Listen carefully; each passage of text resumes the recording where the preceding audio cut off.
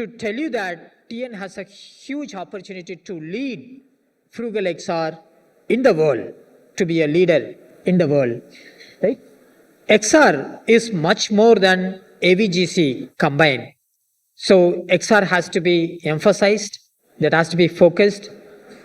Exclusive policy for XR is going to be announced, and I hope TN take lead in promoting XR with a sub-exclusive policy, and then dedicated institute for XR is need to be set up. Just like IIT, there is a Indian Institute of XR has to be set up in the future. I hope Tamil Nadu will help. So to start with, I'm sure you are all aware of what IIT Madras is, right? In IIT Madras, we have set up this center called XTAC, Experiential Technology Innovation Center, to look into AR, VR, MR, and haptics. Right? Haptics is my research field. Haptics is a science of touch, which I think you all know about it. This center we set up some 4-5 years ago in IIT Madras. From that time, we have taken a number of steps to position Tamil Nadu as the global XR hub. I'm going to just tell you what are the steps that we have taken. Right? So in this center, which I'm heading, it is a highly interdisciplinary center. There are so many other faculties from different departments are as part of it. There are other IIT faculties as well. There are global leaders as well, right? So this is it involves a lot of researchers from multiple disciplines. It is not just the computer science. It is not just the IT. It needs completely all kinds of maybe the most interdisciplinary center, I would say, in IIT Madras. We started small as Touch Lab about 20 years ago. So even today, it's a very unique lab in India, which focuses pioneers on the sense of touch. Particularly, we are now focusing on the multi-model user experience where AR, VR, and haptics is now developed.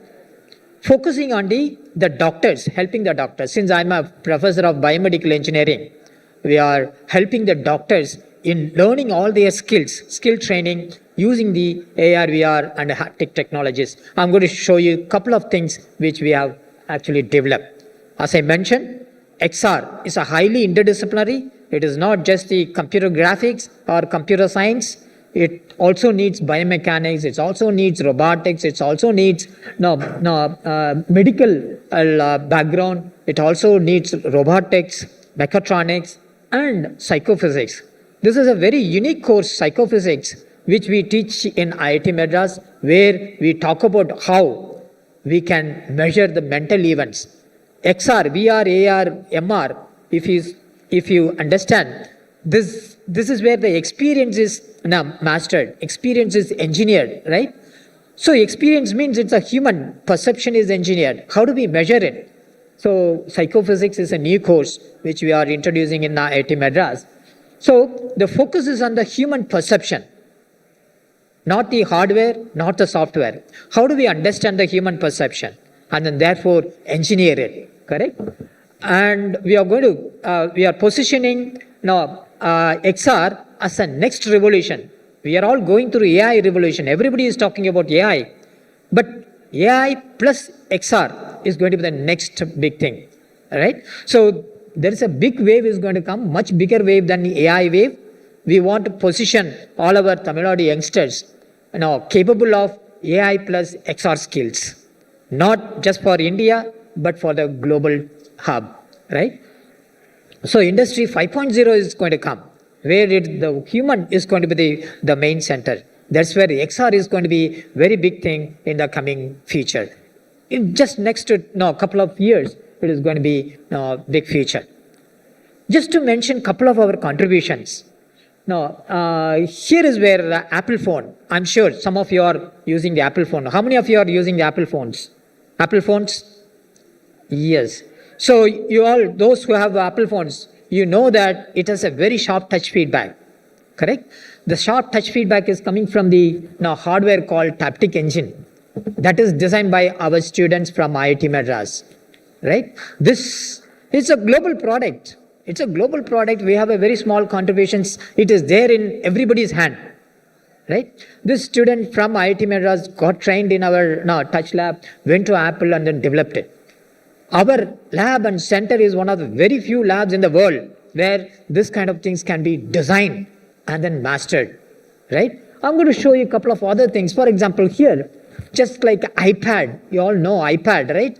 So similar to iPad, we are now design ITAD, Interactive Touch Active Display, where you can touch and feel what you see on your computer. Any computer, any laptop can be converted into a tangible computer, where you can, whatever you see, you can touch and feel it.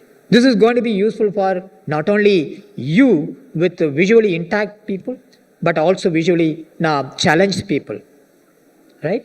And in the future, you can buy things from Amazon after touching and feeling it. Right now, you can't touch and feel it, right? Only after you receive the things, you will feel whether it is good or not, right? So this technology is going to make you feel even before buying things online, not just in Amazon, right? So imagine all of you have smartphone.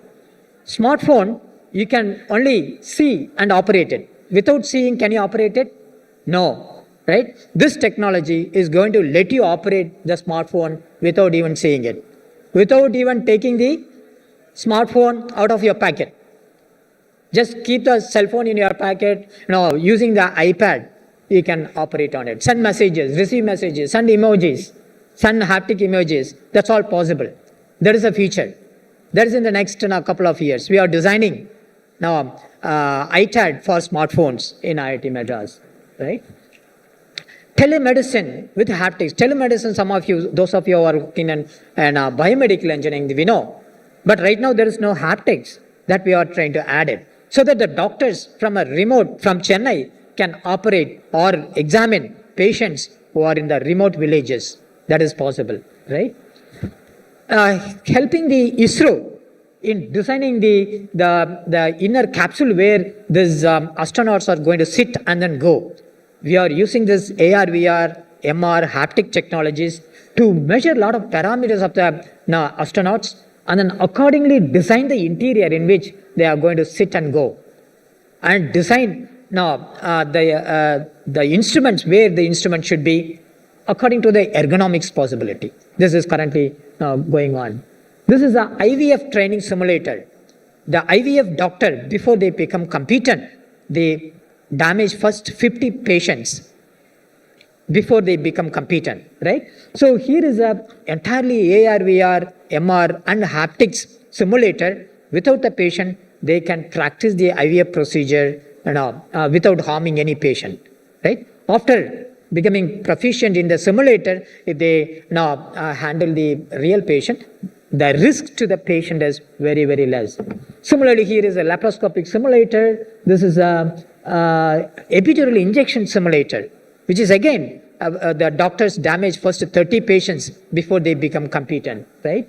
This is all with a touch feedback. It is not just a AR, VR, but also with a touch feedback. This is an ultrasound simulation. This is a pedicle screw simulation. This is a CPR training simulation, neonatal simulation, fire safety, even fire safety without the real extinguisher. We can now practice it with a real extinguisher in the hand, but with virtual reality headset, right? You see the real virtual fire, but use the real extinguisher, put it off, so that your motor or musculomotor skills is developed, right? This is a welding. This is the painting. This is a social haptics. How we can use our smartphone to interact with others using the touch feedback. We are talking about, we are going to design something like, we have already designed something like a Google Meet or Team Meet, where touch is added. You can touch people remotely and say hi-fi, or so many other social events can be done, right? So, Digital twin is a now big buzzword now, but can we have a tangible digital twin? That is what now we are designing along with now corporates. Right? Perceptual engineering is our field which we are introducing. IIT Madras, along with our collaborators, is leading. Perceptual algebra, the mathematics has to be changed. The physiology has to be changed. Right? These are the new field which is going to come in the next few years. Just like a computer science. Now, 30 years ago, there was no computer science in there now. Right? Similarly, perception engineering will be there in all the colleges next 30 years. And we are leading it, right? These are the numbers which we talked about. These are the perception numbers. We got it from our lab. These numbers are used for designing the Apple phones and other things, all the demos which I have shown you, right? So these are the how algebra is going to be changed. AI plus perception engineering plus AR/VR is going to be the future. Now representing ontologies. AI is going to be now very important in the coming days. So those of you who are interested in the AI, pick up the XR also, so that it can be now very unique, so that your market accessibility is much more, right? So the main our vision, our dream is that to create XR corridor, India as a XR corridor. In the last 30 years, India is known as the IT corridor, right? In the next 30 years, can we make India as a XR corridor, right? In the last 30 years, we made IT corridor. You know, Tamil Nadu is the first state which has started the IT department, and other states followed it. Tamil Nadu is the one first started the IT policy, right? Some 30 years ago or 40 years ago. Similarly, we are going to introduce a XR policy in Tamil Nadu. Right? We are going to institute XR dedicated institute in Tamil Nadu. Therefore, now building the XR corridor. With this, our collaborator, who is the Oculus co-founder, Oculus is a headset which is bought by the now WhatsApp or Facebook company later. He is as a visiting faculty with us, and he is helping us to put up the XR corridor. The person, the IT secretary, first IT secretary who has now helped to design the IT corridor is with us to design the XR corridor.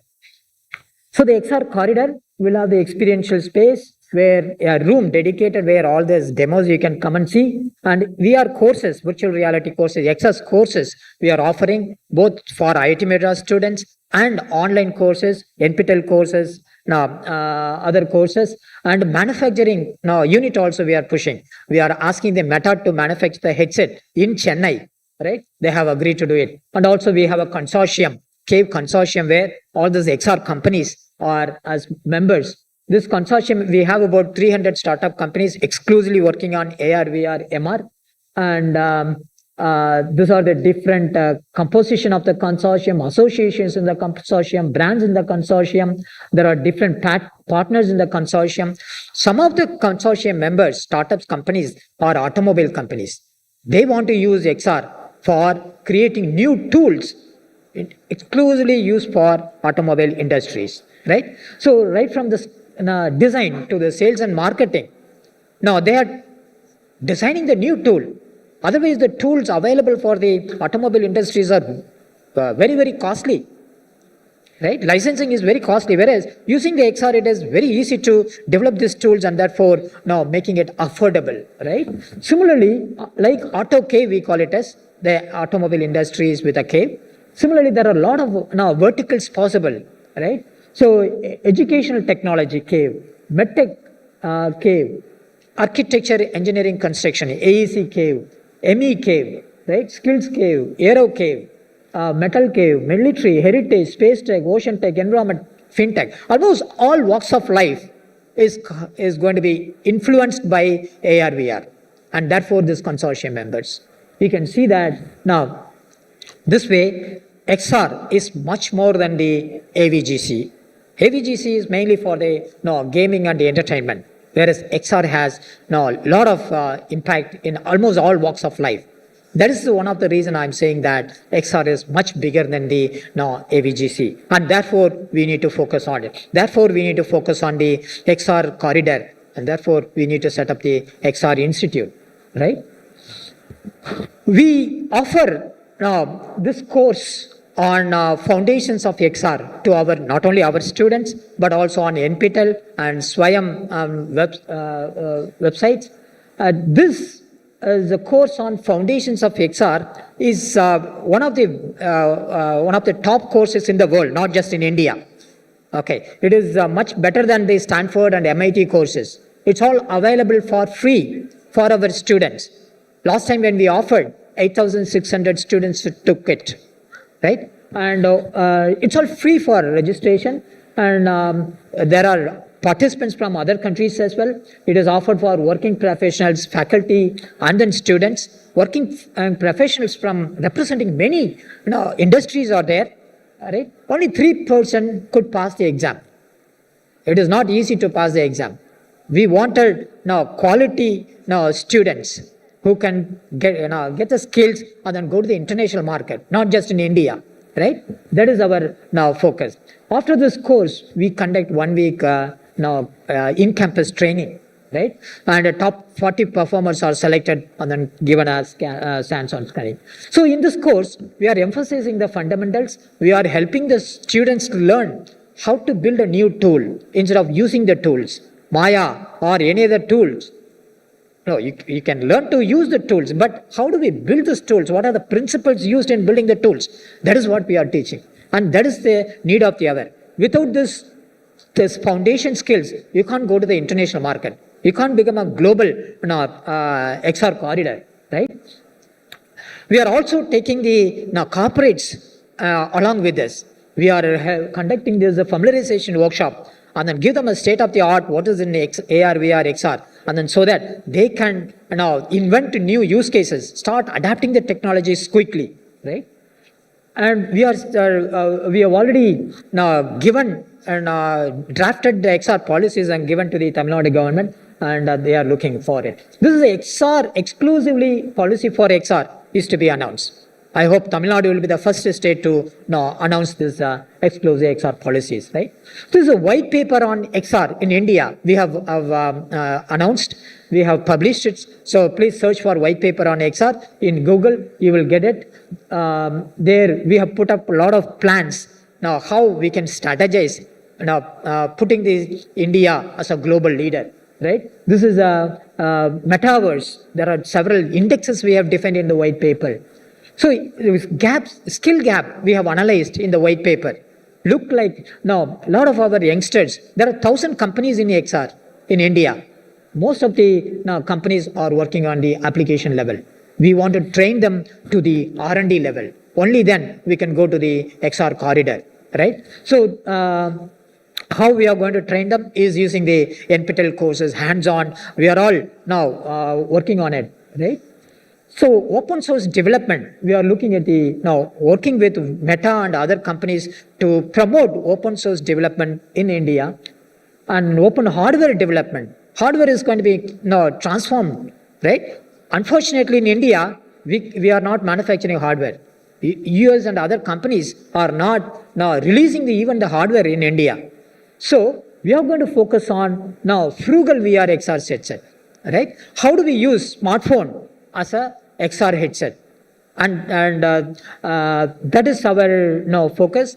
So all this, the whole global, there will be a lot of hardware emerging, but we will be focusing on the frugal XR so that our masses can easily adapt it, right? We have a XTAC newsletter. We study the policy of other countries, not just other states. We study the policy of other countries, make commentaries so that we can come up with a much better policy, right? We have XR Summit, annual XR Summit. Last year, 24, we conducted this XR Summit in November.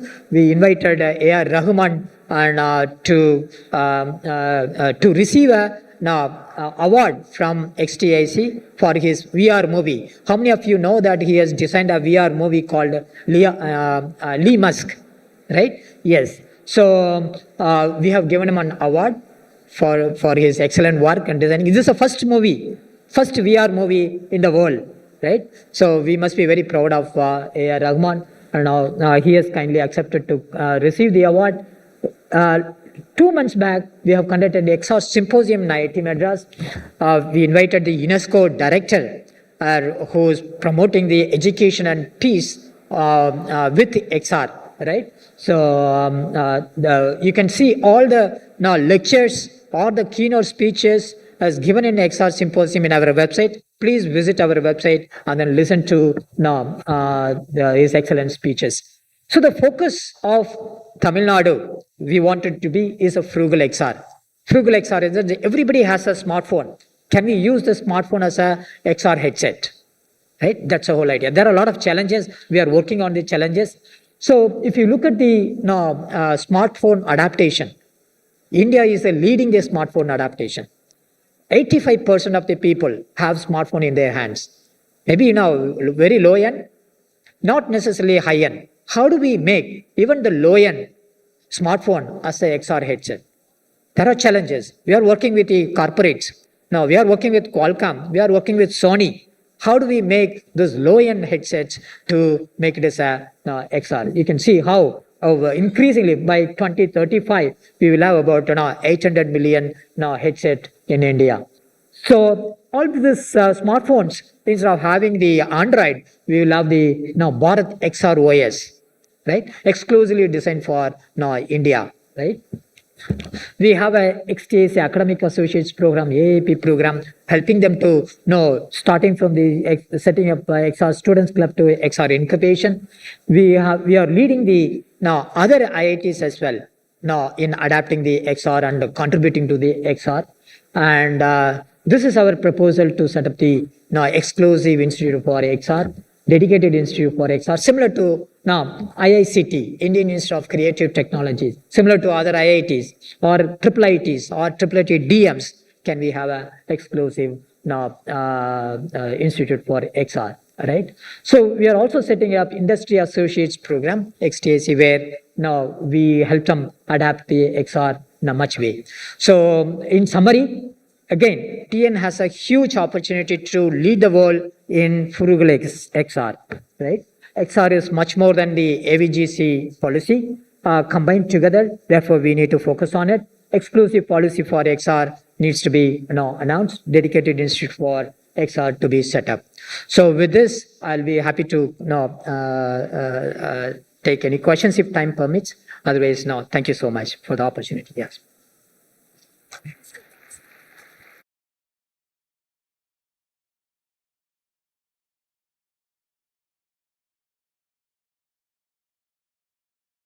Assistant Director, System Analyst, TNEGA, to felicitate our esteemed speaker, Mr. Manivannan from IIT Madras. Ladies and gentlemen, please give a big round of applause to our esteemed speaker.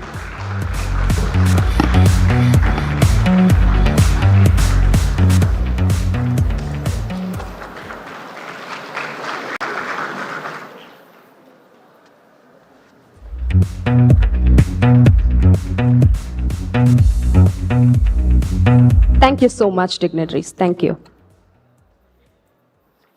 All right, so our next session is all about the ecosystem focus, making Tamil Nadu a global game hub. Tamil Nadu has long been in the creative arts, and it is now rapidly evolving into the powerhouse for the gaming industry. This session brings together successful homegrown gaming companies and international investors to discuss the state's investment landscape. Panelists will explore how local studios are securing capital and how global players are expanding their footprint in India. And the incubation program solidifying Tamil Nadu's position as a premier gaming destination. And for the next session, the moderator for this session is a program director at the Gaming Development Association of India, leading industry strategy and engagement. He is project lead for IGDC, empowering gaming developers through insights and networking. A law graduate, and he brings 15 years of event experience and is a sustainable advocate. May I request our moderator, Mr. Machaya Kalangada, Head, India Game Developer Conference, IGDC, to please join the dais. Ladies and gentlemen, please join me in welcoming him.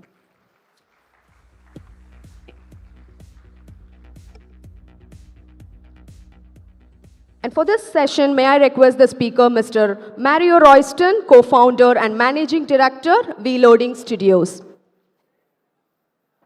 Mario Royston, based in Chennai, Tamil Nadu, is currently a co-founder and managing director at Reloading Studio LLP. Mario Royston brings experience from previous roles at Pixel Reflex. Holds a 2012 to 2015 Bachelor of Arts in Game Development at ICAT. Let's give a huge round of applause to him, please. And our next speaker is Mr. Mohan Das, co-founder and CEO of Chennai Game Studio. He's a gaming entrepreneur and veteran game developer with over 23 years of experience. And he has created 150 mid-core titles, 2 virtual worlds, and multiple hit mobile games exceeding 200 million downloads.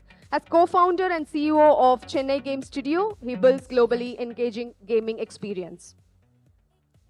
And may I request the next speaker, Mr. Prashant Krishnan, Chief Product Officer, CPO, and co-founder, Hybro Interactive. Please join the dais.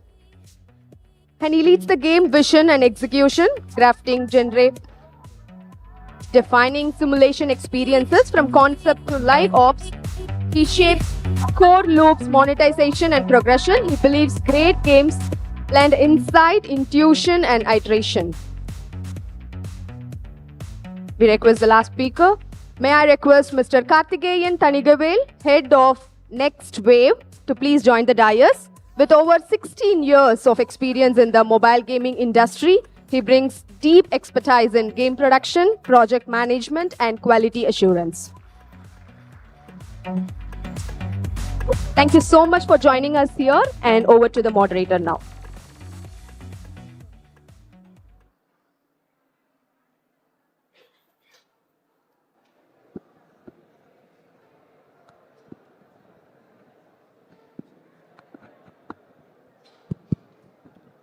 Hi, good afternoon, everybody.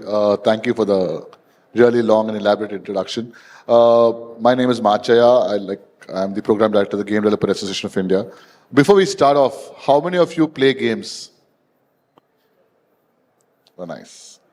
How many of you play games on mobile? How many of you on PC? How many of you on consoles? Okay. That's a good way. Before we start off, now that the introductions have happened, a quick question to each one of you. What made you get into the games industry? And what was the biggest challenge you faced building a game studio in Tamil Nadu? Anybody can start off. Mike Angarika. Hello. Can you hear me? Yeah. So can you repeat again?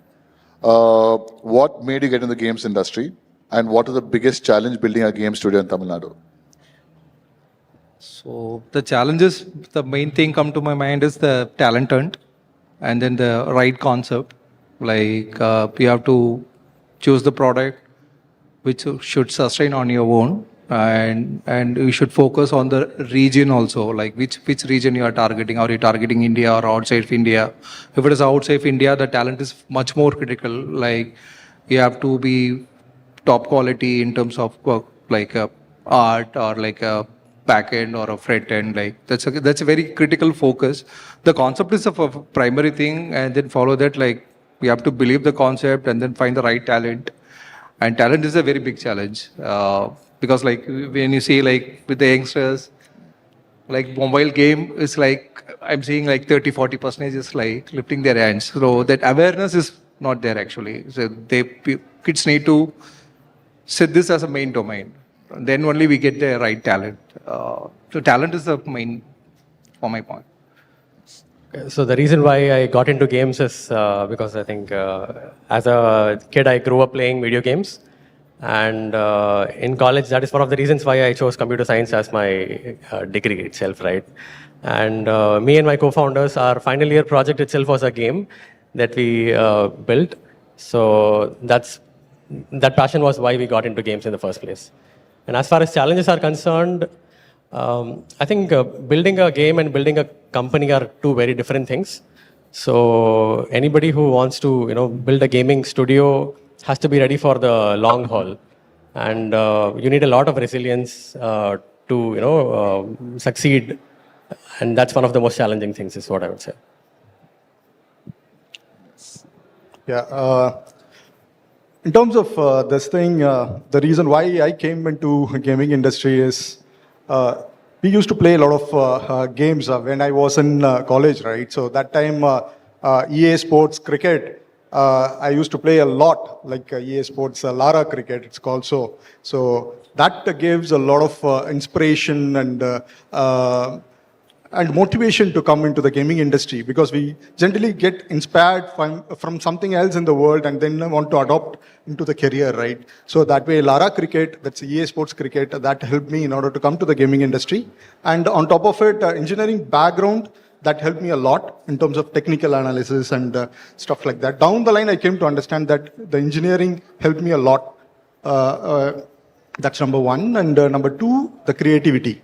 So this is the one industry where you can put everything all together, like animation, art, and then VFX, audio, and then game programming. Especially the game programming needs a lot of AI skills, because you need a lot of AI stuff. The engineering and creativity, everything helps. So that's the reason why I into the gaming industry. That helps me a lot as a founder, not to build company. So that's number one. And in terms of challenges, as the studio that we face, the skill level. So everyone have a desire to play games, but the capability that we have to create game that we want to take it to the next level, the reskilling and the skilling for game development in order to take it to the scale that need to be improved, that we want to focus on. Okay. Mario, yours. So the reason why I came into game industry is I don't want to do engineering, because when I passed out, I did my schooling in 2012. I passed out in 2012, and that time engineering was everyone if I ask my friends I want to go do engineering, but something tells me I don't belong there. So suddenly I had a spark what is it like to work in Rockstar Games. So Rockstar Games is a huge inspiration for me to get into the game industry with the games they make, and once I've been into the industry, once I started to do game development as a career course, so I learned game programming. So that take me to the next set of things in terms of game design, then game art. So I learned a lot of things there. So it inspired me to start a studio where I learned that I can run my own studio as an individual developer. So I started my studio as a two-man indie, me and my co-founder. So it was a 10 years of journey that I personally like to make games because I play games and I watch movies. This is what I love to do all the time. So that inspired me. In terms of challenges, I think, we have a huge set of talent pool.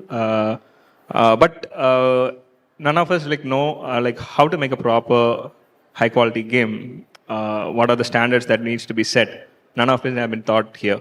So this is what we've been trying to do right now with our games, and we are preaching all the skills to the fellow developers and the students. So I think in few years we'll be there to make the global standard. So that's it. Yeah. One thing I hear is that all of you have come in because of your passion. But the other problem that I hear is the talent shortfall that we have to go from 1 to 10, right? I mean, you can go from 1 to 3, but 1 to 10. Mario, you have this story of having developed hyper-casual mobile games, and now you're doing PC console. You're developing PC console. From a talent perspective, was it in-studio training, or was it getting expertise from outside the state to really scale up? What was it like? I would say in terms of institutional trainings, yes, it requires institutional trainings, at least the basic skill sets. I think most of all the institute does that. We can't expect more than that from any other institutes.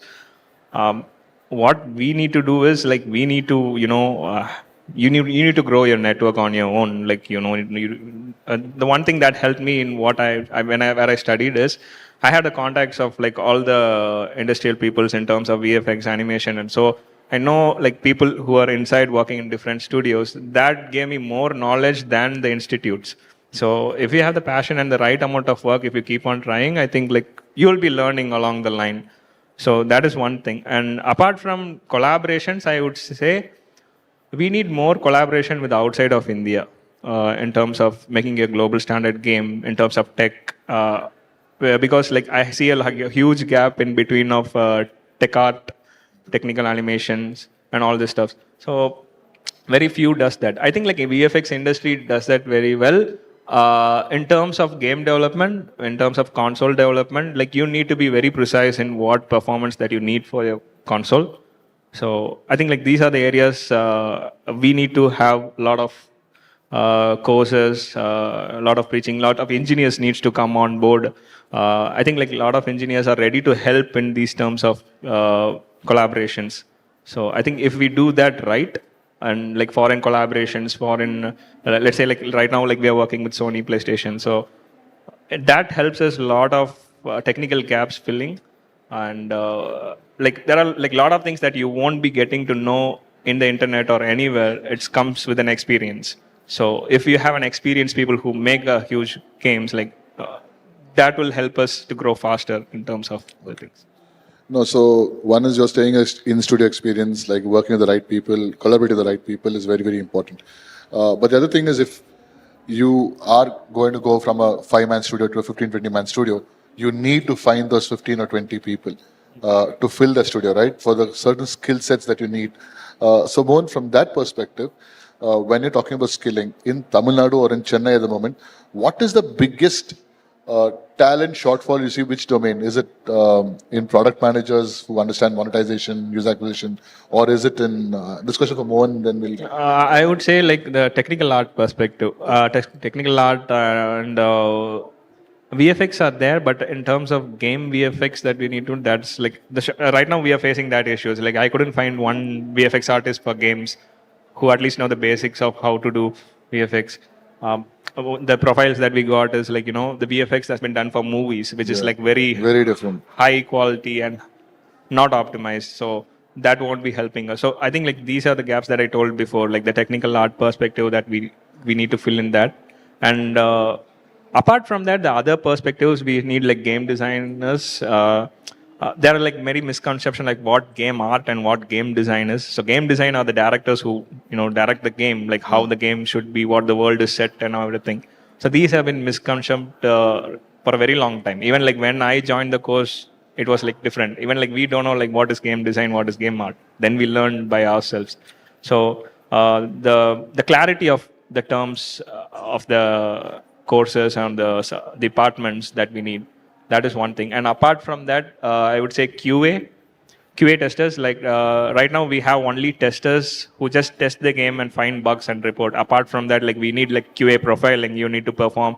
You need to track on the performance. Like what's the technical aspects. They need to understand graphics programming principles so that like it will help the QA process even more efficient for the game studios if we are making for console games. So Mohan, Prashant, you all also run fairly large studios. Mario has given us his perspective on the talent shortfall he sees. But how are colleges, institutes in the country itself, how are they catering to the games industry? Do they really cater to the video games industry? Are they enough equipped, or are they like dinosaurs who are really dominant in what they're teaching? What is that, and what do we need from an education perspective in the country today? Of course, our AVGC policies talk about it, but what do you think we need really for us to fast-track talent? Fast-track good quality talent, rather. Yeah, definitely. So the institutes need to align with the industry requirement, especially. So, for example, recently this landscape has changed already. Like we can expect the youngsters who comes out of engineering, they are kind of aware of what is the industry is all about, what are the various game engines, how to do it, something like that. But it's in the kind of basic, like 30-40% the institutes covering up.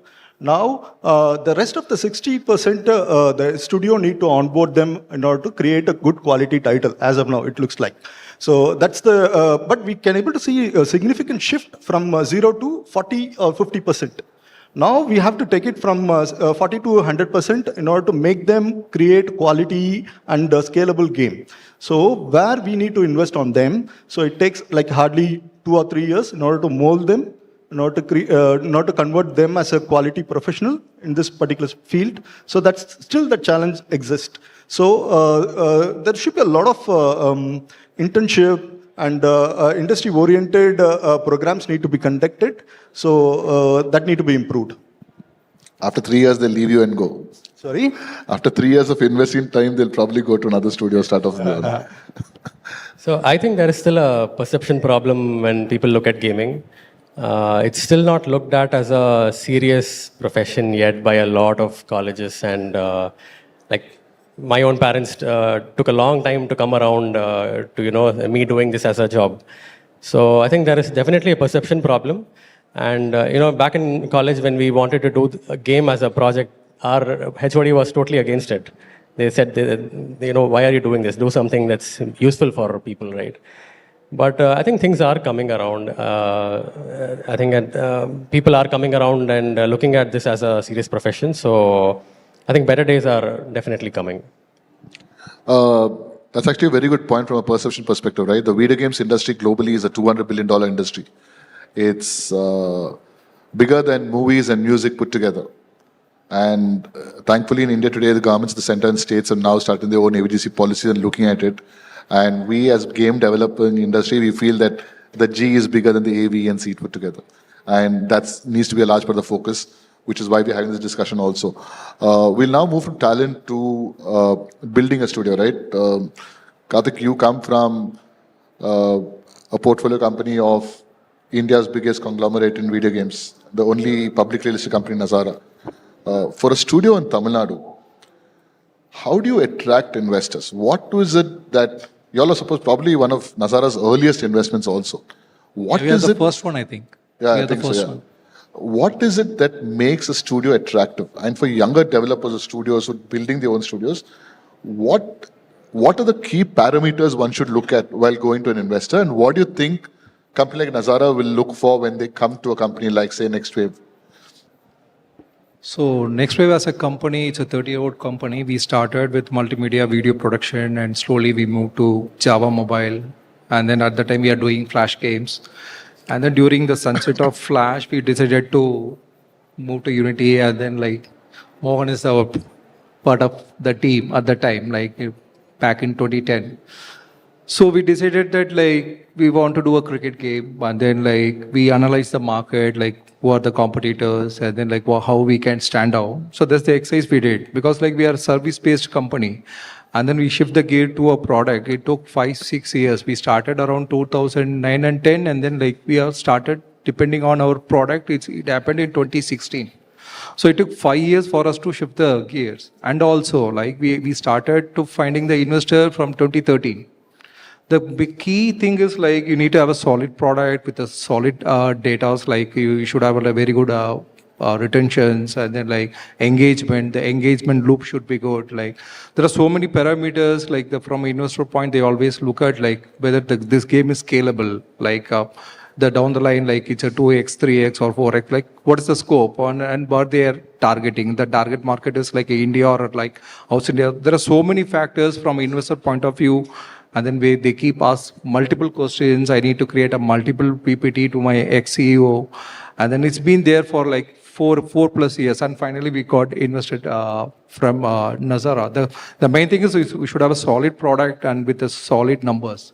That is very critical for you to get a solid investment. It's not about the minimal investment. Like say, for example, Morgan is running on his phone, like Mario is running on his phone. We also started running our own phone, but like we want to scale. That time, like when we are scaling, the data is very, very critical. Your product should stand out in the market. That's a very critical thing. It's easy for you to get from some investment from the investors. Thank you. I understand. In the end, it's a numbers game, and it's a serious business, though we are creating it for fun. Yes. Prashant and Mohan, you all have done self-publishing. You all have also worked with publishers. What is that game like? For audiences here who do not understand publishing, what is publishing about? Yeah. And two is, when you go to a publisher, why do you go to a publisher? So, like Mach said, I need to set a context about what publishing is first. So, when you build a game, you have two options, right? You either publish it yourself, or you can partner with somebody else who has a lot of publishing and marketing strength, and then they will take your game and then they will, scale it globally. So at Hybro, we've been making games for like over 12 years now, and most of our games have been self-published, which means we build the game ourselves and we put it on a market like Google Play Store or Apple App Store ourselves. Then the second way is to partner with a publisher, right? So in the 12 years, most of our games have been self-published, and we, we have been able to kind of scale them and take them to over 125 million lifetime installs ourselves. But there is a strength that a publisher brings where there is a market which you are not very strong at, then it is a publisher who can take your game there. So for example, our strength is marketing in India. But when we wanted to make a game which had to be, marketed to a global audience like somebody in US or Europe, we immediately went and approached multiple publishers. So I think we met a publisher at the India Game Developer Conference, and we've had a very good relationship with them, and they helped us a lot in terms of what metrics we need to hit, and the creative strategy that they come up with of taking how ads are made, and you must have played games where there are ads shown in the middle, right? So all of that creative strategy is done by the publisher. So like it's a very mix of both.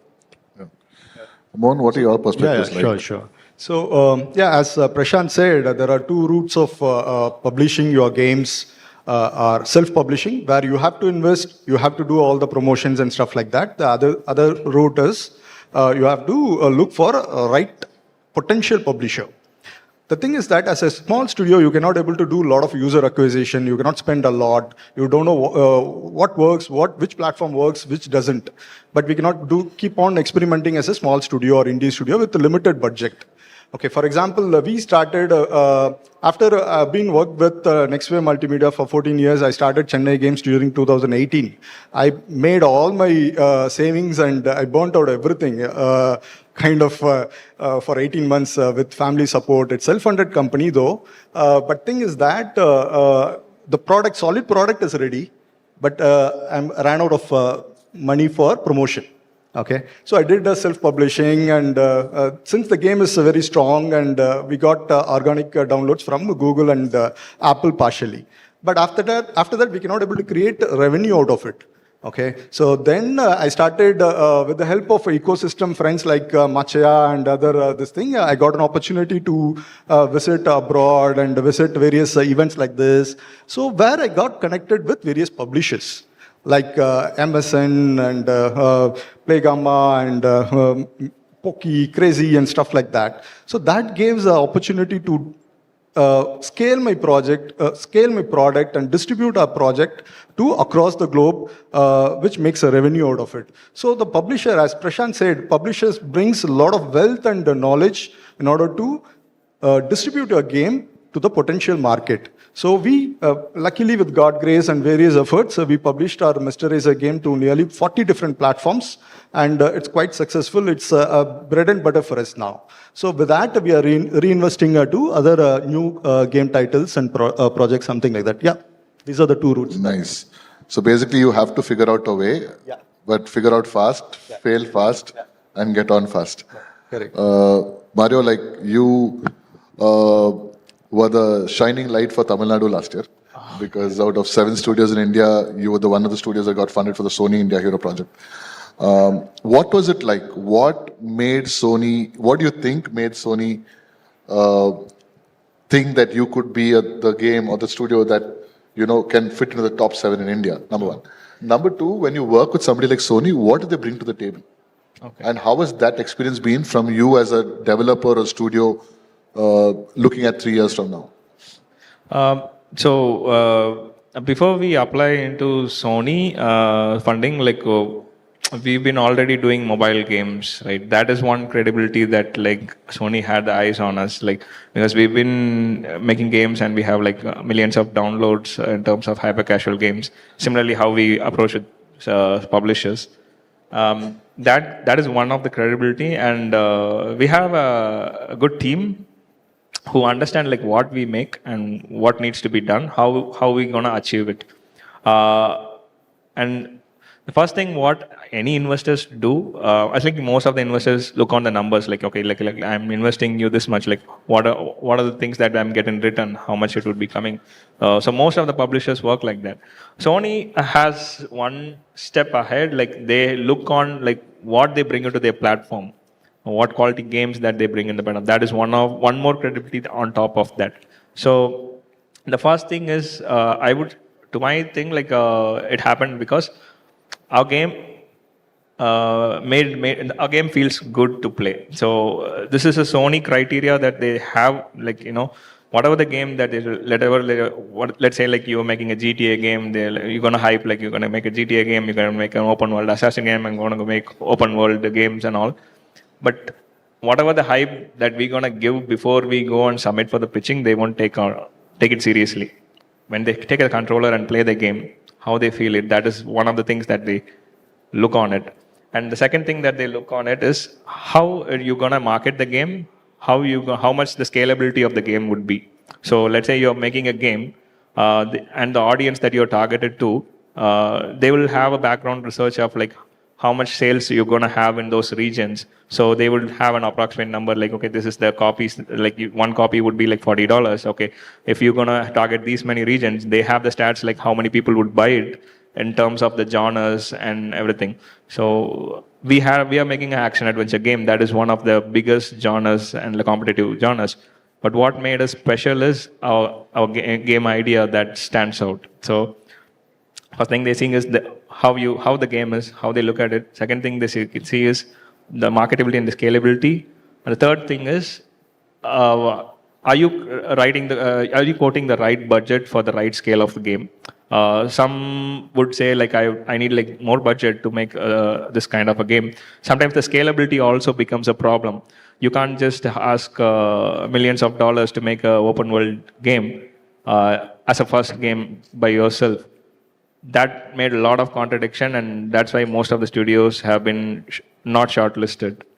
So the right budget and the right scale is one of the thing, and the good team to pull it off. So that is the thing. It means all factors together, your credibility, what you're asking. On top of that, if your game is good, if they see the potential, it feels good, you know how to make it, and if it has a scalability, they won't look at any of your pitches. They just give you. So don't oversell yourself. Be modest. Be nice. Thank you. Before we move on, like everybody talks about Chennai being the SaaS capital, right, or the manufacturing capital in the country at some level. But when it comes to video games or IT, Hyderabad and Bangalore take precedent. The fact also is that a large part of talent goes from Chennai to these cities, right? Super talent. So what does Chennai or Tamil Nadu need to do to make it attractive and to retain talent? Quick answers from everybody. So I think there is already like a SaaS playbook in place of how to build out a SaaS company today because of the success of companies like Freshworks and Zoho.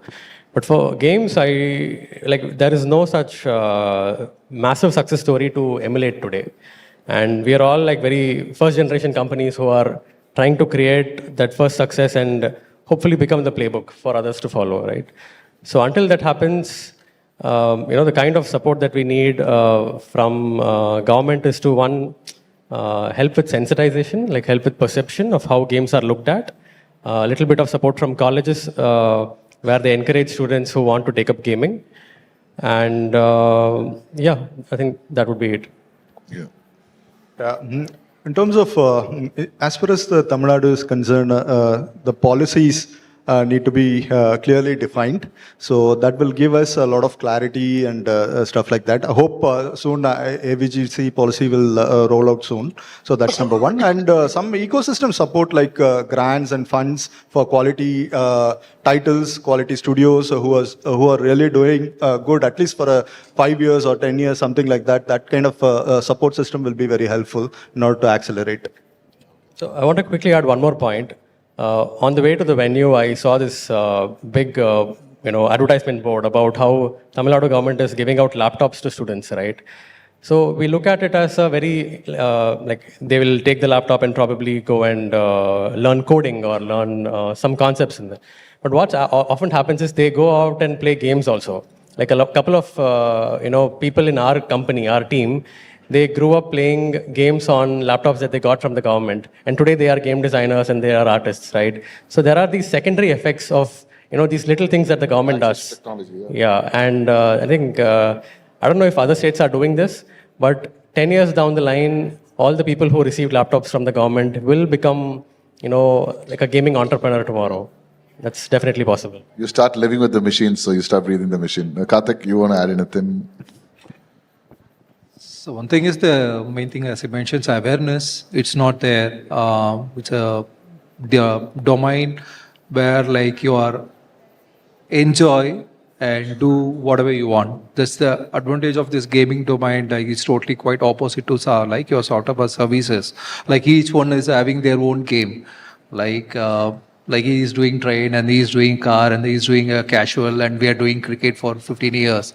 But the passion is the very critical and then awareness is very critical. Once these two is there, like slowly like the industry treat this as gaming as one of the key sector. It's not like a regular like you are banking or finance domain, like a movie, like people need to treat this as a one domain where they can play, enjoy, and also like a survey, and then they can reach a global audience. So awareness is the very critical thing. Like you should start from like your 10th or like that level. Like then only it's easy for us to like convert the people like more towards the ecosystem. Like we are like who are sitting here, the entire, as you know, the entire gaming industry is very happy to help, provided like they reach us. Yeah. So that is very critical. The awareness is like it's a very key thing. And also like IGDC also they are doing Chennai event also for it's a great creating more opportunity for the awareness. ecosystem to grow. Yeah. Maria, like you think what makes Tamil Nadu, what will make Chennai attractive to retain talent and to grow the ecosystem? Chennai or Tamil Nadu rather? I think like sustaining the young startups who wanted to make the games and make them guide in the right direction with what we know. Just a great point. Yeah. Because when I started the studio, I think like there are like 10 to 15 indie studios and I've seen everything get shut down because there was no guidance at that point. Because at a point like you don't have access to the publishers, to anyone, like you don't have any challenge. Like let's say if you wanna launch a game as an indie startup, you have your game, you have a good quality game, but you don't know how to reach to Apple or Google Play because you're like very new to the industry and there is like no contact there. So you luckily somehow like if we are able to showcase for us, like we showcase in IGDC and suddenly someone comes and like they visits our game and just put the visiting card under my pocket and like if I take and see and it's Apple. So that's how we connect with the editors and like we get editorial choice so that like we be able to get some organic downloads and be able to grow. So I think right now we have that capacity to reach out to the editors or the publishers easily.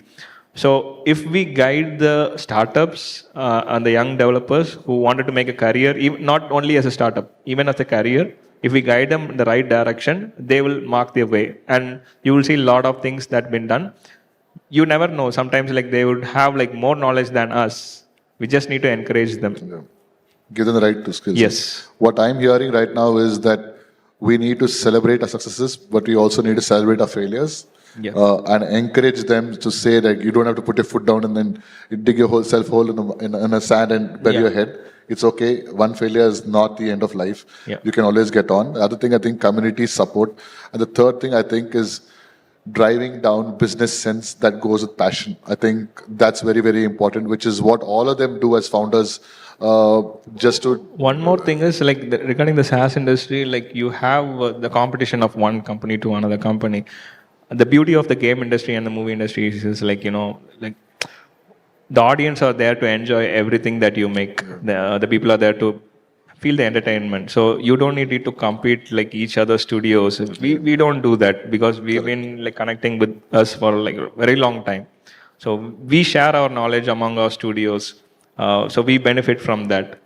So there is no competition, I would say, in terms of game industry that would help us to grow more and like get some wider knowledge on the sense. And so yeah, that's one of the things. Yeah, that's one of the things that I've noticed in the organization, that everybody is open to listening to another person, helping another person out, and that way I think the games industry is very, very democratic, and it's very, very accessible for anybody. So anybody looking to understand more the games industry, all these founders are always approachable. They have a great GDAT WhatsApp group where I constantly keep seeing screenshots of, hey, I'm trying to code this is not happening, what do I do?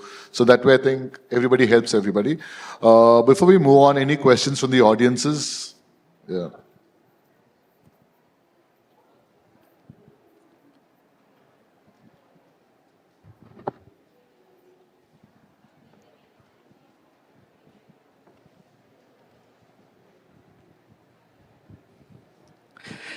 Thank you, sir.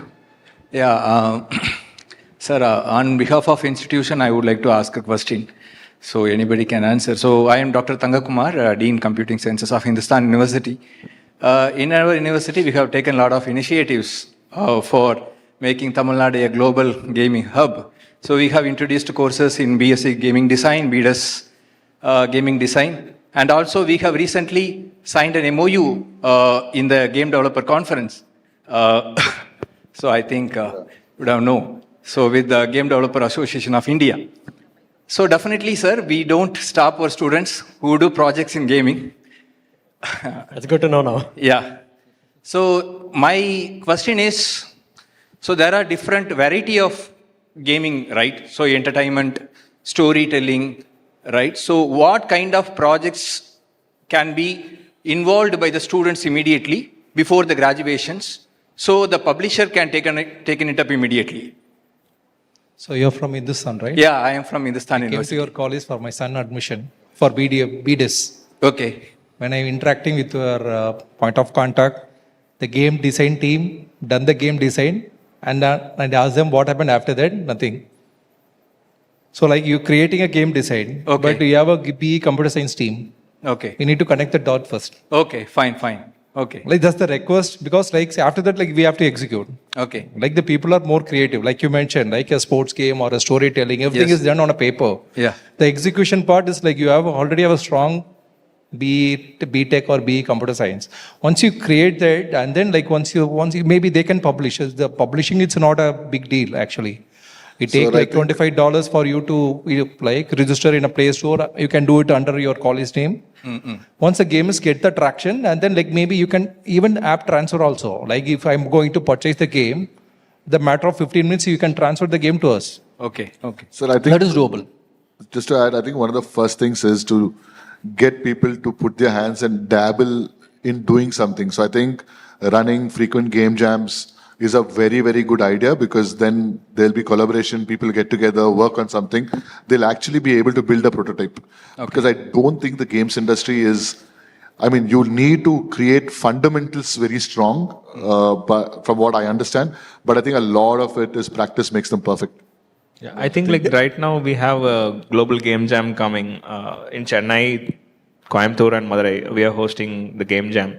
So this game jam is not a competition at all. Game Jam Titans, right? Global game jam. No, Game Jam Titans is one where I started my journey. Okay. That happened in Hindustan College, I guess, Okay, in yes. 2012, I guess. 2012. Yeah, yes. that's my first game jam. So global game jam is done all over the world. Like this is like a celebration of games, celebration of making games actually. So here, like you come, you come as an individual or as a team. You make games in 48 hours. You collaborate among yourselves. You share your knowledge, because this is not a competition. You just share your knowledge on what you do. And if you are a professional, you'll come there to expose yourself, to try out new stuffs, experiment with the new stuff. Let's say like I have something called, I want to try something technically new. You can try that space. So these are the game jams is one of the places where you can explore yourself, because you don't need to release that game to a audience or not. If it's really good, yeah, you can try, but it's not necessary. So நீங்க தப்பு பண்ணா தப்பு பண்ணிக்கலாம், learn பண்ணிட்டு நீங்க அந்த learning எடுத்துட்டு போய்க்கலாம் அந்த game ஜாம்ல. That is all about. So if you want to encourage the students, yeah, I think like many of the institutes needs to ask the students to come to participate in the game jams and participate in the events like JEDI, IGDC, because last time we were expecting a lot of students because due to the semester, I think like it didn't happen. So yeah, this year like we will plan accordingly to invite all the students to be part of the IGDC as well. So yeah, I would say like encourage students to participate along with the industry people. That is That also would be very good, sir, because what will happen is professionals are there, they will learn, there'll be like some ideas will get, undone, some ideas will come in. So I think game jams are a great place to start off with. And that will also be like, like a project base where you do 6 months, you do something, you learn something, you put that into action, because by the end of 3 or 4 years, they should be able to like actually become entrepreneurs or really be a very good talent for the industry. And that only will way to practice, sir. Yeah, thank you, sir. So I want to add few points over there. I understand, we completely understand your point of view in terms of academics point of view, right? Yes, yeah. So meaning, it's all about practice. So kids or students need to practice a various genre of games. So make sure their hands are dirty.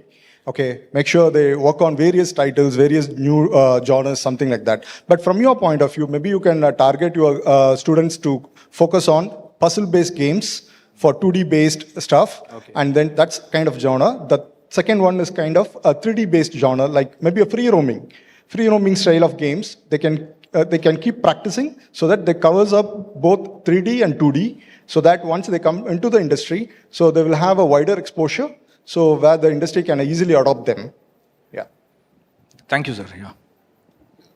Any other questions? Sir, in the pinnadi yaro.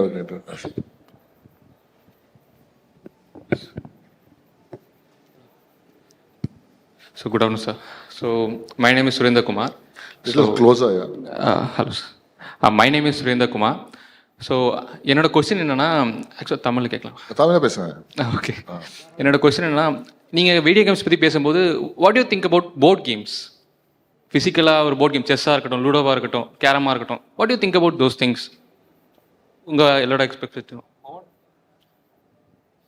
Actually like நாங்கள் வந்து first game development course பண்ணும்போது எங்களுக்கு first பண்ண சொல்கிறதுக்கு board games தான். So board கேம்ஸில் like that is the place where you reinvent your ideas. இப்போ நாங்கள் let's say like ஒரு I am talking about same physical game. For example, நாங்கள் வந்து snake, you take any board games, this is the task that we get first as a game development course-ல. Take a board game, existing board game and reinvent it அப்படின்றவாங்க. So அதில் நாங்கள் யோசிப்போம் ஐடியாஸை. So what I think like I did something along with snakes and லேடர்ஸை change பண்ணி monkey and bananas மாதிரி மாற்றினேன். So மங்கிக்கு ரோப் வச்சு கிளைம் பண்ணுறது, லேடர்ஸ் போல் ரோப் மாற்றினேன். ஸோ ரோப் வச்சு க்ரீஸ் தடவுனா it will easily fall off, or if it's a grease like you can't climb up, you just need to come down. So அந்த மாதிரி ரீஇன்வென்ட் பண்ணி we got actually board games is the right place for you to learn game design. So in terms of sales, I would say it's very low. There are like very few board games and card games in India, I would say. Like very few are doing it. But if you take your product, if you focus your product on the abroad, let's say European market or Japanese market, Chinese market, these are the places where you can focus on. But I don't think like you have market for India because we are like very far away from there. But the Western people and the Asian, I mean like Chinese, Japanese, these people like they grew up with card games, board games.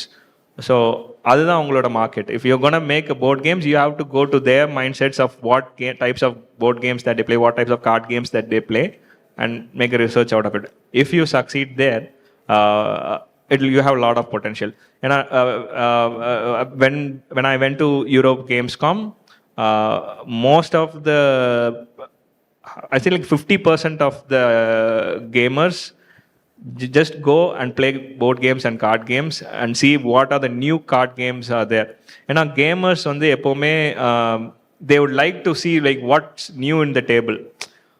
இப்போ 10 பேர் வந்து assassin greet மாதிரியே ஒரே game பண்ணிருக்காங்க, இல்லைனா black myth ஊகாங் மாதிரி ஒரு game பண்ணுறாங்கன்னா they will get saturated. But the hardcore gamers-லாம் நீங்கள் ரைட்டாக டார்கெட் பண்ணும். But for that like you need to be a very hardcore gamer and target it right. So that's the thing. ஆக்சுவலாக நல்ல idea தான் அது. ஸோ விச் மீன்ஸ் அப்படி தான் evolve ஆகும் ஐடியா. ஸோ அது ஐடியா எவால்வ் பண்ணுறதுக்கு யூஸ் பண்ணிக்கோங்க. ஆனால் என்னென்னா நீங்கள் ஸ்கேல் பண்ணுறது ரொம்ப கஷ்டமாக இருக்கும் நீங்கள் போர்ட் கேம்ஸை. பட் டிஜிட்டலாக ஈஸியாக ஸ்கேல் பண்ணிடலாம். பட் நீங்கள் ஆப்போசிட்டாக வரலாம். நீங்கள் இந்த மாதிரி ஸ்டார்ட் பண்ணிவிட்டு டிஜிட்டலாக ஸ்கேல் பண்ணிவிட்டு ஒரு பிராண்ட் எஸ்டாப்ளிஷ் ஆனதுக்கப்புறம் நீங்கள் போர்ட் கேமுக்கு நீங்கள் ஃபிசிக்கலாக இது பண்ணிங்கன்னா நல்லா மானிட்டைசேஷன் பண்ண முடியும். ஸோ ஸ்கேலிங் வந்து ஃபிசிக்கல் போர்ட் கேம்ஸில் கொஞ்சம் சேலஞ்ச் இருக்குது. Okay, that's the point. So என்னோட திங் என்னன்னா, last month we won the smart India hackathon, the basis of toys and games. So அதனால தான் இந்த கேள்வி வந்துச்சு. அண்ட் ஆக்சுவலி அந்த கேமை பொறுத்த வரைக்குமே it's a combinations of 2 games, that is strategy and chances.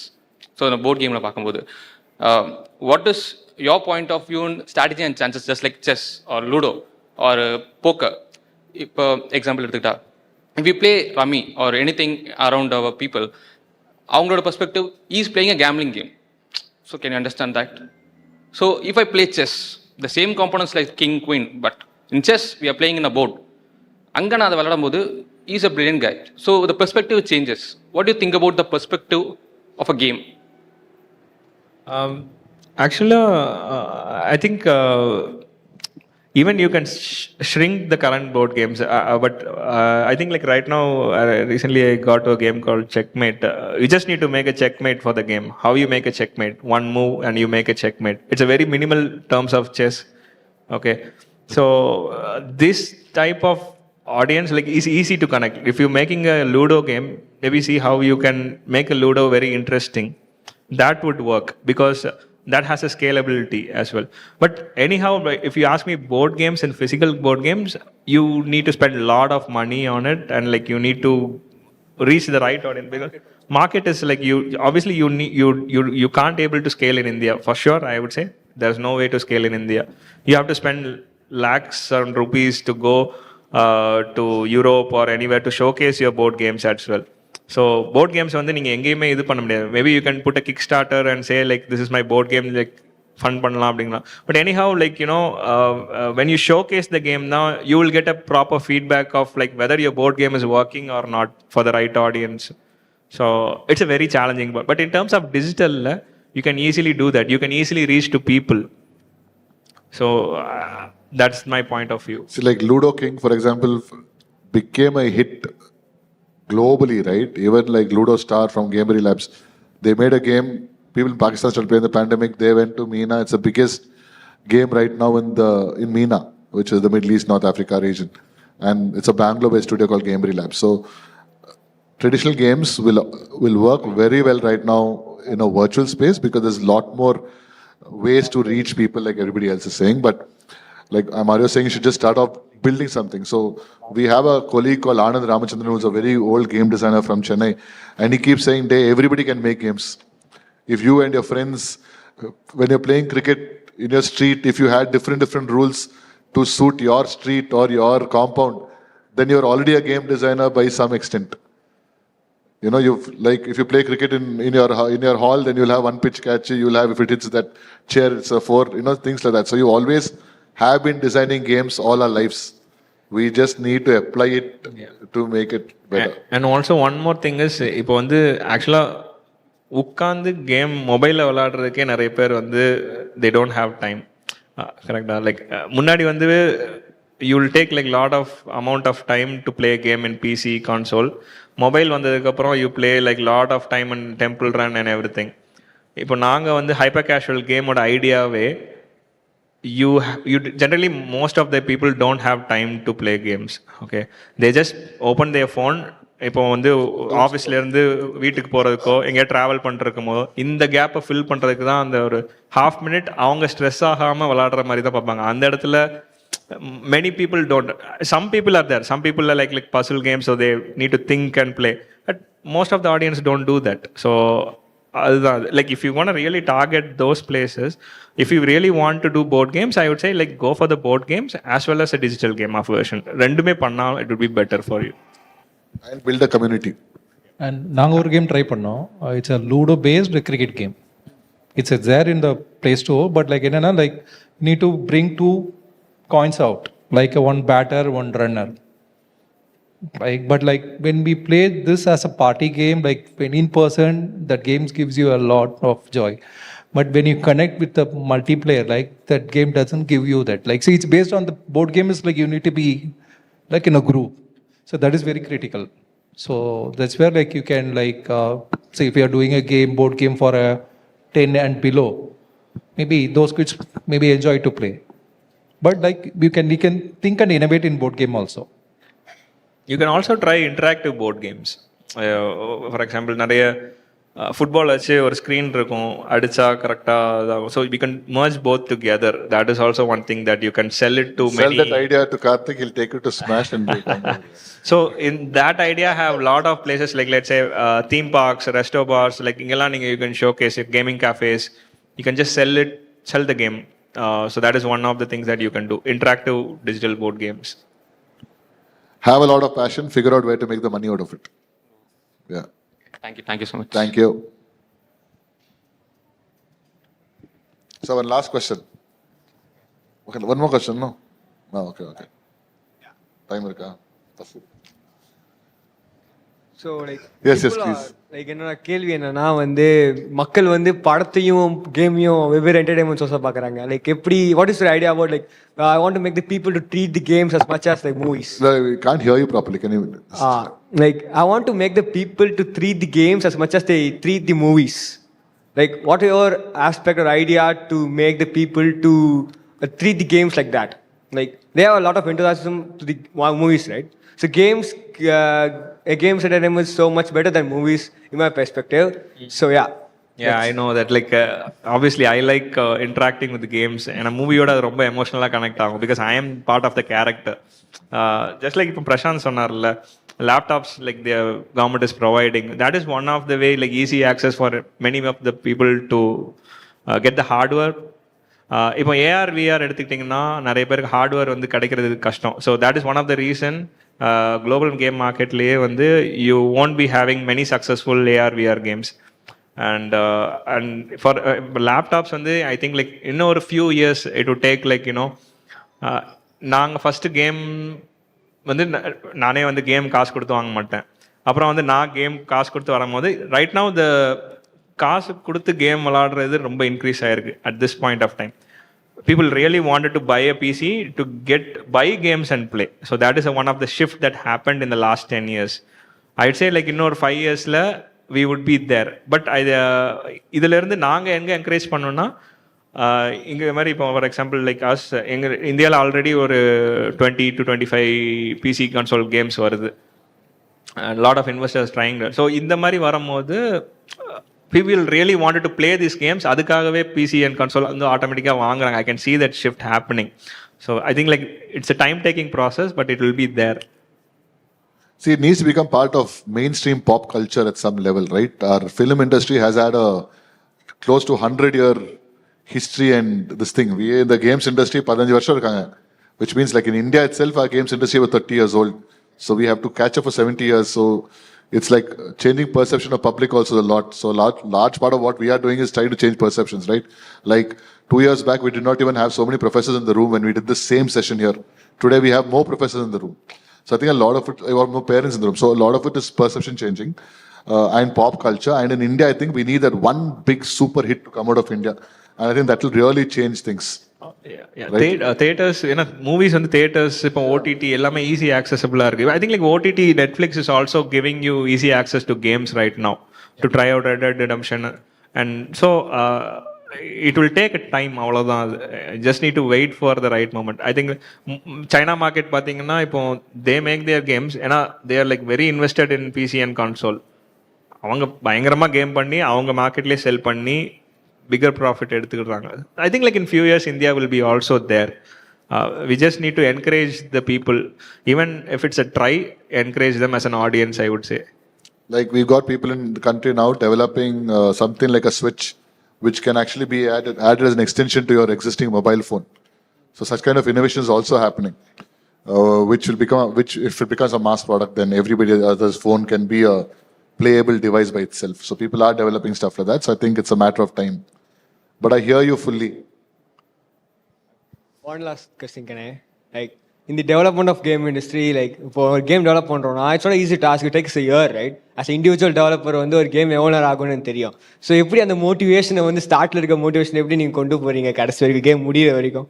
Like எப்படி like your experience your first game? ரொம்ப கஷ்டமான ப்ராசஸ் தான். Okay, like obviously there will be a lot of places you won't be eating. You would be spending nights of hours to make a game. If you don't have a proper budget, when I did, like I have zero money in my hand. I just move on with the passion. I think it's one of the hardest way to learn it.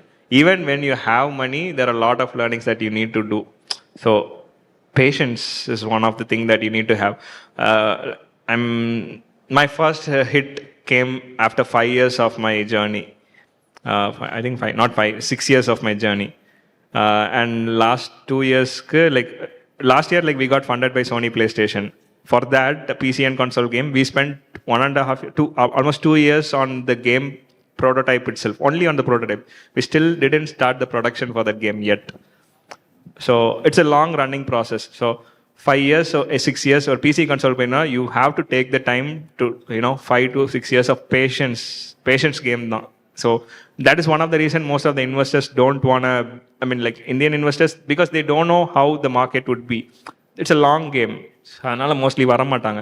A better way for you to do is to learn. If this is your first game, I would say start with a mobile game. Make small games. Get your experience. Get the polishing of the game done. ஒரு சின்ன கேமை polish பண்ணாதான், க்ளீனாக ஒன்று பண்ணாதான், if you're gonna make a bigger game, you would know a lot of things how to polish the game. இல்லைனா half cooked இருக்கும். No one gonna buy your half cooked game. So always start small. This is the advice I was keep on telling all of the young studios and students. Don't start if you want to learn. Okay, it's good to learn the techniques. Okay, but if you want to make a product, if it's your first game, start small. Even if it's a PC and console game, it's just a card game, rummy card game. Okay, wow. It's a roguelike game. So it's a single man studio. It made millions of copies sold. Okay, wow.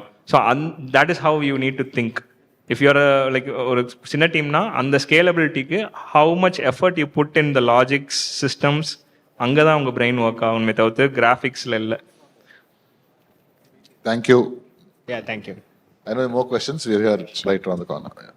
All right. So thank you so much for answering all the questions with patience. Thank you so much. All right. So may I request Mr. Joseph, Project Manager TNEGA, to join the dais to felicitate our moderator and speakers, along with Mr. Sethu Kumar, Assistant Director, System Analyst, TNEGA, to join the dais.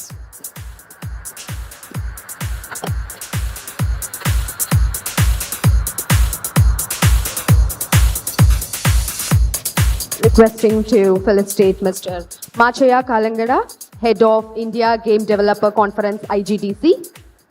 Ladies and gentlemen, please put your hands together.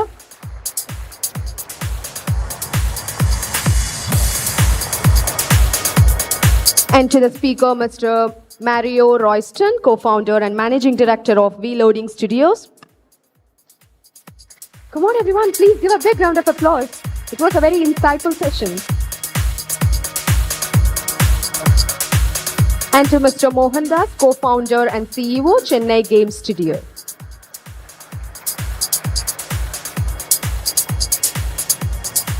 Also to felicitate the speaker, Mr. Prashant Krishnan, Chief Product Officer CPO and co-founder of Hybro Interactive. Last but not least, to the speaker, Mr. Karthikeyan Tanigavel, Head of Next Wave. Requesting all the speakers and also the moderator and the dignitaries to please join together for the group photograph.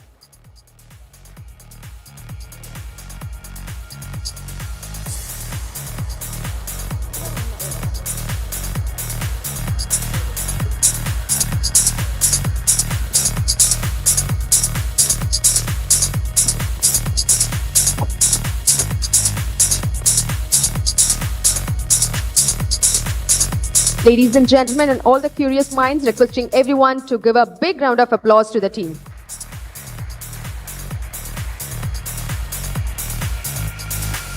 Thank you so much, dignitaries, for joining here. Thank you.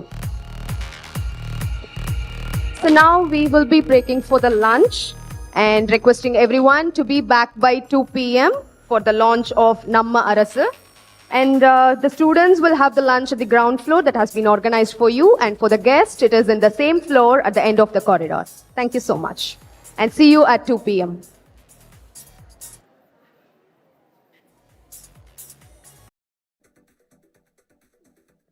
All right, good afternoon, ladies and gentlemen, and our Honorable Minister, Dr. Parnivel Tyagarajan Avargal, and also the esteemed guest all over here. Thank you so much for joining us in Umagine 2026.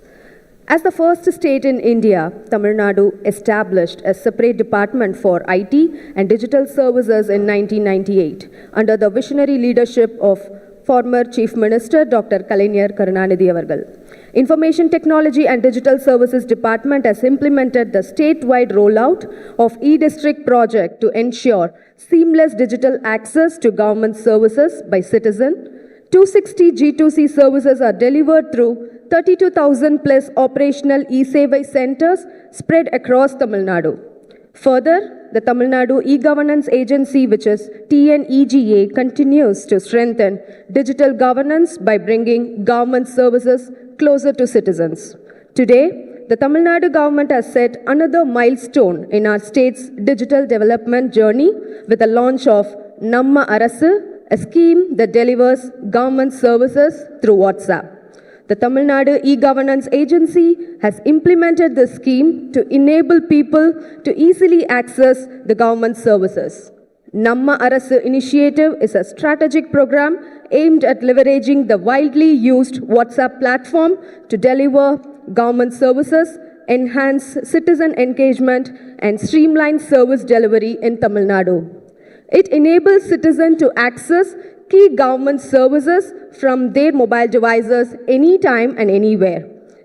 As the first phase of this initiative, 50 services from 16 departments, including services from the Rural Development Department, Social Welfare Department, Hindu Religious and Charitable Endowments Department, Agriculture Department, is launched by Honorable Minister of IT and Digital Services Department.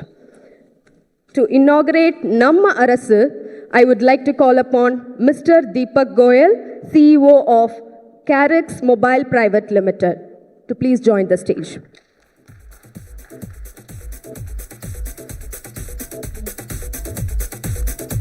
Ladies and gentlemen, join with me in welcoming Mr. Ravi Garg, Director, WhatsApp and Payments India.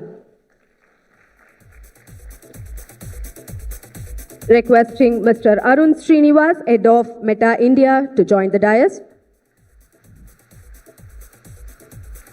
Mr. Srutanjay Narayan, IAS, JCEO TNEGA, to join the dais, please. Ladies and gentlemen, join with me in welcoming Dr. Albay John Varghese, IAS CEO TNEGA. May I request Thiru Brajendra Navnath, IAS Principal Secretary to the Government, Information Technology and Digital Services Department, and mainly, more importantly, our Honorable Minister for Information Technology and Digital Service Department, Dr. Parnivel Tyagarajan Avargal, for this grand launch. Now I request Honorable Minister Dr. Parnivel Tyagarajan to launch Namma Arasu WhatsApp chatbot for enabling citizens to easily avail our government services.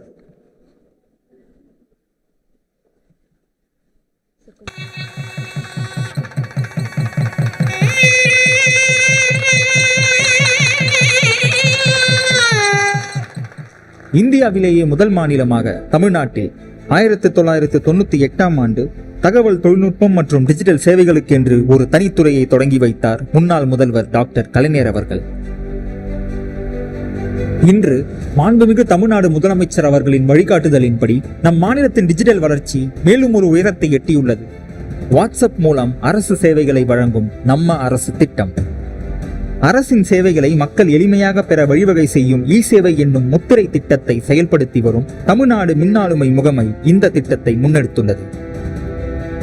இதன் மூலம் இ-சேவை மையங்களிலும் இ-சேவை வலைதளத்திலும் மக்கள் பெறக்கூடிய அனைத்து குடிமக்கள் சேவைகள், இணைய வழியில் வழங்கப்படும் மற்ற துறை சார்ந்த அரசின் சேவைகள், பயன்பாட்டு கட்டணங்கள் போன்றவற்றை வாட்ஸ்அப் செயலி மூலம் மக்கள் இனி பெற முடியும். 7845252525 என்ற எண்ணில் வாட்ஸ்அப் மூலமாக நம்ம அரசு என்னும் இந்த சேவையை மக்கள் பயன்படுத்திக் கொள்ளலாம். இதனால் அரசின் சேவைகளை அணுகும் முறை எளிமையாக்கப்பட்டு வாட்ஸ்அப் மூலமாக நிமிடங்களில் மக்களின் தேவைகள் பூர்த்தி செய்யப்படுகின்றன. இதன் முதற்கட்டமாக ஊரக வளர்ச்சித்துறை, சமூக நலத்துறை, இந்து சமய அறநிலையத்துறை, வேளாண் துறை உள்ளிட்ட 16 துறைகளின் 50 சேவைகளை மாண்புமிகு தகவல் தொழில்நுட்பம் மற்றும் டிஜிட்டல் சேவைகள் துறை அமைச்சர் அவர்கள் இன்று தொடங்கி வைக்கிறார்கள். அவர்களுக்கு நெஞ்சார்ந்த நன்றியை தெரிவித்துக் கொள்கிறோம். மக்களின் ஆதரவுடன் வருங்காலங்களில் மற்ற சேவைகள் அறிமுகப்படுத்தப்பட உள்ளன. Ladies and gentlemen, a big round of applause, please. Now, may I request all our esteemed guests on stage to kindly join our Honorable Minister Dr. Palanivel Thiagarajan for the unveiling of Namma Arasu poster.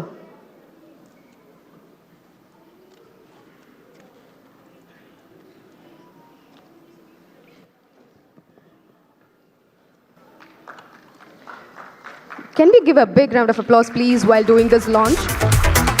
And this is going to be the most useful, helpful things for all the citizens of Tamil Nadu.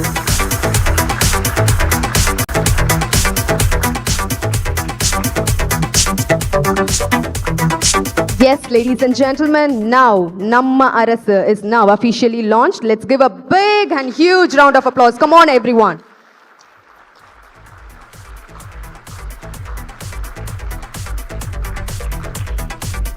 All right, sir. Thank you so much, dignitaries. Thank you so much. Thank you, sir. Thank you.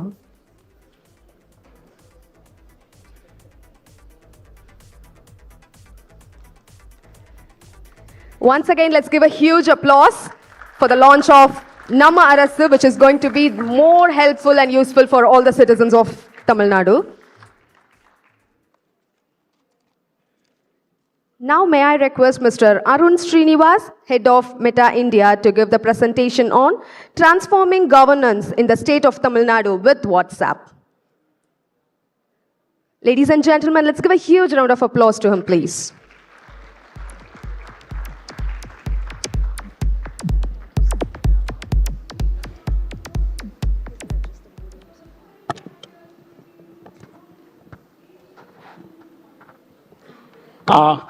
வணக்கம். So நான் சென்னையில் தான் பிறந்து வளர்ந்தேன். So நான் பிறந்த இடத்திற்கே திருப்பி வந்து இந்த வாட்ஸ்அப் பாட்டை லான்ச் பண்ணுறதுல மிக்க மகிழ்ச்சி.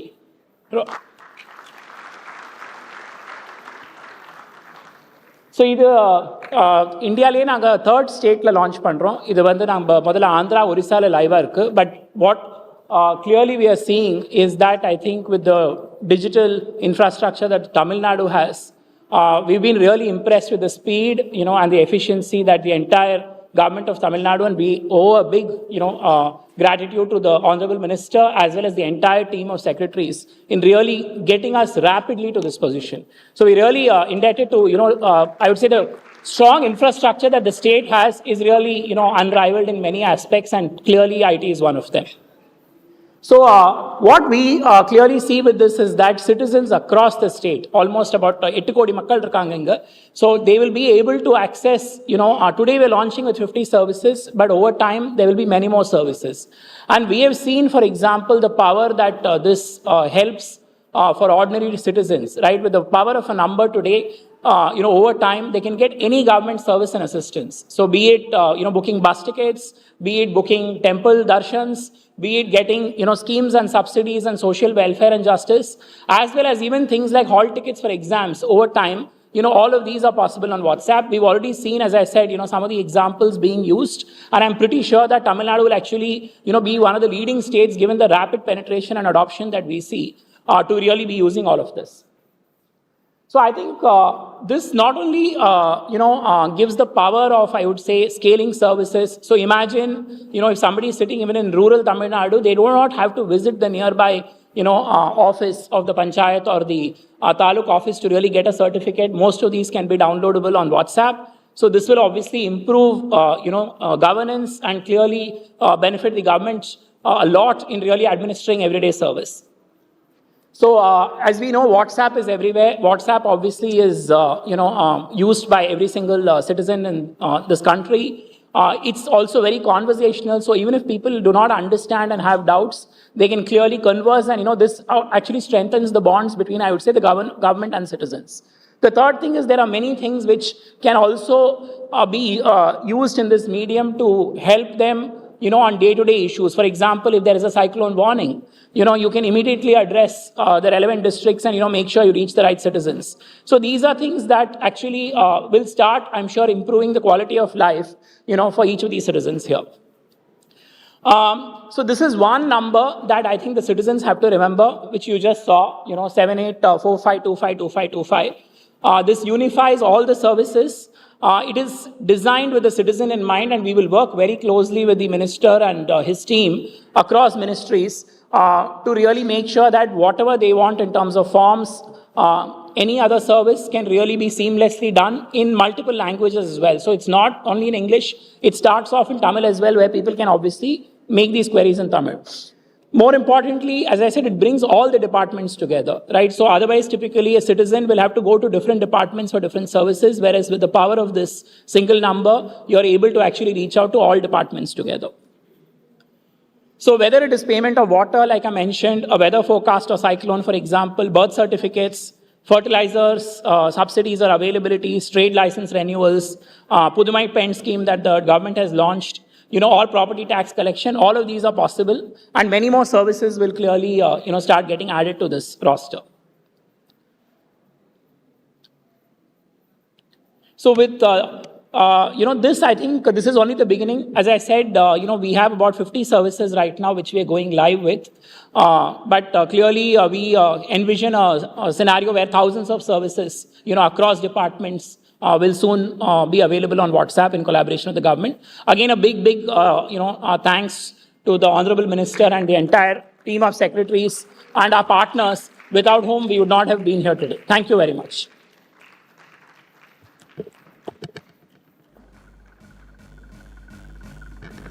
All right, sir. So thank you so much for sharing a lot of details about Namma Arasu app. Thank you. So going forward, we will be announcing the next session on the topic Reimagining Citizen Engagement, the Shift to Mobile First Governance. So may I request the moderator, Ms. Divya Kemani Vadera, Head of Strategic Programs and Partnerships, to please join the dais.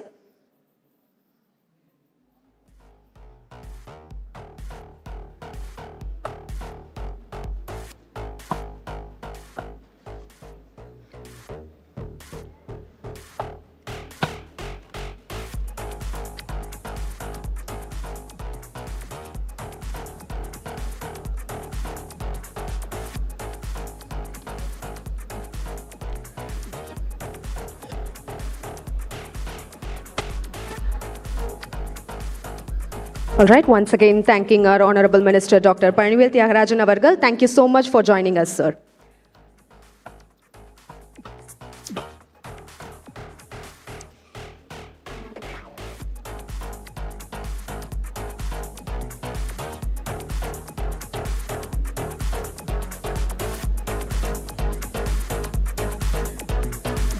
Ladies and gentlemen, the next session is on the title, Reimagining Citizen Engagement, the Shift to Mobile First Governance.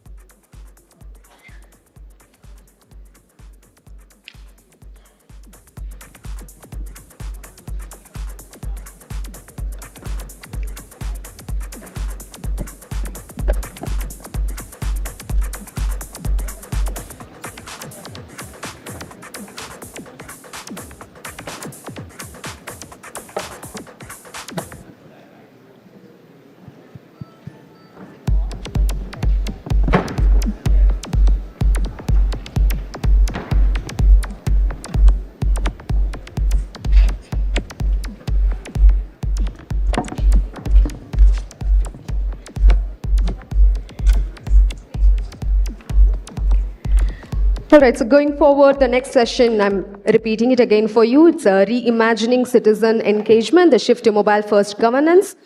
And we would like to welcome our moderator. She is a commercial and technology leader at Meta, driving strategic programs and partnerships across Facebook, WhatsApp, and Instagram. With prior roles at Vodafone and Microsoft, she excels in growth, connectivity, and product innovation. Ladies and gentlemen, please join with me in welcoming our moderator, Ms. Divya Kemani Vadera, Head of Strategic Programs and Partnerships. Huge applause, please. May I request our speaker, Mr. Ravi Garg, Country Head of WhatsApp for Business Meta, to please join the dais. He's the Head of WhatsApp Messaging Business and Payments in India, leading revenue and growth initiatives.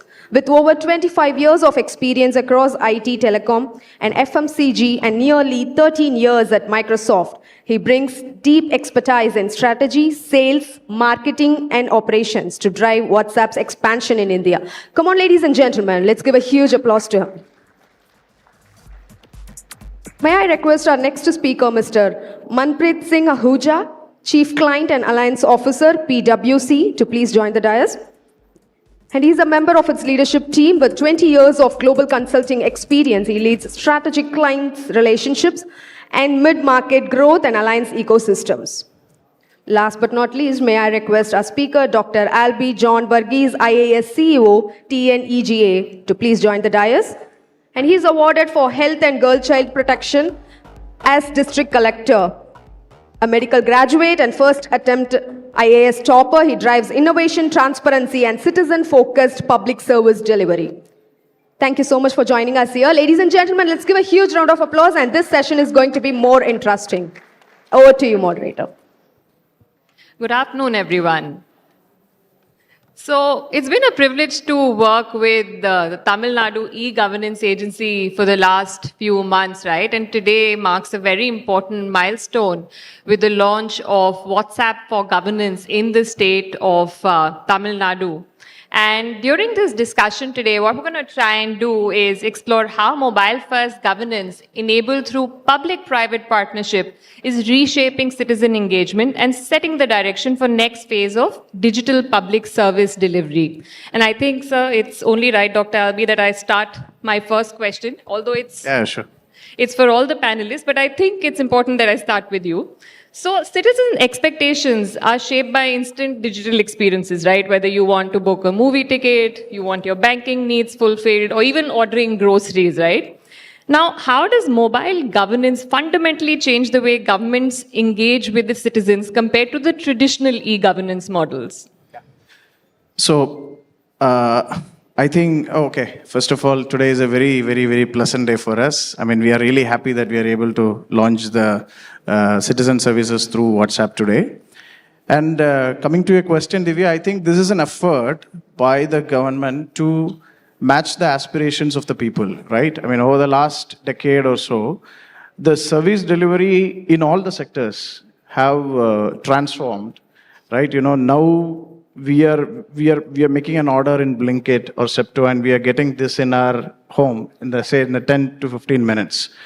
So same thing, you know, whether you consider messaging, banking transactions, booking tickets, whatever it is, that the citizens' aspirations of getting the services immediately has grown.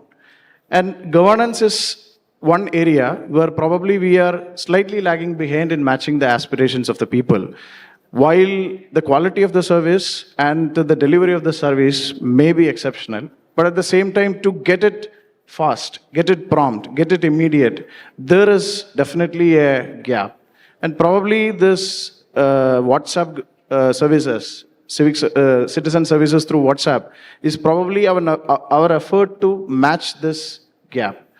So what I can say is that maybe the web portals which were introduced in the last decade gave some access to people. You can do it from your home you can probably do it during any time of the day. But at the same time, it also had some gaps. Basically, somebody with a computer connection, with an internet connection, some kind of digital literacy, some kind of understanding about how processes and systems work. Only those people who are able to avail the services. Right. But when we launch these services through WhatsApp, which is an inherently known and familiar platform to the common citizen, and when we are doing it in partnership with an organization like Meta, I think we will be able to leverage the possibilities where we can make it inclusive for everyone. So I think it's a great step for governance in Tamil Nadu. And we just started with 50 services. I'm sure in the next few months, we will be able to launch all the online services, currently online services, which we currently deliver through our e-survey program. Yeah. That's wonderful. It's heartening to see the fact that we're looking at a truly inclusive governance model. Ravi, I'll come to you. Now, people are very, very comfortable using WhatsApp, whether it's messaging friends, family, we all wake up to a good morning message, right? Or even engaging with a business. I'd love to get your thoughts on how does WhatsApp for governance leverage this familiarity to enable meaningful two-way engagement with governments and departments? Thanks, Divya. Firstly, again, congratulations to everybody in this room for the launch of this bot. This is our initiative as WhatsApp to bring services very close to people where they are and make things much more easier for citizens to access anything that they want. Coming to your question, Divya, WhatsApp is part of our life. Many people say we start our day with WhatsApp and we end our day with WhatsApp. You wake up the phone, you wake up in the morning, the first thing you check is WhatsApp. Before you go to sleep, you check WhatsApp. It's been so part of our life. Over the last few years, we have been on this endeavor where, like WhatsApp has brought people closer to people, we were trying to bring people closer to business as well. So today, via WhatsApp, you can access any type of business service, whether you want to buy a product, whether you want to do a banking transaction, you want to pay your school fees for kids or any other healthcare. We have been on this journey where WhatsApp is now bridging that divide between people and businesses as well in a very easy, simple way. A couple of years back, we had an experience with one of the government services, which was metro services. And metro services are very, very important in most large cities, including Chennai, where you stand in queues, you buy a ticket, but it's bridged that gap. We saw people were standing in queues in 40-degree temperature or pouring rains. And we built a metro ticketing solution on WhatsApp. And suddenly we saw WhatsApp become the most used ticketing solution for metro ticketing. People didn't need to wait in queues for 30 minutes, 40 minutes, or in pouring rains and things like that. And that inspired us saying like, hey, we can really make WhatsApp something which can be very impactful for citizens. It's not just for business. It can really be used by citizens for getting anything. Imagine a farmer sitting in a rural part of Tamil Nadu. He's looking for what is my crop price today, what is the price at which I can sell, or how will the weather be. Or his kids, they need latest education, but they don't have those resources in those towns. And can WhatsApp bridge that gap? Like healthcare in smaller towns, rural markets, you don't have best of facilities. You don't even have good doctors. Can WhatsApp bridge that gap? With that vision is where we thought that, hey, we should start engaging with government and we should start bringing the power of WhatsApp and the APIs that we have built to make services very easily accessible for citizens, and not just one service, but any service. And with that initiative, we started engaging with state governments. We have 2 governments that we launched before today, which was Andhra and Orissa, and then, like Arun said, Tamil Nadu is one of the most progressive and most advanced one. This is our initiative. We are to see how WhatsApp can really bridge that gap for citizens in any corner of the country to get any service. And today, while we are saying a citizen in Tamil Nadu can access a citizen service in Tamil Nadu, tomorrow imagine you can access any service anywhere in the country. Like you can access your DigiLocker, you can access your Aadhaar, everything via WhatsApp. So that's our initiative of bringing governance very close to citizens and bridging that divide which exists today in the country. That's great to hear, Ravi. We're clearly, now with the Tamil Nadu WhatsApp bot also being available in Tamil, we're bridging that digital literacy divide and making it more and more accessible. Coming to you, Manpreet, as PwC, you obviously work with a great deal of, departments, governments across the country.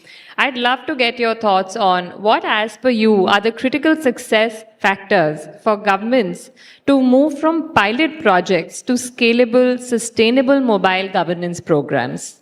Sure, thank you. But first of all, I got to congratulate the group here because even when you're sitting in Europe watching a $150 match, and you have to stand in a queue for a ticket, trust me, somebody who experiences the Delhi metro on WhatsApp seems to feel we are at least 10 years ahead. So congratulations on being, ahead of the world and making Indians proud. So, to your question on critical success factors, I just fundamentally think for a change like this, there needs to be a clear owner. That's the first most important piece, because it's not a project. It's almost like delivering a service. So it's not about just building a platform and getting done. You need a clear owner who owns this entire initiative and then drives it. The second thing I feel is this is not about digitizing a process. This is about simplifying a process. So therefore, it's important to change the process and then bring in technology to be able to create a delight. So, when Ravi said, we were saying, how can we make the lives of that citizen easier by not making them stand in a queue? They did not just digitize the process, they simplified the process. And then technology becomes a lot more easier. Data and integration are two things that are extremely important, because data is the feedback loop. You've got to figure out and learn how the adoption's happening, how the queue times are going down, what are some of the exceptions that are happening, what's the experience that's landing, and that feedback loop helps you improve. And integration, of course, you got to make the whole thing convenient. It's not just information. You want to get the transaction done. So these are 3 or 4 things that become very, very critical to be able to drive a change and sustain a change. But, WhatsApp is so intuitive and AI is making it a lot more easier. Conversational things make it a lot easier. So what was a challenge 5 years back in terms of driving adoption, courtesy the technology and clear ownership, it's becoming easier. Right. I think it's about leveraging technology to meet people where they are rather than them having to, work and understand technology better. Ravi, I'd love to come and ask you a couple of questions. Now, prior to the launch of Tamil Nadu, right, this of course is a great moment, and it is also an example, TNEG is also an example of how quickly you can go from signing to going live. But before this, we've worked with other states and, from your experience of working with Andhra Pradesh, Odisha, can you share examples of how citizens have been leveraging these bots, and how has this brought about tangible benefits to the citizens? Yeah, sure. And to Divya's point, when we imagined first time when we started working in Andhra Pradesh, it took almost 8 months for us to launch. Tamil Nadu, we are launching in 3 months. That's technology advancement that Tamil Nadu itself has. So that's a great experience with Tamil Nadu government. But in the states that we launched, Andhra and Orissa, like Divya said, we are seeing really significant impact of the solutions we have built and real adoption by citizens for things that really matter. Andhra Pradesh, we are live with 700 services, while we are launching with 50 in Tamil Nadu. They started with 700 services, and significant impact. Today, on an average, on a monthly basis, almost 50 lakh people use one or other service every month over last 6 months, and that number is already growing, exponentially growing. One example I'll give you. In summers, classroom admission tickets for board exams is very, very important for students. And the way they today happen is they have to go to the school and collect, or they have to go some website and download and things like that. We brought that solution on WhatsApp, and 90% of certificate downloads happened on WhatsApp in the summer situation, because it was so easy. With one click, you were able to download that.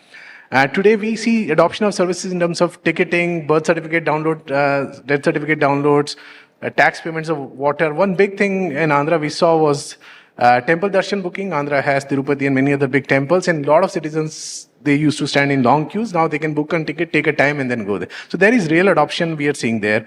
Orissa, we went live with almost 175 services. We took a survey recently, we got feedback. Almost 40% efficiency is achieved in any simple task, which was otherwise done offline versus being done by WhatsApp. So a citizen, if he needs to go to get a birth certificate or death certificate from a department, it takes a couple of hours. In WhatsApp, in a couple of minutes, they're able to do that. So that's the type of impact that we are seeing across different state governments. I gave you example of metro ticketing, where we are today, people may not know it, but we are today the largest digital platform for metro ticketing in the country across all the metros. We are live with 7-8 metros, Delhi, Bombay, Bangalore, Chennai. We are the largest ticketing platform because it's so convenient. I'm hoping that that's what we are able to do with Tamil Nadu. Today is just the beginning with 50 services. I'm sure we'll have hundreds of services. But the real success for us, and we will celebrate when we see millions of citizens in Tamil Nadu adopting that services, honestly. Thanks, Ravi. Dr. Albi, we touched upon the topic of bridging the digital divide, right? And it'll be good to get your thoughts on how do you see platforms like WhatsApp improving inclusivity, especially for citizens in the rural areas, the first-time digital users, like you said, they'd not be comfortable accessing portals and laptops, or those preferring services even in their own language, that is Tamil, right? And from our experience of working in states like Andhra Pradesh, what we've seen is that welfare schemes are also some of the most used services on the bots. Now, do you think this platform will enable true two-way communications where citizens will not only access services but also share real-time feedback that will help government further refine implementation and even, perhaps in the future think about co-creating scheme designs?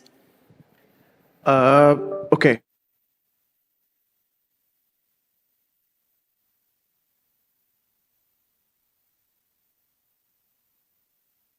This launch of services would be a real push in bridging the digital divide, especially in rural and semi-urban areas. So one thing is that the barrier of language, that is something which we have overcome now, and at the same time, how we have designed the service is to be based on intent mapping. Like basically, currently, if somebody has to know whether a service is available online for him to access the service. As of now, it is not presently there in many of the departments where all the services are centrally mapped in a platform or a page, right? So, but in WhatsApp, if I'm looking for birth certificate in the model that we have currently launched, if we type certificate or if you type birth, it will throw you options. So basically, it is much more easy and convenient for citizens to do this. And as such, I should appreciate WhatsApp is a very, very intuitive platform by itself, right? I mean, millions of people across the world are using intuitively. Right. And when you're bringing governance to a platform which is so familiar, intuitive, and known to them, I think that will also help us in bridging the digital gap. At the same time, we are also looking forward for the conversational dynamic that it can bring in, and the vast amounts of data we can receive through two-way communication. So that is again another area which we are focusing, and probably we should be able to do more about it in the next phase of the initiative. Got it. And Manpreet, because Dr. Albies touched upon the topic of data, I cannot not ask you about measuring the impact, right? So how should governments measure success beyond just adoption numbers as per you to truly assess the impact of mobile governance on citizen satisfaction and even service outcomes? And, PwC often looks at macro level impact of digital transformation. We'd love to get your thoughts on the projected economic value of shifting high volume transactions, especially things like utility bill payments, to a mobile first automated platform. Yeah, so I think productivity is the most intuitive benefit that comes through, and adoptions are very critical metrics to get to productivity, but there's really 3 or 4 things that are very, very critical. One, of course, is, it's clearly a time saving because the citizen's spending less time and the government spending less time to fulfill the citizen's needs. So that's clearly a no-brainer. I think the second thing that's very important is the access, which is now available. So you got to, as you're implementing and driving this, measure the impact of how the access has been expanded to rural people, to migrant workers, to women, to the inclusivity quotient will, data will begin to start telling you that the access has expanded, and that leads to better scheme adoption and better sort of returns on the government machinery and the effort that's being done. The third thing, of course, is, you got to also track the repeat usage. What is the satisfaction that's coming through? Because if there is a repeat usage that's happening, that's telling you the service is sort of moving on the right track. So that's the third very important metric that's critical to get a sense on the benefits. And last, of course, is the cost to serve. End of the day, the real rubber hits the road when the number of people that are required to deliver to this level of service to citizen actually begins to get optimized. And that's really the 3 or 4 things that need to get measured beyond just adoption for the real benefit to be visible across the board. And last but not the least, as I said, whether it's a company or a large government, productivity and simplification is the first lever that creates the competitive advantage. It's that competitive advantage that gets you in the growth mindset, because when you have capacity is when you are able to think and start addressing the needs that are currently unaddressed. So that's the strategic economic benefit that I would think something like this would bring to the table. Right.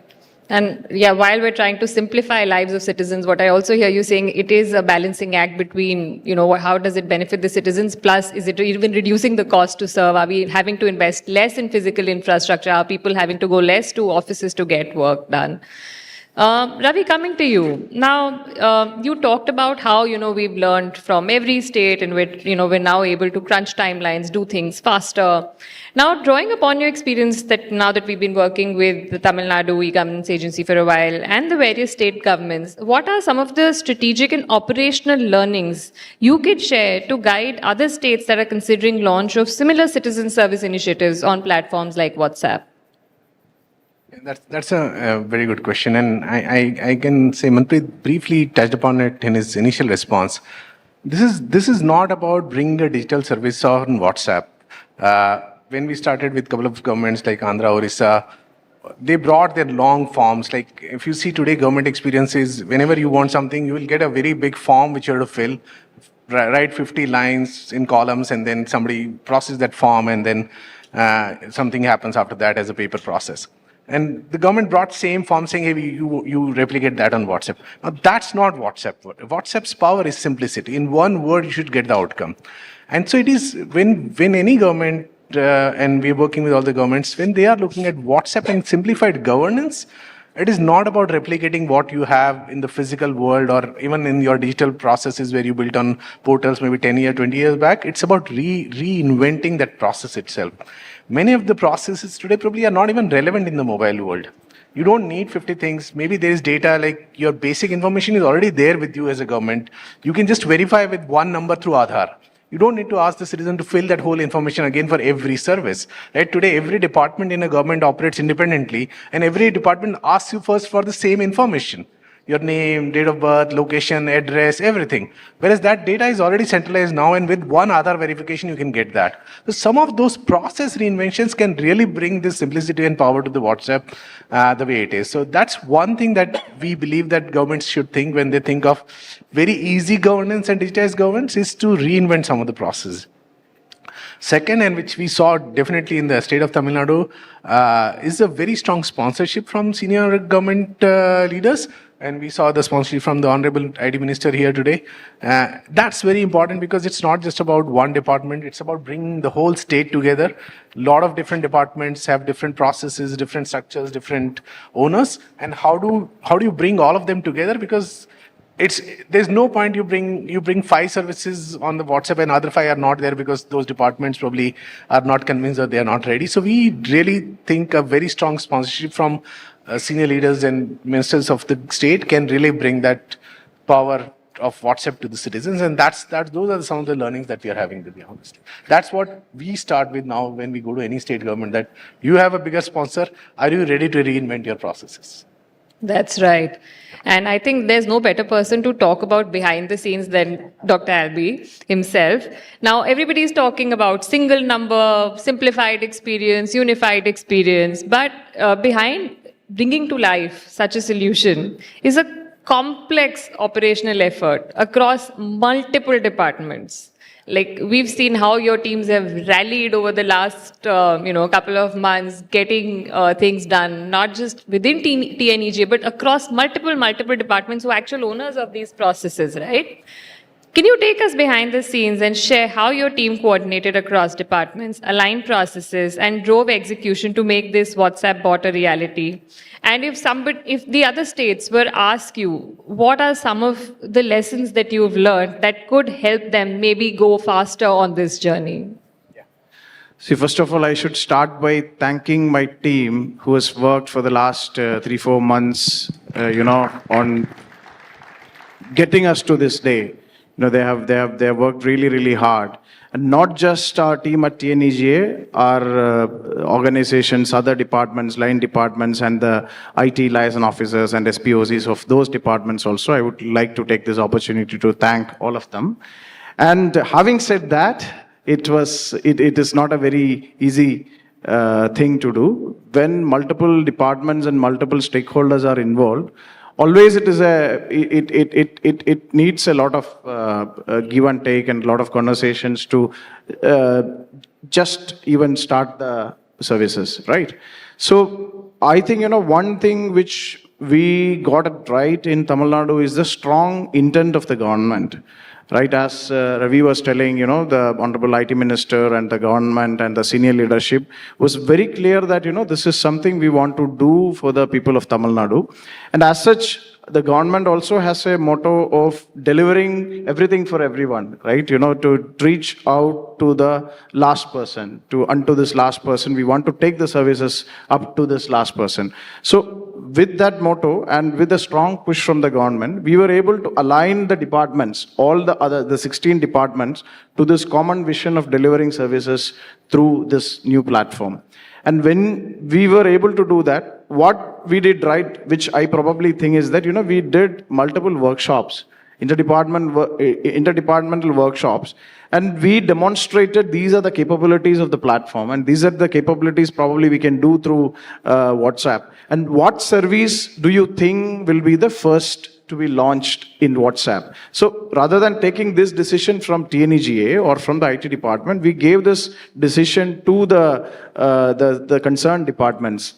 And once they have zeroed in the services which can be brought into WhatsApp, and once they were invested, it was much more easier for us. So I think probably this is one thing which we got it right in the very early phase.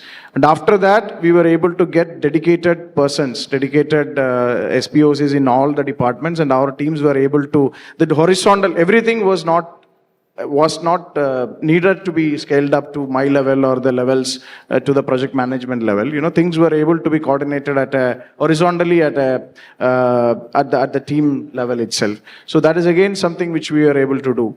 Third thing, one thing which I think which was very crucial for our rollout in say 3 months is that we also selected services which are already available with a functional API. Right? So we thought that, it is feasible for us to launch those services and to start the services, say with 50 services, and then build it up. Rather than, keeping on working on it and probably one fine day we come up with 200 services. Rather than we thought it will be, because this is a new method of governance which we are proposing. And we are also willing to learn from the biggest stakeholder, which is the common man who is going to use the platforms. So we thought, we will go right out there, start and launch the services.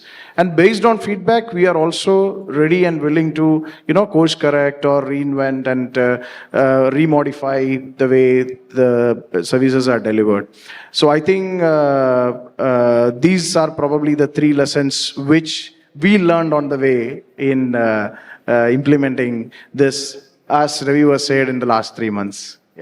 Thank you for sharing. And what's interesting is that technology is only one part of the story. What I heard both you and Ravi talk about was intent, the intent to make that happen. And that takes me to Manpreet. Manpreet, having worked across numerous projects, what organizational, cultural, and capacity building changes have you witnessed across government departments that are enabling them to fully realize the value of mobile governance? Yeah, so I think in any large transformation at a government level, at an organization level, it's not the technology that fails you down. It's the underlying people who are running it, the mindset with which you are running it, that needs to change. So change management ends up becoming very, very critical. Now, how do you drive that change management? And that has to be thought through in the design itself.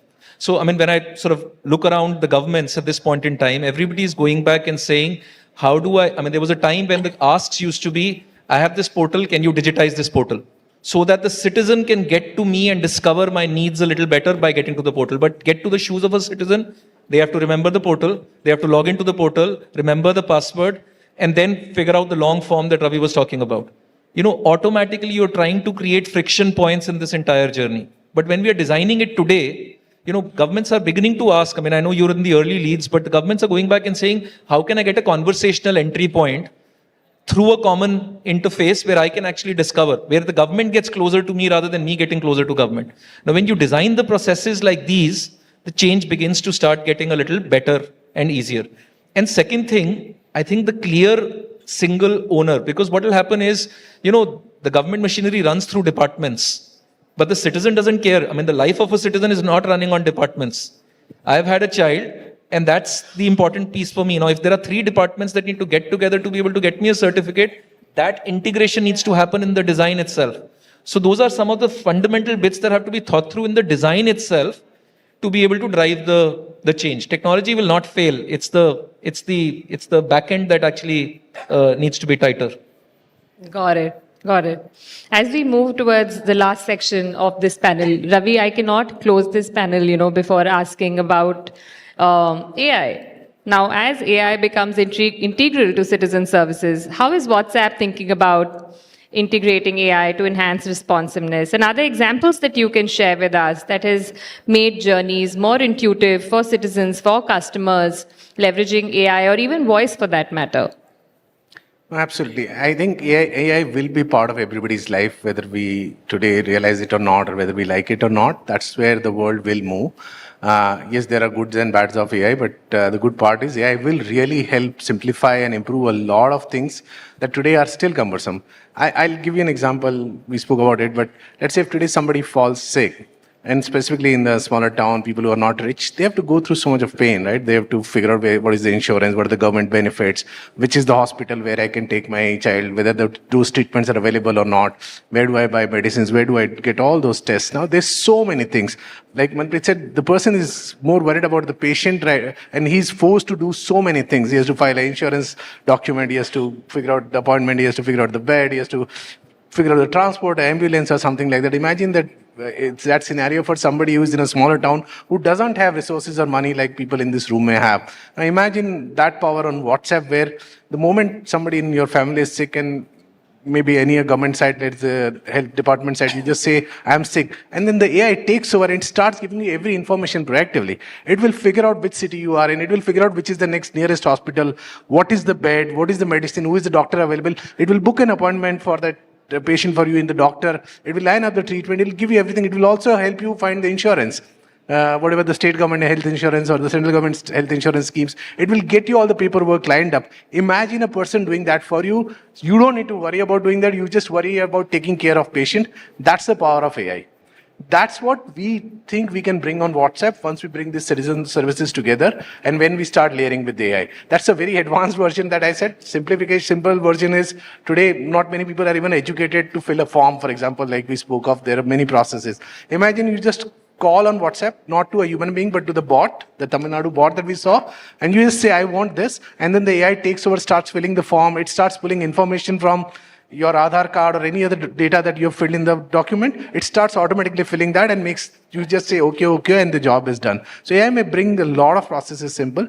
We are working with bringing some of these experiences on WhatsApp, but of course, we can bring only the front-end experience. The back-end technology, obviously, we'll need to work with the state governments to make it happen. But that's our ultimate vision, where every citizen in a state with the state government bot also has an AI agent working for him to get those services easily accessible to them. So that's where we are visualizing this to happen, and hopefully we'll be able to realize that dream in a couple of years from today. Thanks, Ravi. And I think last question for the afternoon is for Dr. Albi. You have to give us a peek into the future. Today we've launched 56 services on the bot. What is your vision for the bot going forward? So as I was saying in the beginning, this is an effort from our side to match the aspirations of the people of Tamil Nadu.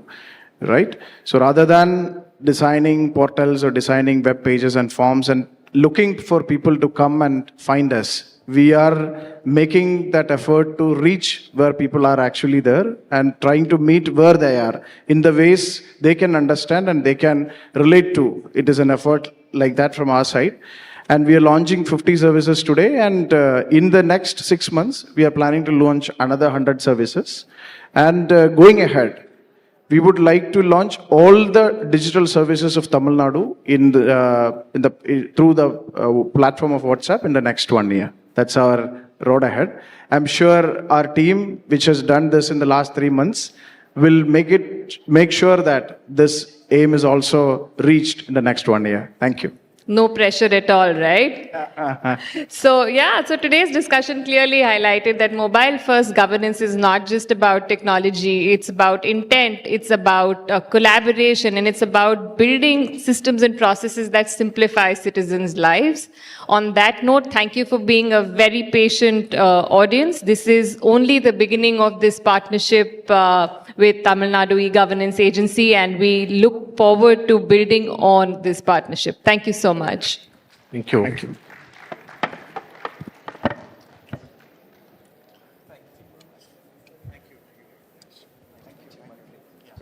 All right, so thank you so much for the great session. It's indeed an informative one. And you beautifully moderated it, ma'am. Thank you so much.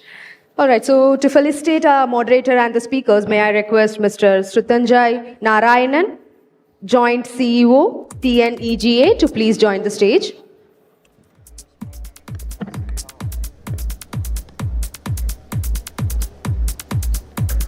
We would like to felicitate our moderator, Ms. Divya Kemani Vadera, Head of Strategic Programs and Partnerships. Ladies and gentlemen, give a big round of applause, please.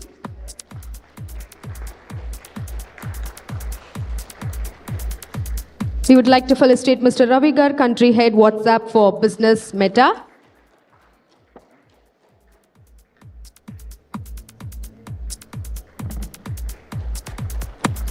And we would like to felicitate Mr. Manpreet Singh Ahuja, Chief Client and Alliance Officer, PwC. Last but not least, Dr. Albi John Varghese, IAS CEO, TNEGA. Ladies and gentlemen, join with me in giving a big round of applause to these speakers and moderator.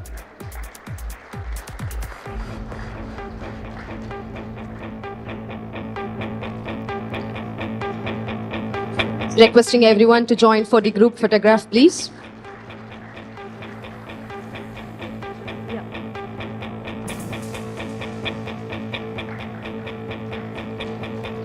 Can we give a big round of applause to the beautiful session, please?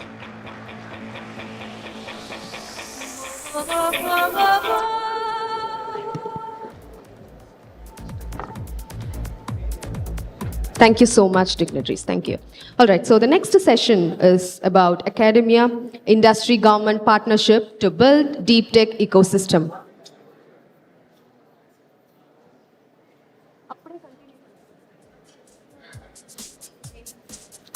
This panel discussion explores the critical role of academia, industry, government collaboration in building a robust deep tech ecosystem. The session will examine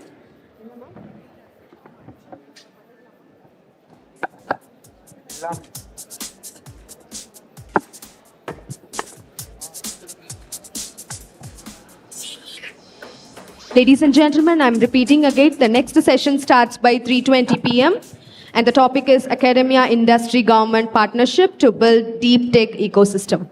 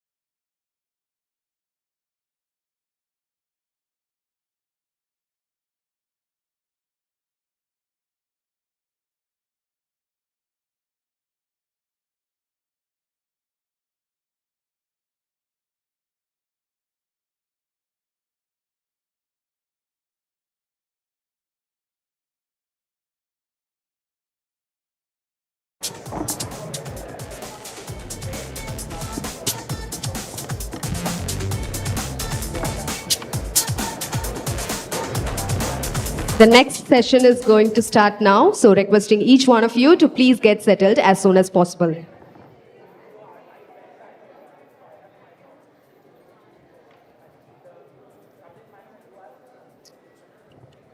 I'm sure the networking session will happen outside the hall so that the moderators and speakers are going to start with the next session now.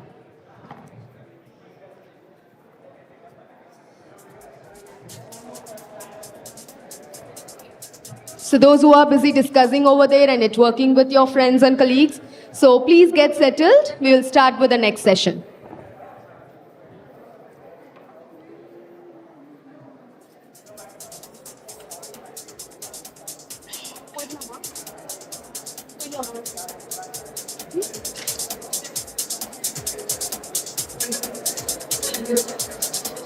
All right, the next session is Academia Industry Government Partnership to build deep tech ecosystem.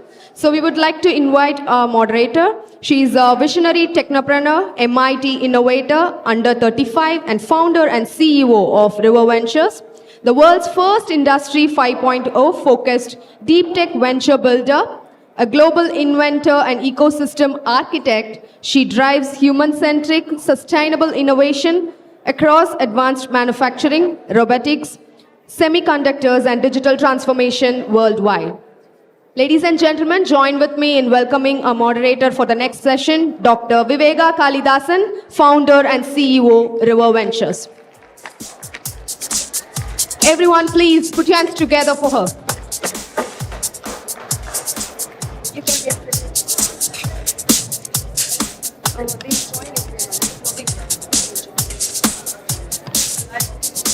So may I request the speaker, Mr. Shankar Vanavarayar, President, Kumaraguru Group of Institutions.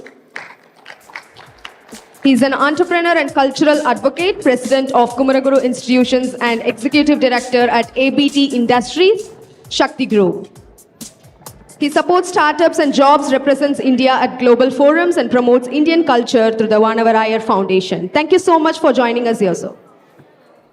May I request our next speaker, Ms. Jamuna Rani Govindaraju, Executive Director, Singapore Indian Chamber of Commerce and Industries.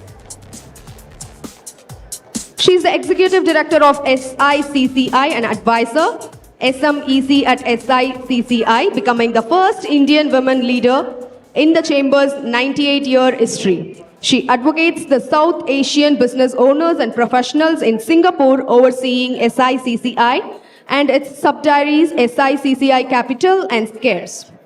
Ladies and gentlemen, join with me in welcoming her with a huge round of applause, please. Everybody join together. We would like to invite our next speaker, Shiv Shankar PC, who is from NIT Trichy with over 25 years of experience across manufacturing. May I request Mr. Shiv Shankar PC to please join the dais.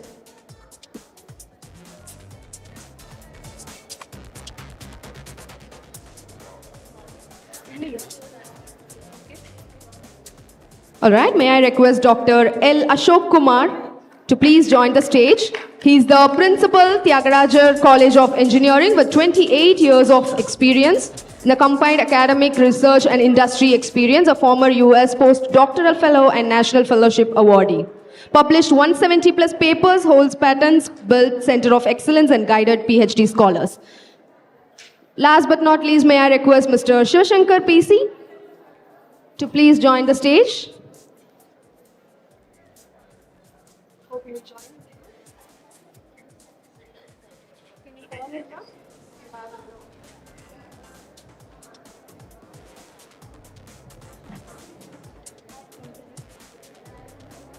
Mr. Shiv Shankar PC, he is from NIT Trichy with over 25 years of experience across manufacturing, mining, energy and mobility sectors. He has progressed from application engineering to managing director roles, successfully setting up production plants, developing locomotive components, renewable energy, and developing the e-mobility and hybrid technology ventures. Thank you so much for joining us here, sir. Over to you, the moderator. Okay, thank you so much. Initially, I was so excited that I have the best panelists, crowd pullers. Just I realized that there's another crowd puller who's in Hall D. PTR sir is having his session parallelly. Bad timing. So the crowd here is very less. I was like, I have all these great people in my panel and the hall is going to be filled up and then PTR sir is adjacent. So never mind. Thank you so much for joining us. It's such a pleasure to be with you all today here. And I came up with this title after lining up my speakers. I had to find a title that ties them all together, like very well accomplished visionary leaders. And there's one title that ties them all together and me is how can the academia, industries, and the government work together to build the deep tech ecosystem in India? Just today morning, Chief Minister Stalin has released the deep tech policy for Tamil Nadu 2025 to 26. And we are very happy that we are in the, we are all working together to be able to realize what's in the policy, what's in the paper, black and white, to, bring to fruition. So let me start my question with Shankar Vanavarayar, sir. Yeah? So you, through your institution, through Forge, you've been working very closely with government of Tamil Nadu for a long, long time. And you are also churning out a lot of engineers. Yeah? How can we, and I see a lot of young audience here, is there a special methodology or a special pedagogy, I don't know what it is, where you can churn out more entrepreneurial engineers who are not just physics algorithm-based engineers who know to build things but eventually end up being software engineers? But how can we build technopreneurs? That's my question. What are you doing as an organization? What are the infrastructure in place? Yeah. Thank you so much for having us, but certainly Pleasure, sir. these moments are times when we get a great opportunity to reflect on such contexts. Because when you sit at work, you only contextual, but when you come out like this, you also start thinking broader, deeper. To your question, I'll jump into it. The first advantage that I might have is that I'm in Coimbatore. Yeah. Western Tamil Nadu is by nature an entrepreneurial hotbed. So there is an advantage geographically because culturally we don't have to explain the context to parents or students or the society. But the challenge post-2000, post-Y2K, post-IT in India, engineering education has been transformed into a placement training activity.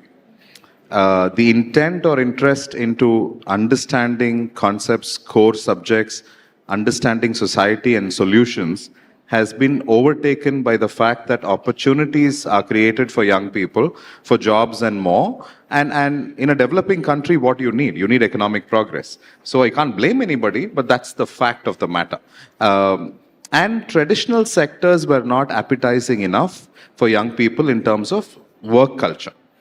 Factories were factories, culture was culture, and they did not think it was exciting. IT offered them, technology offered them multiple options.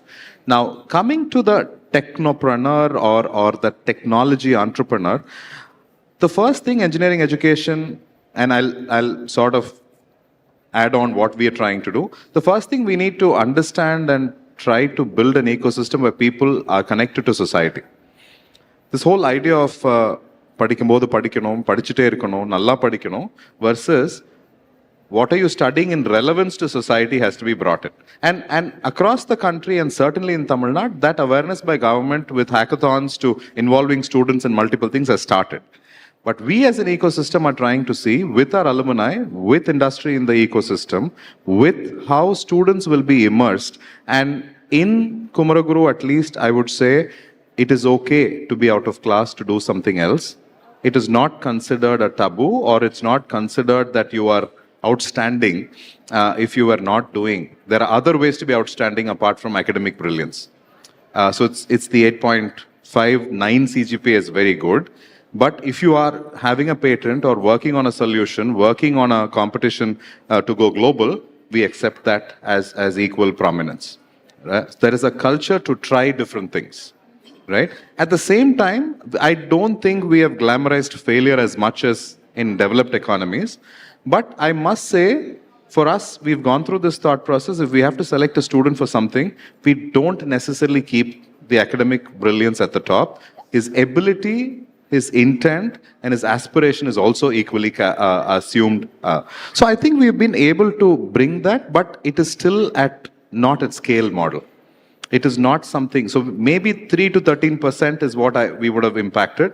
But to go to 30 and 60%, we need deep measures that we need to work with society, parents, government has to empower certain systems and policy and other things. But we are in the right trajectory is what I would say. But the lure for using education for settling down with a fantastic job is the biggest landscape. And sometimes that almost becomes an enemy to this. So if you went and told your parent or even sometimes your class teacher that I want to do a startup, leaving out my Infosys job, forget a Microsoft job, people would say, are you sure? Is this the right thing you're doing? And people would even say, would you get a girl? Right? Or a boy for that matter. So I think we are trying to change, and we are at the cusp at that moment where manufacturing is becoming cool, deep tech is being celebrated, and the old tech and new tech are meeting together. So maybe this is the time we have to race ahead fifth gear. And I can also add one thing to you, which is also maybe a shocker to both of you. We have close to 50 portfolio companies, and I can say most of them are young driven. And these guys or girls, they go to college, but they drop off. Yeah, and it's kind of not very uncommon in Singapore, where I come from, where you go for an internship abroad and then you are bitten by the Silicon Valley bug, or previously it also used to be Israel bug, right? Then you come back to Singapore and then you decide that I don't need to go to a college, and they have built unicorns. Yeah. So my follow-up question, let me finish the academia part of it, Dr. Ashok, is: do you see this as like a threat to legacy organizations like both KCT and Tyagaraja, whichever geography that you represent, are legacy organizations for Tamil Nadu and India as a large? And when you see the Generation Z, I think, which most of them are, like Shankar sir said, yeah, there is a fear of losing a job to go and build a startup. Still, there is a restriction. But I also feel that in real world that I am working with, there are students who drop off university. I know a few of them here already. I don't think they are in the room. How, as a legacy organization, you are prepared to tackle this, or what are your thoughts? Yeah, thanks for the question. So I'm slightly aligned with Sir as well. But what we are doing at TCE is like we are slightly integrating the culture of entrepreneurship right from the first year. I'm not seeing that as a threat, to answer to your question. Okay. We are not seeing this as a threat, but we want to inculcate the process of entrepreneurship from the first year onwards. And I completely disagree with the statement that some of the dropouts may start because it's completely against our academic policy. Yeah, okay. And what we are going to do is like, right from the first year, as I said, we will be inculcating the process of entrepreneurship. And from the 5th semester onwards, we will be having a mode called a CDIO technology. This, I think every institute should take over, like conceive, design, implement, and operate. And from the 5th semester onward, they should start with a problem statement, ideate, and finally they have to come out with a product, so that at the end of the final year, they have to go with a startup. And before ending their course, they have to find out an angel investor, and they have to do a startup. And to find out the problem statement, May 11th, we are celebrating Technology Day at India. Every institute, they have to get problem statement from the industry and collect the problem statement. Those problem statements should be given as a project to the students, and those problem statement will be present to the industry as a solution. And during the Technology Day, industry should take over that solution, some of the POC or the process or the method of that problem statement, and the industry should fund in a very small way. Similarly, the institute should also give a small seed money to the student, believing in the student, and that particular problem statement should be mentored by the faculty, one mentor from the institute side, another mentor from the industry side, and it should be having a group of students. That group of students should be from different discipline, like one from mechanical, one from computer science, one from AAA, one from civil, and at the end of the day, a particular project can be evaluated based on different rubric, and one of the rubric methods should be not based on the paper they have presented in the conference, based on what they have developed as a product, and how it has been published in the industry as a white paper and how it has been taken over by the industry as a product. In that way, we cannot see this entrepreneurship as not as a threat, but we are taking this as a step for further process, because today our Honorable Chief Minister has announced the deep tech policy, and he also given a lot of laptops to the students, having it in mind that these startup policy can be taken as one of the input to the students, and they use that laptop to proceed further. Yes. So we are not seeing it as a threat, and every institute should slightly modify the curriculum in such a way that they have to pull the startup people as well as some of the venture capitalists like you to integrate with the academia people. Yes, I agree. So you're telling that you don't have to drop out. Instead, the educational institutes are going to empower you more in partnership with industries and government organizations to, actually help you accelerate the process. Yeah. Now I'll come to you, Shiv. Yeah.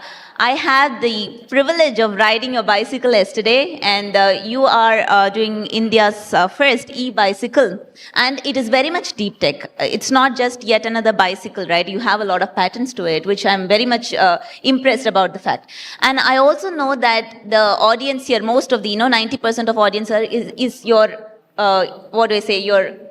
your clientele. Your wish is to make sure that each and everybody here has access and they can ride on a bicycle, right? Then my question to you is, what are the challenges, or if I would put it in a positive way, what is the wish list, Shiv, that you have so that the academic institutes can adapt and adopt to, what you're trying to bring to the student population? Because I think empowering with laptops is one great thing, and empowering with mobility in terms of bicycle is also another thing, right? So, and that too, this is a deep tech bicycle.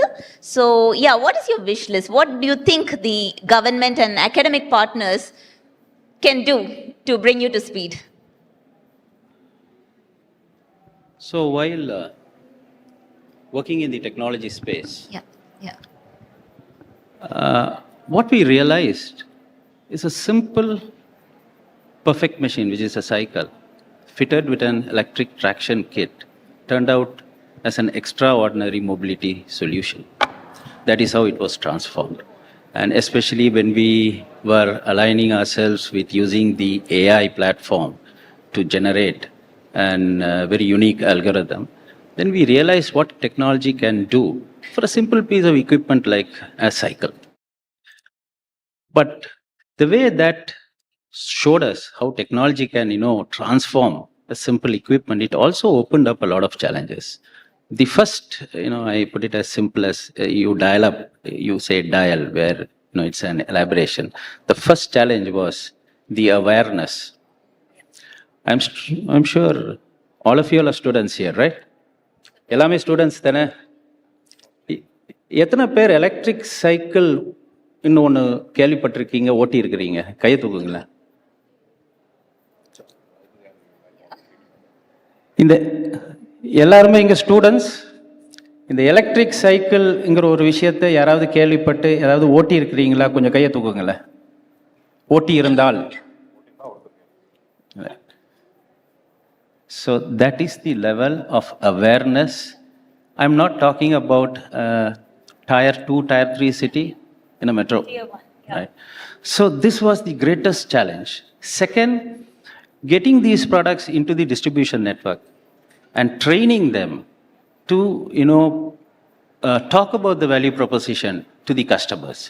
Even though if you take today an electric cycle outbeats an ICE product as well as a pure EV product.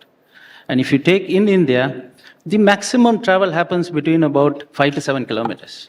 Predominantly, your major, going around happens only between 5 to 7 kilometers. And to travel 5 to 7 kilometers, you don't need the machines that you use today. A simple electric cycle is enough. Right? So that was our first challenge. Now you are talking about adapting it into students, because the student segment is that unique segment where between your 10th grade and the 12th grade, you're under 18. You neither can ride a bike. On this side, it is only you're left with a cycle. And given the competition, you need to go to places. So the ideal fit is the electric cycle.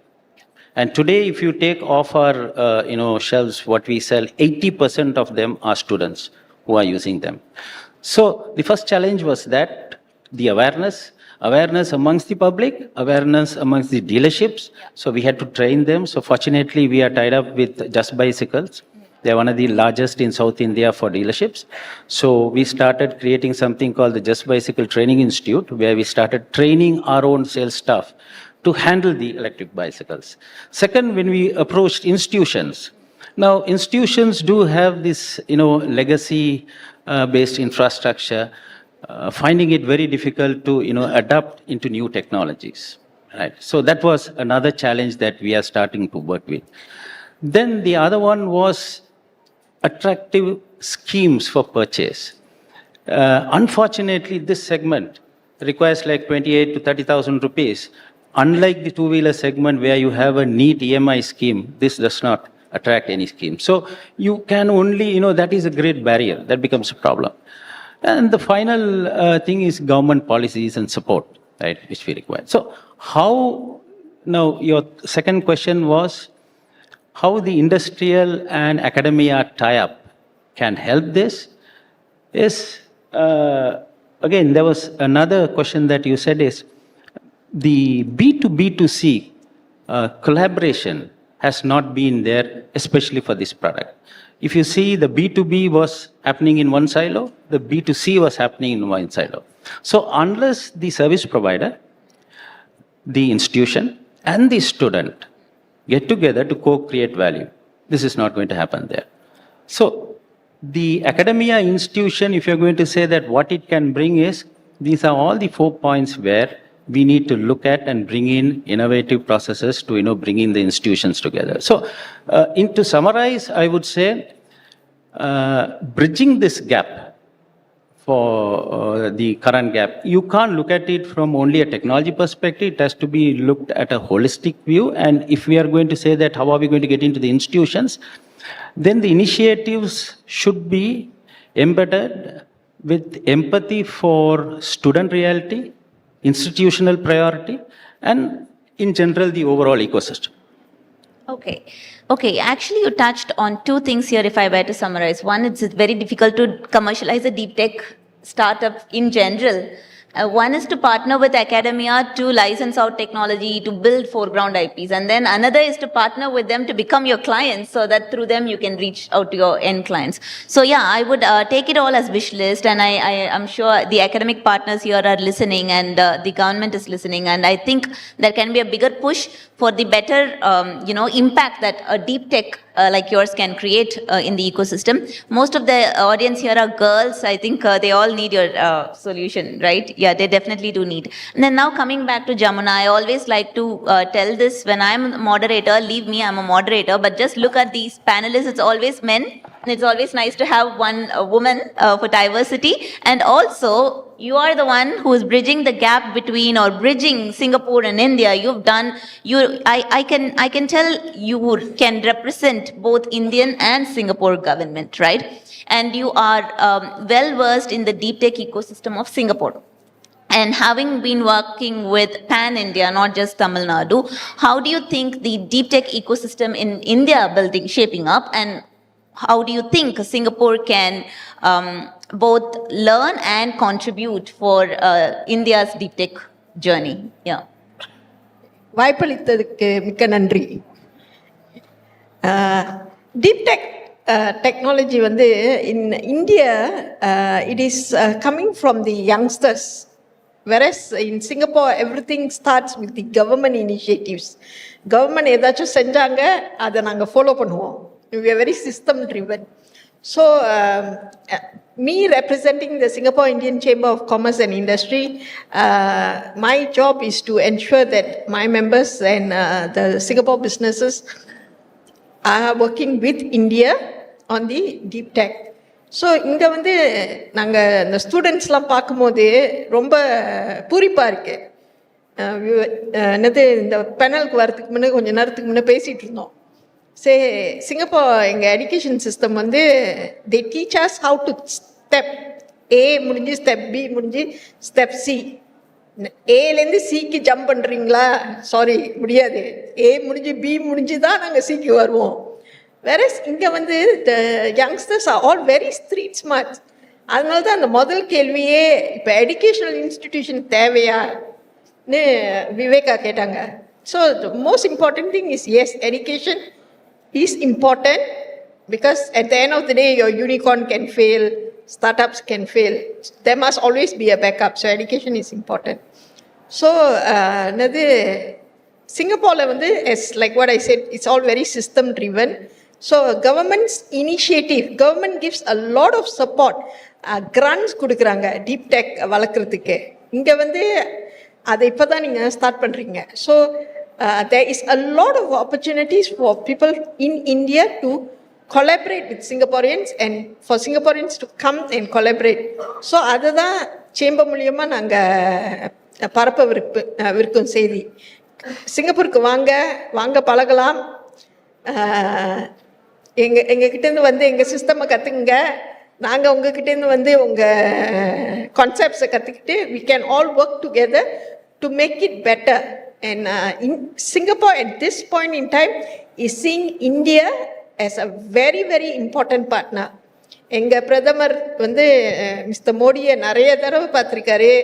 ஸ்டாலினும் உங்கள் முதலமைச்சர் வந்து May 2023 சிங்கப்பூருக்கு வந்தார்.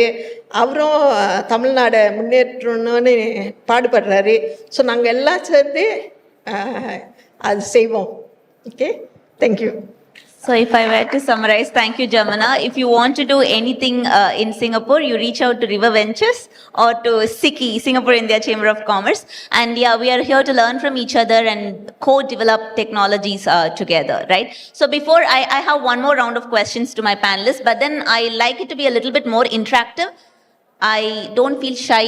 Girls, mostly girls. I don't know why mostly girls. But anyways, also the front row audience. If you have any questions for our esteemed panelists, this is your opportunity. You can ask. You know, you really have some star speakers here. Any questions? Otherwise, it's so boring. It's just us talking. Okay, then I'll move on to the next round of my questions. I will end the session on time. So let's start again with Shankar sir, right? Forge is an organization that I am personally inspired by even before I started River Ventures because of the manufacturing focus that it has, right? It's very unique. When I built Let Lab before River Ventures, that was the first manufacturing focused accelerator in Singapore, and this was not so long ago, 2022. But Forge has been in existence even much before that, yeah? And through Forge, you've been building and scaling deep tech ecosystems, especially focusing on manufacturing with Coimbatore as the epicenter. No better place to start it, okay? But my question to you is, if we were to scale the Forge model, pan-India or global, how can you make sure that it doesn't become yet another accelerated theater and it doesn't lose its value of what its real intentions are when I'm talking about scaling an accelerator? You're not scaling a startup. So yeah, what are your thoughts? So when we started visioning for Forge, this was in 2012, we went to Bangalore, and that was the place, and we went to Ahmedabad. Then I also went to a startup village in Kochi, which was a very celebrated ecosystem in Kerala, early on in Kerala. The first thing I went to, they had a 10,000 startup mission, and in Bangalore, I was hearing a pitch. There were 12 startups pitching.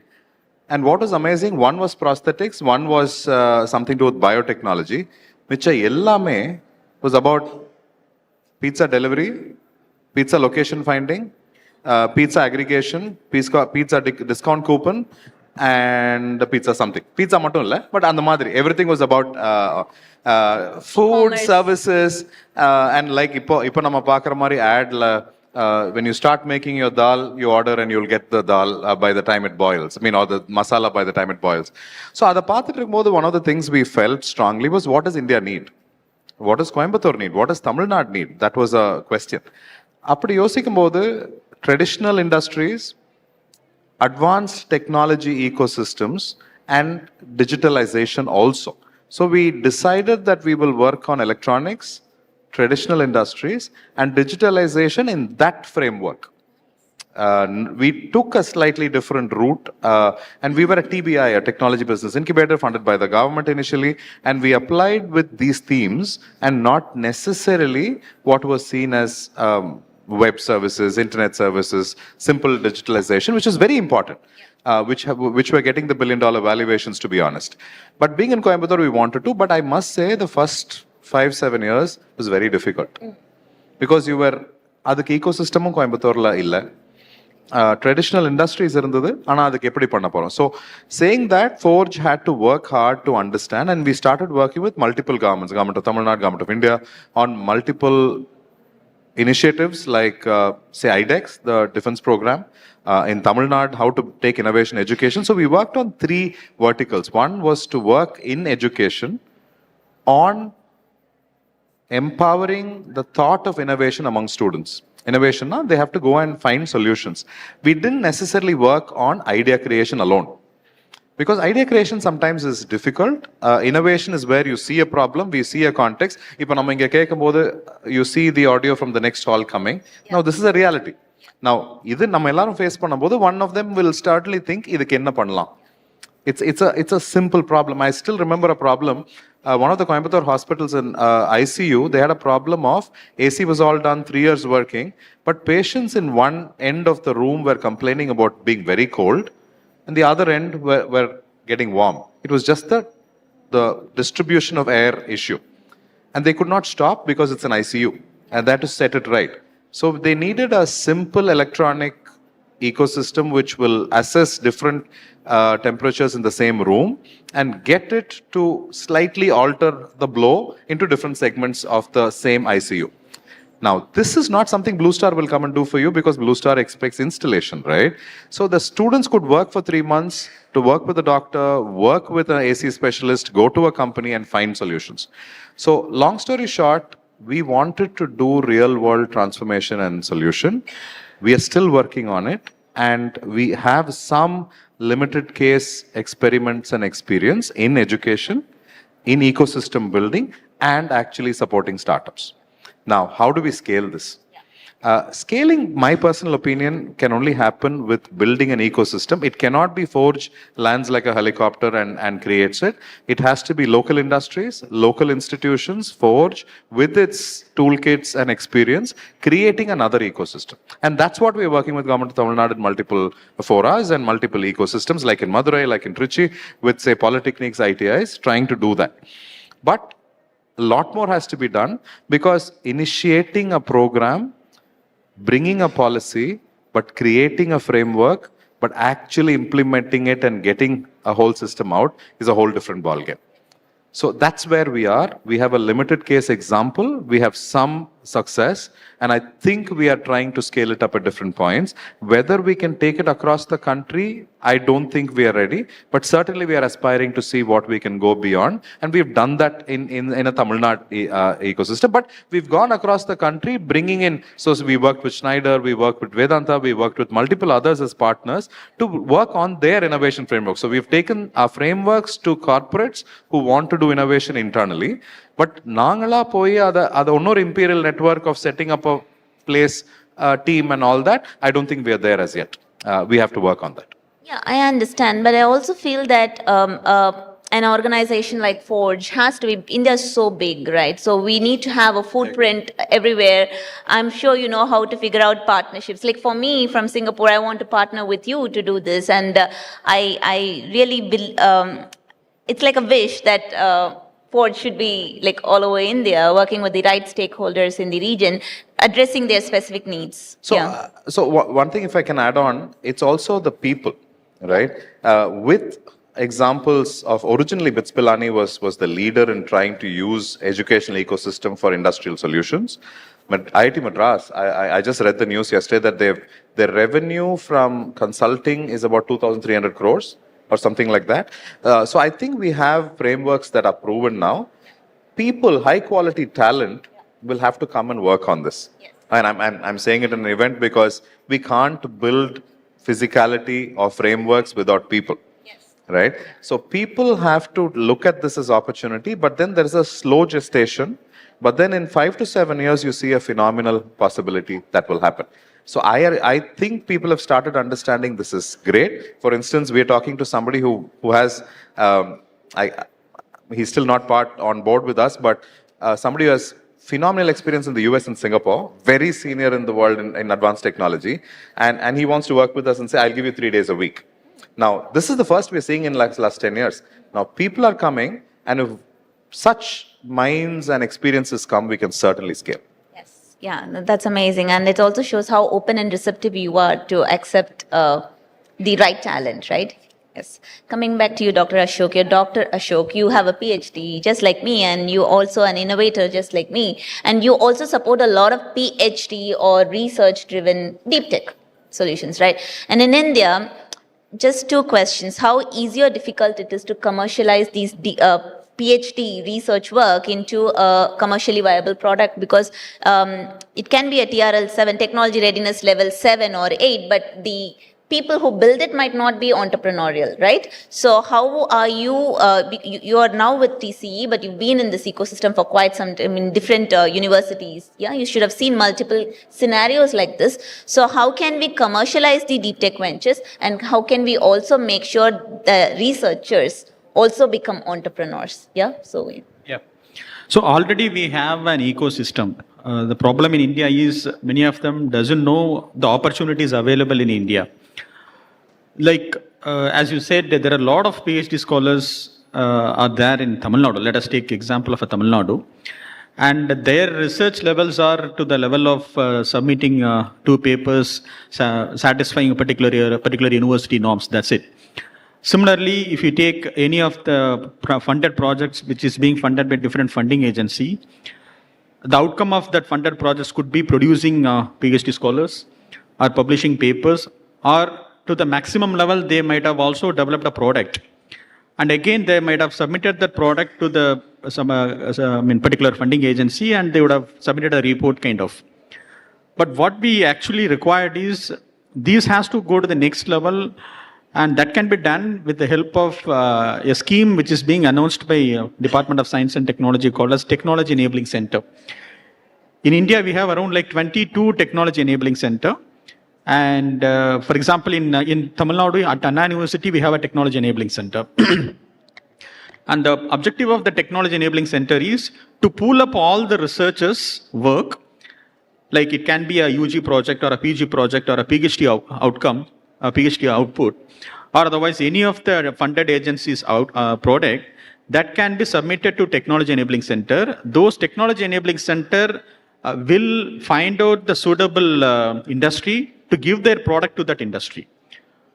So these 22 Technology Enabling Center, the objective is to create a lot of startups and to give solution to the particular industry. So similarly, our education system should not treat other institution as a competitor. Like apart from doing inter-institutional work, we have to go for multi-institutional work. For example, TCE and since we have here TCE, KCT and NIT, we have to combinedly, we have to submit a project. And apart from that, I might be having a sophisticated equipment with us. KCT will have a sophisticated equipment with them, and NIT will have some equipment. I no need to buy the same equipment what KCT is having. Everyone should have a common portal. Already ISTEM is having that. In India, we have an ISTEM. Similarly, Tamil Nadu is also have started a new work in that only 3 colleges have uploaded their equipment. One is Tyagarajar College of Engineering, second one is Kumaraguru College of Technology, third one is Fatima College in Madurai again. And everyone has to upload the equipment what they have in their institution. Other tier 2 and tier 3 institutions, they no need to buy that equipment. They no need to spend their money on that buying that equipment. They have to share the equipment. Similarly, they have to share the expertise. So if it goes like that, other expertise from the other institute can be utilized by the students of other institute, so that we can form a good ecosystem to go for the next level. Yeah, this is brilliant. Just for the audience, I can say that I'm like one of the beneficiaries. You can say I did my BTech in biotechnology from Agricultural University, but I wanted to do my final year project on nanotechnology. And Tamil Nadu Agricultural University did not have electron microscope or whatever, but Karunya University did have. So my supervisor said, yeah, you can just go and synthesize all those silver nanoparticles. I'm a little older, so this was like so long ago. But we went to Karunya University to do the electron microscope, the characterization, right? So it's very important that the organizations work together so that, because that final year project is what led me to do my master's, my PhD, so that if let's say if Tamil Nadu Agricultural University had told me you came to do a biotech and we don't have the infrastructure to do nanotechnology, so why would you do a final year project? I don't think I would be whatever I am today, right? So the academic organizations have the responsibility to work together. Like any other stakeholders, we all should work together. And yeah, okay, you're busy talking. So coming back to you, Jamuna. So you whenever I call you, you always take time to come here to India, to Tamil Nadu especially.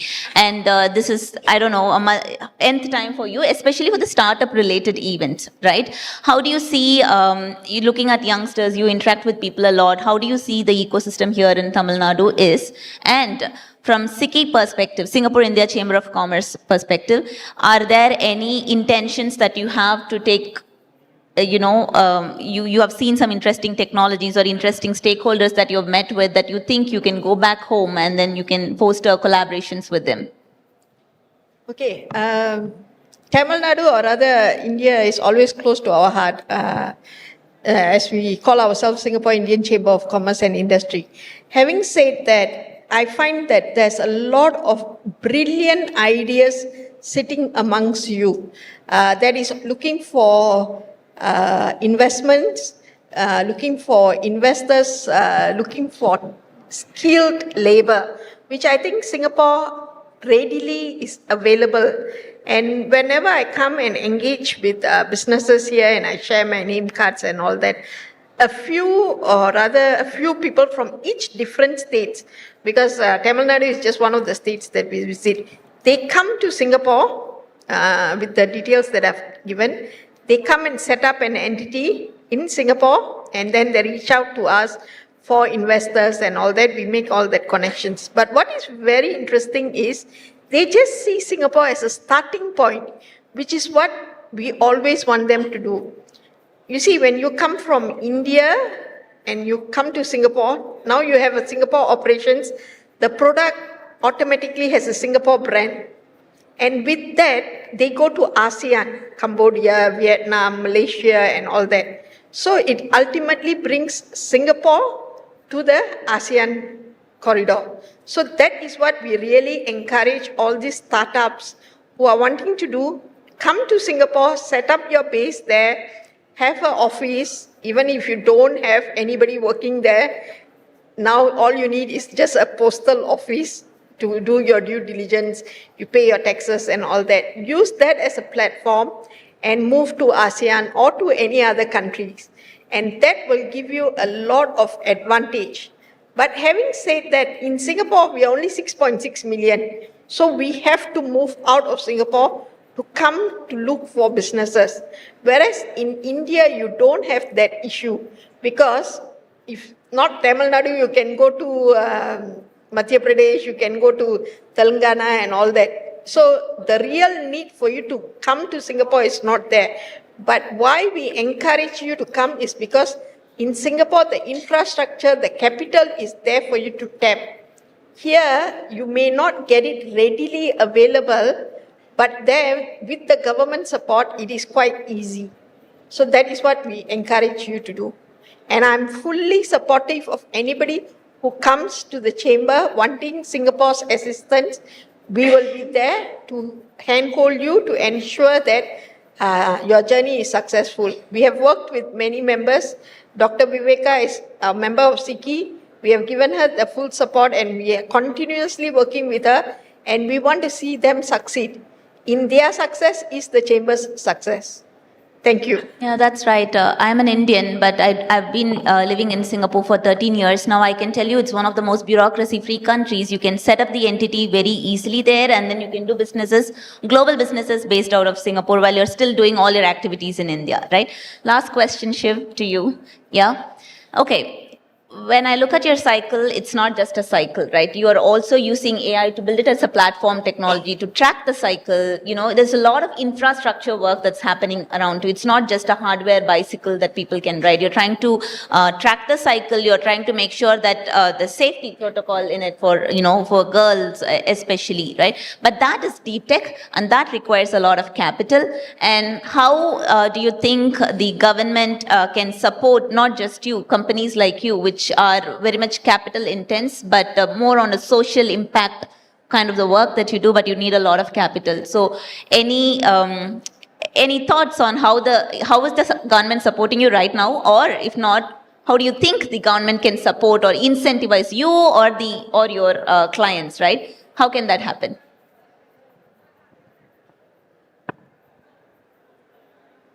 So in our specific industry, the first that we would want the government to do is, see, there are two ways of, widespread adaptation happening in this specific area, and especially with cycles. Now, I'll give you that an EV, supposing it breaks up, you need to push it. But an electric cycle, even the machine does not work, you still can pedal home. Right? That is the greatest advantage. And this being much cheaper than any pure EV, we have to get the government to some way or the other subsidize the purchase for the consumer. So once the consumer starts picking up and starts using it, then the rest of the infrastructure will fall in place. The monitoring infrastructure is already there. GPS tracking system is already there. You just have to fit it in. But the point is, you need the consumer to consume it, and for that you need a push from the government to take it, and you need also institutions to subscribe. Now, very recently we looked at a CSR project. There are a number of CSR, funds being operated. Now, and if you say, and this electric bicycle concept need not be stuck to one particular space. You can go on a hub and spoke model, thereby generating a lot of employment. So there's a huge opportunity when the government gets in, institutions get in and start embracing this.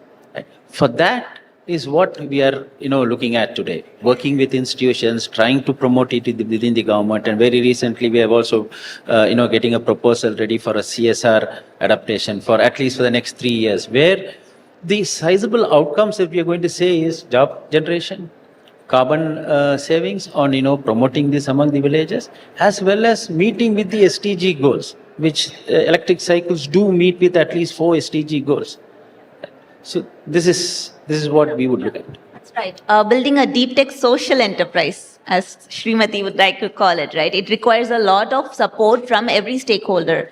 CSR funding, corporates who can encourage their employees to adapt, government who will subsidize your end customers. Yeah, that's rightly put. It's a lot of work, and so much of respect for founders like you who are, I have a lot of founders like you in my audience also. Building a deep tech requires a village, and the village should, it comprises of all the stakeholders that like here we are together today. So that's all. I'm going to end the session, but then any question from the audience? It's really, look at the speakers I have. Please ask some questions, guys. You, I'm sure. Yes, please. Please, someone give him the. Okay, I'll come to you next, sir. Yeah, I will. Yeah. யாராவது mic கொடுக்க முடியுமா அவருக்கு? இங்க முன்ன. Okay, sir. கேளுங்க. Yeah. Okay. Good afternoon. I'll come to you next. Yeah. Good afternoon, everyone. It's a nice gathering and the panel here. I came here because I'm interested in this academia industry partnership. Can you be a bit louder, sir? Okay, I am interested in this academia industry partnership. We want to set up, I'm a founder of Bangalore Robotics. It's a 20-year-old company. We are no more a startup. But I want to help startups, and I want to help the tying up with academia, right? How do I go about this, and how do Sir, we go? if you don't mind, can you come closer? Can you understand? Yeah, okay, yeah. இல்லைன்னா முன்னாடி கூட வாங்க, sir. Yeah.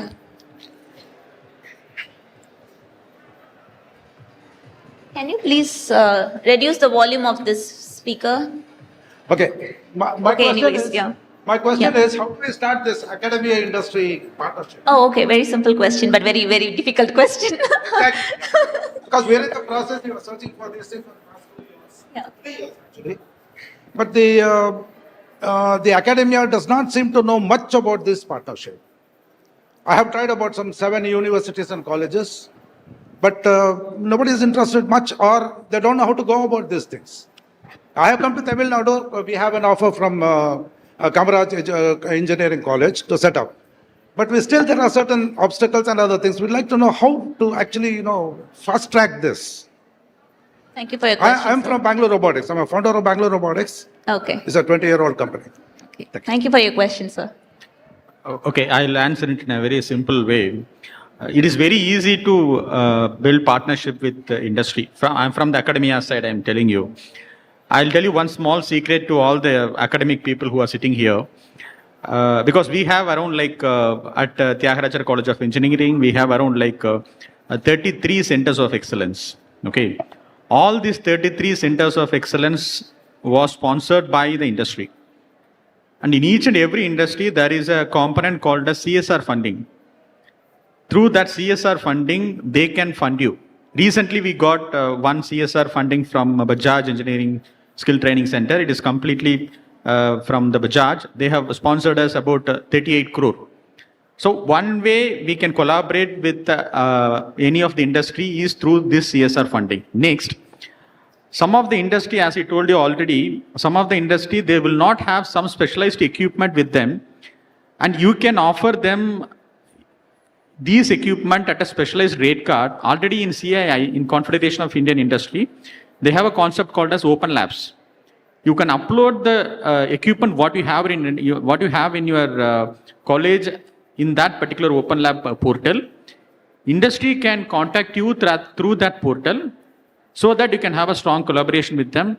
Through that, we can build consultancy activity with the institutes. Similarly, they can also give some problem statement to the faculty member. Students can go as an intern to the industry. So there are multiple ways in which you can collaborate with the industry. In a simpler way, you have to ask. Maybe Tamil or proverb, you have to go and ask. That is the way only in which you can collaborate with the industry. Yeah, and maybe you should ask multiple times. I'll come to you, sir. I'll just let him ask the question first. Good evening. I'm Vinod. My question is to Shiv. So we were talking about this cycle, e-cycle. So I noticed when you were speaking, you said instead of e-cycle, you mentioned EV. From my perspective, as a owner of a e-cycle, are we jumping the gun from cycle to e-cycle? Then it should be EV.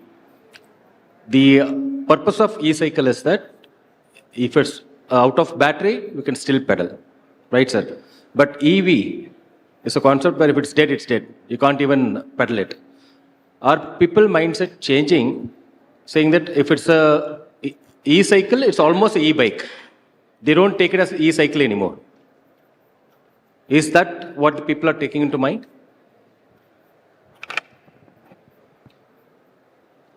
I would say that one needs to understand his requirement and choose the appropriate equipment for travel. Now, by buying an e-cycle, I do not say that you don't buy an EV. If you are traveling in excess of 50 kilometers or 60 kilometers, it makes sense to travel, use the EV, a pure EV, right? A pure EV for 5 to 7 kilometers, I would say it will become very inefficient to ride it because you're not, utilizing that motor to its optimum efficiency. Whereas a cycle is good enough for about 5 to 7 kilometers. So my question to you is, we're not saying that instead of an EV, go and buy an electric cycle. No. If your purpose or if your closest travel around is for 5 to 7 kilometers, use an electric cycle instead of using a pure EV or an ICE product. If it is going to be beyond 25 or 30 kilometers, please use an EV. Don't go and try to use an electric cycle. I have seen some of our customers trying to do that. And one of our experience, which we did with Danso, and that is how the Ranger was born. right? Originally, our fast-moving product is the Town and Country. Then Ranger was born because we did an extensive study at Pune and Chennai for the hyper-local delivery. Now, no cycle is designed to travel 100 kilometers a day every day. Okay. So what happened is it started breaking off. That is when we decided that you need the robustness of a bike and the simplicity of a bicycle engine. That is how the Ranger was born. And now we are going to launch the Ranger Junior. So electric cycle is for a separate application, right? And stick to that. Okay. Yeah. Thank you Does, so much. does this answer your question? It answered, sir. Just if I can add one more to this. There are people, I think they still ride e-cycles for more than 30-40 kilometers. I've seen practically in my apartment, my community. People ride their e-cycles minimum 30 to 40 kilometers every day. For fitness? So my Exactly. That's the thing. It's for fitness. They don't use it for daily commutation. They don't go to the supermarket or super mall with an e-cycle. They take it for fitness. They go to Tambaram, they go to Red Hills, 30 kilometers, 40 kilometers in one stretch. So it is not more used on the local commutation part is what I'm trying to submit here. They use it as a fitness equipment. So my advice to you is don't use it for 30 or 40 kilometers because electric cycles, after all, you are running on a 250 watt motor. Correct. Right? And that has its limitation and capacity. And again, the advice is understand your requirement. Within about 10 kilometers, multiple times, yes, that is good enough. Not to go to Tambaram. Okay, you're going as an adventure, right? You want to take it in the morning as a cyclist, please do that. That is not on a regular basis. Thank you, sir. Okay, yeah, Gio. Okay, that will be the last question before we wrap up here. Yeah, thank you for this opportunity. My name is Prasad. I am one of the founder. I have a question to cycle, related to the cycle. See, just 2 days before, there was one program in the same hall where laptops were issued to the students community. Okay, so I think there is a policy, and the same, the cycles were also issued to the girl students in the schooling. So there is a policy related to cycle issuing or laptop issuing. And what exactly the e-cycles got a failed case in such kind of an initiative? Sir, I have not got your question. See, cycle issuing, laptop issuing is not something new in this state. Yes. Okay. Government has a policy of doing these things on an yearly basis. Correct. Okay. So where this e-cycle concept got misunderstood by the Tamil Nadu government in not promoting this thing to the student community, to the academics. Is it we don't have infrastructure in the cities or tier 1, tier 2, tier 3 to drive the cycles, or what exactly is holding you back in terms of broadcasting or making this as a big achievement? See, this is something amazing.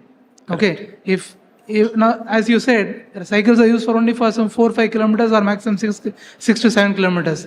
Really, it's very much. I can keep my car at my home and then I'll go on cycle. Okay, but where is that something, a stopping point or a hurdle for you to promote this one? Unable to promote this one. So I'm going to say that it is only taking time. People have now only realized the importance of electric cycles. If you take today, Andhra Pradesh government has signed up for 1 lakh electric cycles to be distributed among gig workers, and with a subsidy of 20,000 rupees. Right? It'll slowly come in, but it has taken time because, see, Tamil Nadu government does roughly about 1 million cycles per annum, they give it. Now the cost, you have to understand the cost. An electric cycle is roughly about 10 times, close to about 8 times. So which means, if I'm able to give, 8 people are going to lose the common cycle if I go and opt for this. So at around 28,000 vis-a-vis a 4,000 cycle, which is given today in the free basis scheme, you look at that. So 7 potential students are going to lose. So from the government's perspective, you have to look at it. There's a sizable investment required. So that may be a factor that is inhibiting, but very soon people are slowly coming to realize that this makes much more safer for especially women kids to go around. And if you take rural areas especially, right? Where you have to walk to school. I think those are areas where these electric cycles can be Exactly, given. that is a and it potential being area. recognized, and very soon some action will be happening. One state starts, then the other states are going to follow, sir. So, We need to talk, sir. I wanted to discuss with you offline. Yes, you can talk to, yes, you can network with our panelists after this. But thank you so much. It was such a pleasure having you all. Thank you so much, panelists, for accepting my invite and coming. Yeah, it's such a pleasure to listen to your insightful conversations. All right, ma'am. Thank you so much, all the speakers and the moderator, for the insightful session and also to clarifying a lot of queries. Thank you so much. Going forward, may I request Mr. Sedu Kumar, Assistant Director of TNEGA, to please join the stage to felicitate the speakers and the moderator. Ladies and gentlemen, let's give a huge round of applause for the awesome session.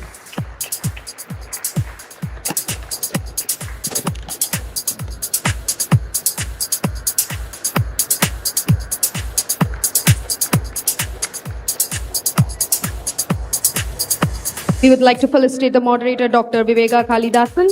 Going forward, Mr. Shankar Vanavaraya, Ms. Jamuna Rani Govindaraju, Executive Director of SICCI.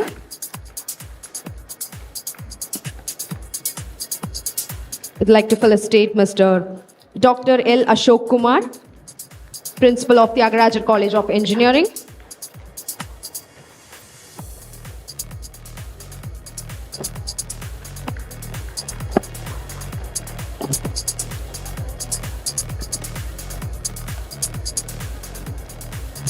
And we would like to felicitate Mr. Shiv Shankar PC from NIT Trichy.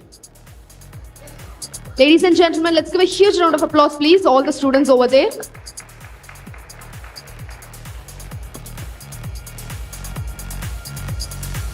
Requesting the people to please join for the group photographs.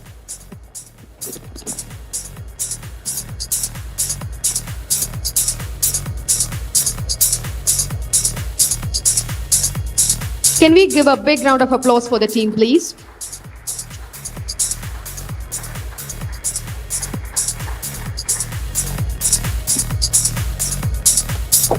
Thank you very much. Thank you. So the next is going to be the Blue Ocean Strategy Awards, and it is an international initiative that recognizes organizations, startups, and institutions that have successfully applied blue ocean principles to create new market and societal outcomes. So the Blue Ocean Strategy Awards, based on the globally acclaimed framework by Professors W. Chan Kim and Rennie Mauborgne, recognize innovation-led growth and market creation. Startup Tamil Nadu has partnered with Accessio to bring the 9th edition to Tamil Nadu, fostering global recognition, strategic innovation, and ecosystem advancement in 2025 to 26.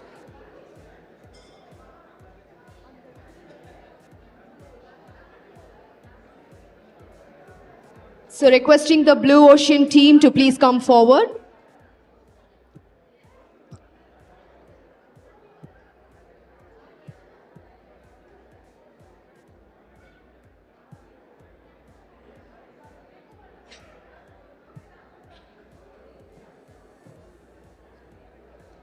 I'll give it to you, okay? And this award session will be handled by Mr. Anish from MBOM.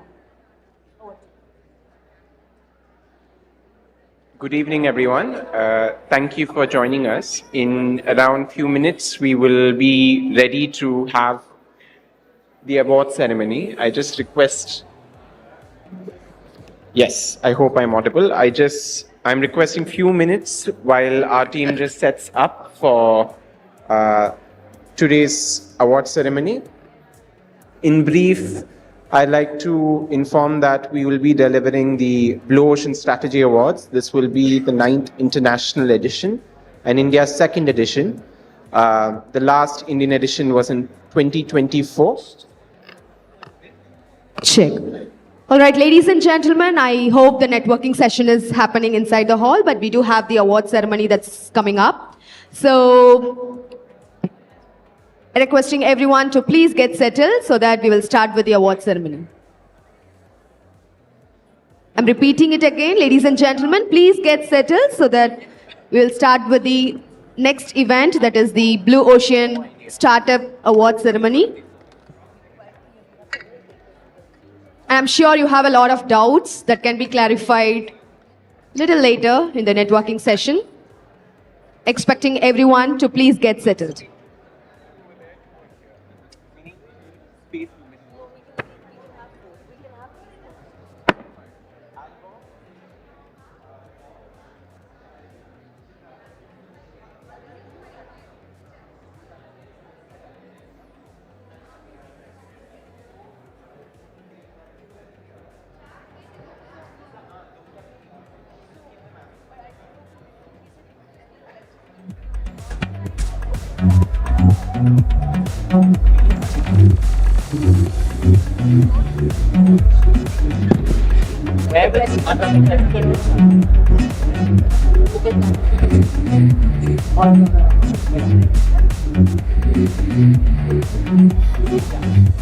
Hello.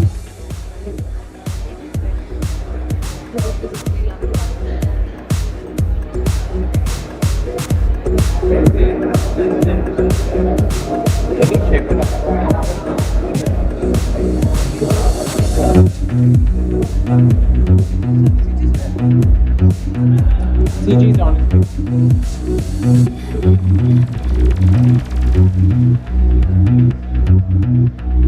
A lessons I had when running away.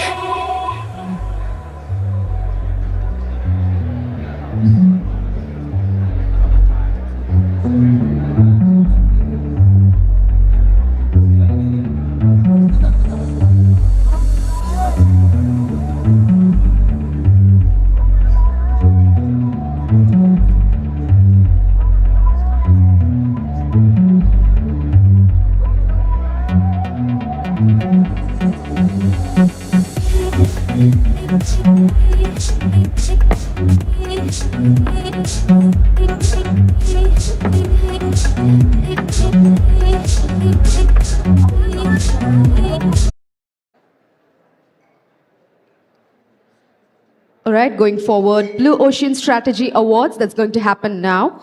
And it is an international initiative that recognizes organizations, startups, and the institutions that have successfully applied Blue Ocean principles to create the new market and societal outcomes. So this session will be handled by Mr. Anish from Embiom. So can we give a big round of applause to Mr. Anish, please? Let's give a huge applause, come on.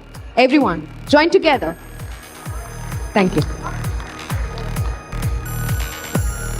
Many thanks for your kind introduction, ma'am. I'd firstly like to thank each and every one of you for being present here with us this evening for the 9th International and the 2nd Indian Blue Ocean Strategy Awards. It gives me great pleasure to be emceeing for you this evening at this very prestigious event conducted at, which is Umagine 2026. Before I proceed, I'd like to first introduce myself. My name is Hanish. I am a representative of Embiom, which is an Indian partner to the Blue Ocean Strategy Awards. In addition, we are also a sister concern of the 2024 Blue Ocean Strategy Awards Indian winner, Ahope Solutions. Without further ado, I'd like to get us started off this evening. We can first begin with an introductory video that will orient us to what we can expect this evening to better understand what Blue Ocean Strategy Awards is all about, which will give us some insight behind this initiative and the significance of its application in today's economic world.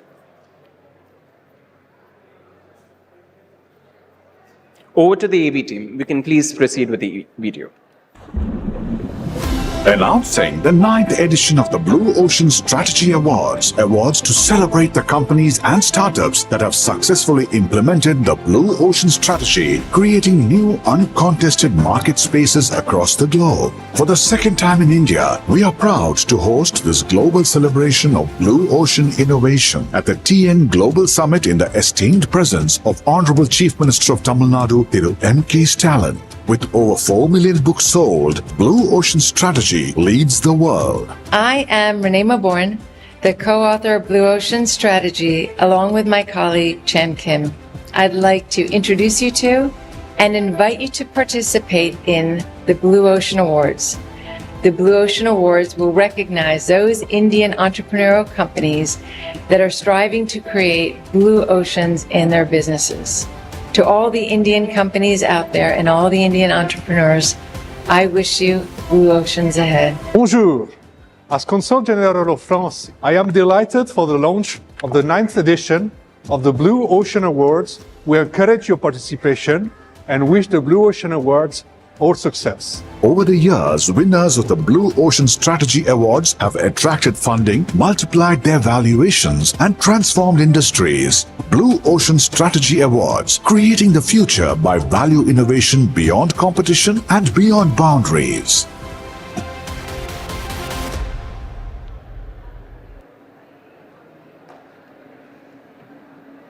Before I invite the dignitaries on stage, it is worthy to mention and highlight that this edition of the Blue Ocean Strategy Awards would not be possible without the proactive support of Startup Tn under the tutelage of Mr. Shiv Raja, CEO of Tamil Nadu Startup Mission, and of course his team of Mr. Nikunj, Ms. Kadambari and Vinita, who have proactively supported us. In fact, the reason we have been able to finalize such robust finalists is because of a workshop and campaign that they ran that allowed us to tap into the robust startup economy of Tamil Nadu. So I believe it is completely necessary that before we invite the dignitaries on stage, we acknowledge the support that has been extended to us by Startup Tn. Thank you so much. Before I invite Mr. Alban on stage, I would like to also invite all dignitaries on stage. So I'd like to begin with Mr. Shiv Raja, sir, the CEO of Startup Tn. The Consulate General of France. Mr. Alban, the founder of Blue Ocean Strategy Awards. Professor George Epen, the International Director of Blue Ocean Strategy Awards, and of course, Dr. Dilip Kumar, a jury member who supported us in our deliberations today.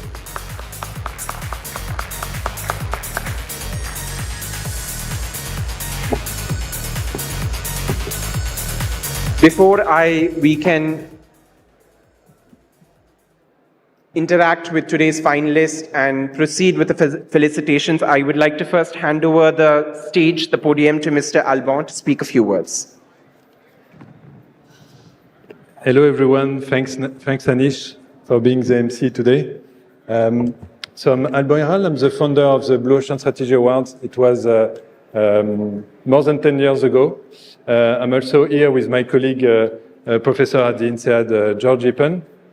I will let him introduce himself as well. So just a few words about Blue Ocean Strategy. Maybe George, you can join me? George, Professor, you can join me as well to introduce yourself. And we'll say a few words about what is Blue Ocean Strategy and who are these two professors, Chen Kim and René Mauban, who are the founders of this Blue Ocean Strategy in 1996. With these 3 books, maybe you already read, we will give these books to the jury, to the finalists and the winners. My name is George Epen. My name is George Epen. I'm a graduate of INSEAD. I started working with Chan and Renee in '98. Started teaching value innovation, and when the book came out, Blue Ocean Strategy. Done workshops all over the world, but a few years ago I connected with Alban, and they went to South Africa. I went with him to Senegal. We came to India, and this is the second time in Chennai. So any questions, I'm always open either on email or on LinkedIn.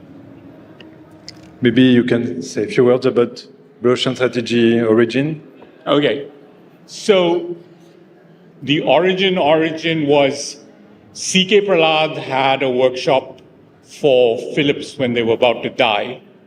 And he took 3 of his PhD candidates, one of whom was Chan Kim. There's also Gary Hamel and Konstantin Makridakis, and all of them went on to create value. Chan Kim created value innovation, the tools. There was a group of consultants from Mac Consultancy that created the tools. And Blue Ocean is the only strategy approach that gives you very simple tools to create blue oceans. And I've been doing this for over 20 years. Albon's doing it for about 20 years too. We've never had a workshop that hasn't generated value. So all the purpose is to create your own market ahead from the competition. It's most of the industries are red oceans made of very strong competitors doing exactly the same, copying themselves, and you need to go out of this competition, creating your own market space. It's called the Blue Ocean. It's all what you will see today as the winners, the laureates of this Blue Ocean Strategy Awards. We have Blue Ocean Strategy Awards now in the world. It was first in France, and then in South Africa, then in Senegal, India for the second time. Soon it will be in the Emirates, Korea, and the US. When you are a winner of the Blue Ocean Strategy Awards, you are 90% chance to be funded in the next 6 months. And also, your valuation will be, as an average, multiplied between 10 and 40 in 3 years. This is the figures we have. So you can see some famous examples of the growth they had in terms of value from the formal winners of the Blue Ocean Strategy Award since 2014. So we had a very strong journey, very good process. We started with more than 200 applications this year for this second Indian edition. We started with 200 applications, and from these 200, it was difficult to select the 7 finalists we had this morning in the jury, and we also appreciate and are very happy to work with Startup Tn for 3 years now with the government of Tamil Nadu, and we really thank all the jury members. You were more than 40 online with the jury investors, with international investors, and also in the event today, physically in the event. So you were delivering very good questions, very challenging them. It was also very difficult for you to make a choice, to choose.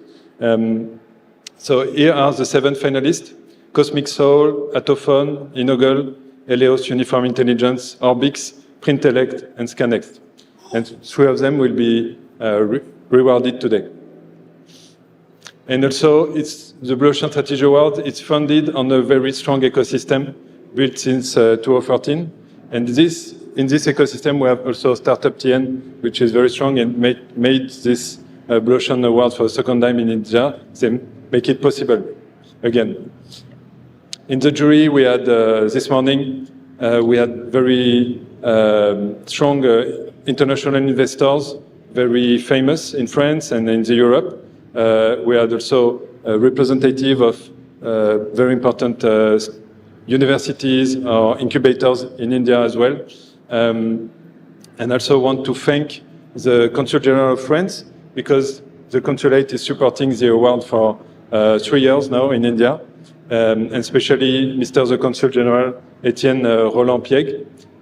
So I will be very happy to have your introduction, Mr. the Consul General.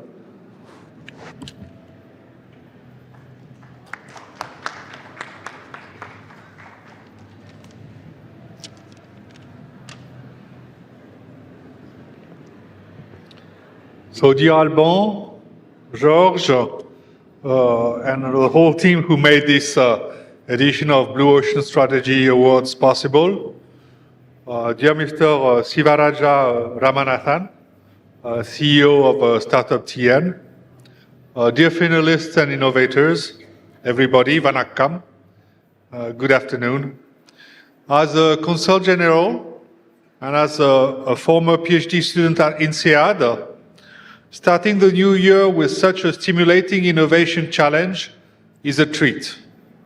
The Blue Ocean Awards have gained global recognition since their inception 12 years ago, and now I fully understand why after being part of the jury for this edition. It was an honor and a pleasure to join this adventure. My warm thanks to Alban for inviting me in the jury panel. After the success of the first Indian edition of the Blue Ocean Awards 3 years ago, supporting again this impactful competition was especially important for our consulate. The second edition takes place as we are just entering the Indian-French Year of Innovation, an initiative launched by Prime Minister Modi and President Macron to celebrate and further strengthen the connections between Indian and French innovators. The Blue Ocean Awards in India are a case in point of this potential for meaningful Indian-French collaboration, reflecting our shared values, encouraging bold ideas and impactful solutions tailored to concrete needs and free from ideological domination. I hope this second edition in India will be followed by a few others in the coming years.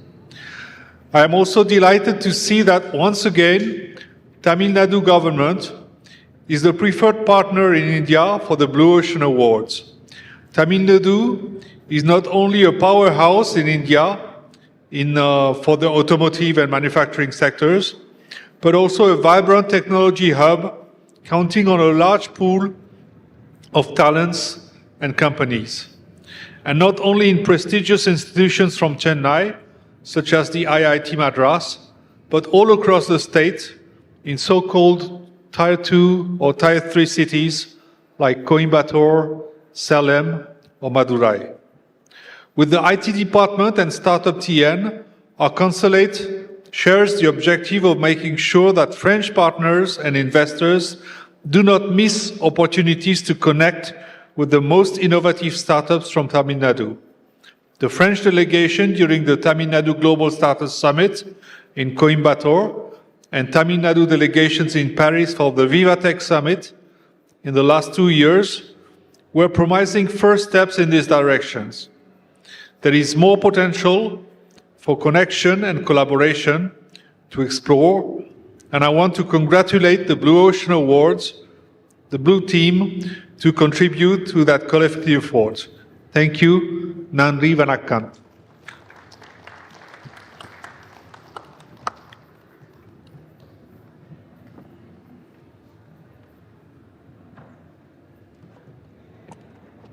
Thank you for your very kind words, sir. Before I proceed with the next dignitary, I'd like to, it's very momentous to introduce him. It is the CEO of Startup TN who we'd like to hear from next. And it is quite important to again note that the launch of the Blue Ocean Strategy Awards took place at the Global Startup Summit, an event helmed by Startup Mission of Tamil Nadu. And it gives me great pleasure to hand over the mic to Shivaraja sir to speak a few words.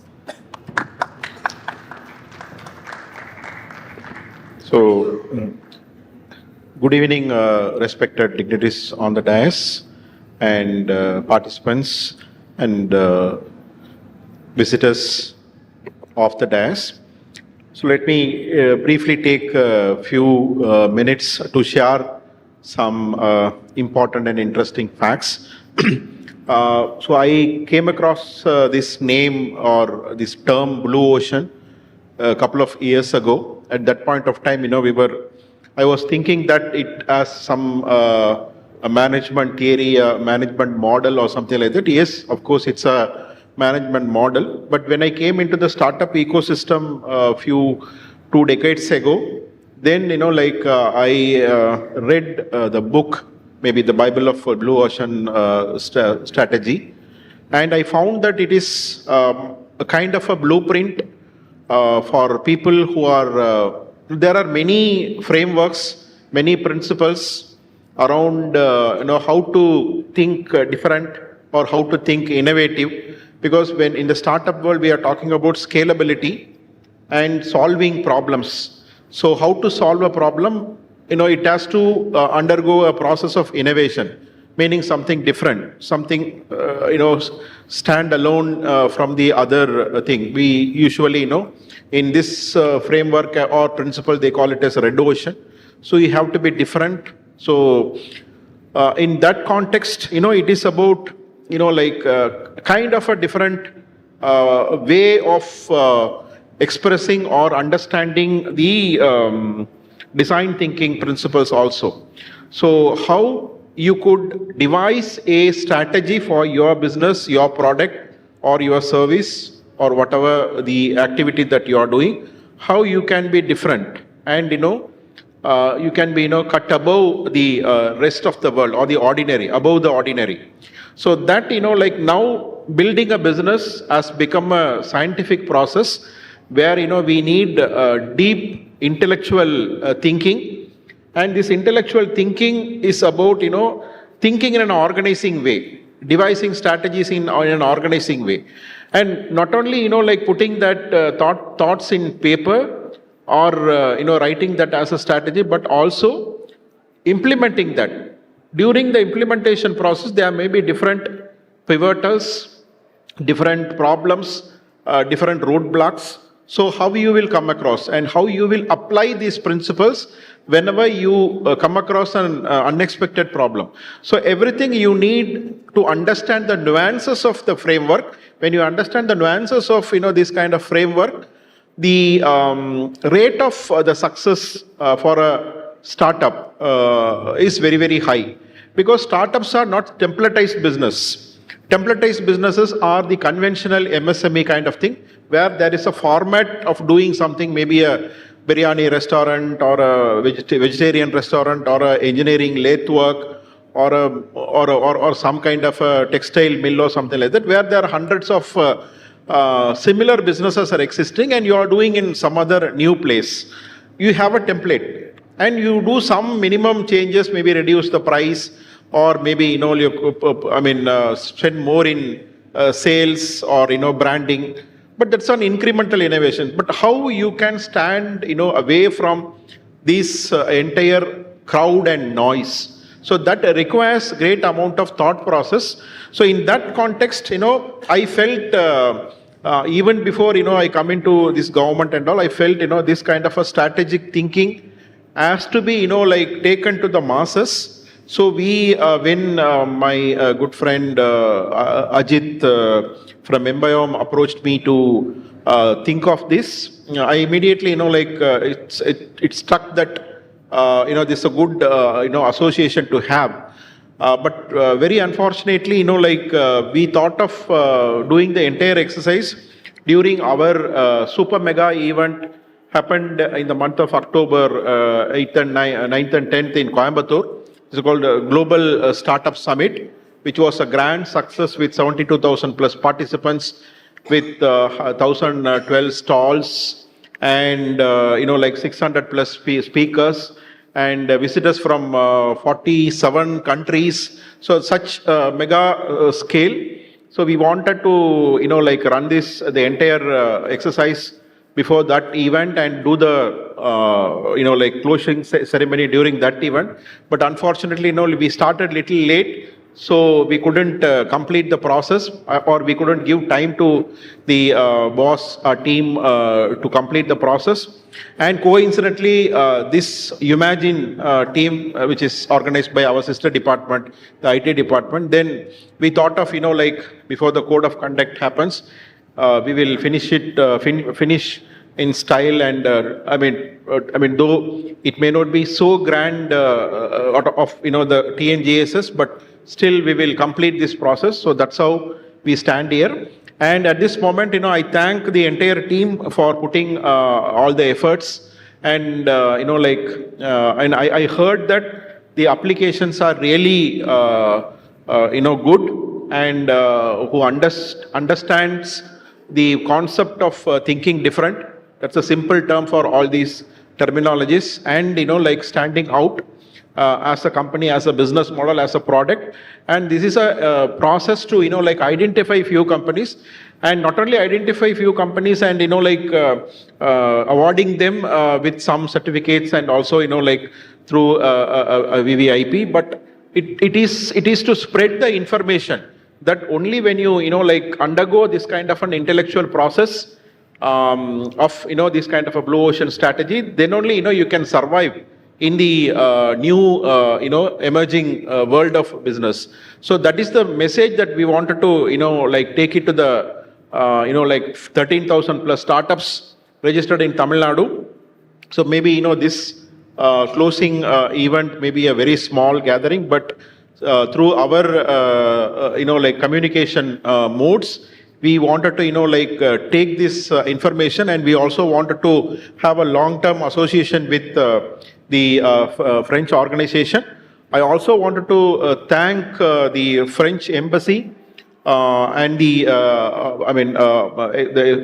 the honorable ambassador and his second officer sitting here in Chennai office of the French embassy. So they were really the catalysts, and more than the Blue Ocean team, they were like coordinating with us in bringing the pieces together. And my sincere thanks for them, the French embassy as well as the BOSA team for helping us. Though we are sponsoring this entire exercise, I feel that this will add a lot of value to our startups, but we don't want to end with this particular exercise of inviting applications and shortlisting and awarding, but we wanted to like take this thought process, this learning process continuously, and reach out to maximum number of startups. Maybe not necessarily through awards process, but some other kind of programs. I think I wanted to discuss with the team and wanted to implement in the days to come. So with this, like once again, I thank all the organizers, including our Startup Tn team, for like bringing out this wonderful exercise, and also my appreciations and congratulations for people who have participated. I think through the evaluators or the jury members, I understood that most of the teams are really good, but for the sake of selection, they have identified a couple of very good applicants. I also congratulate them, and we hope that this association and this exercise and beyond this exercise also, we are interested to continue and impact more startups in the Tamil Nadu region. Thank you so much.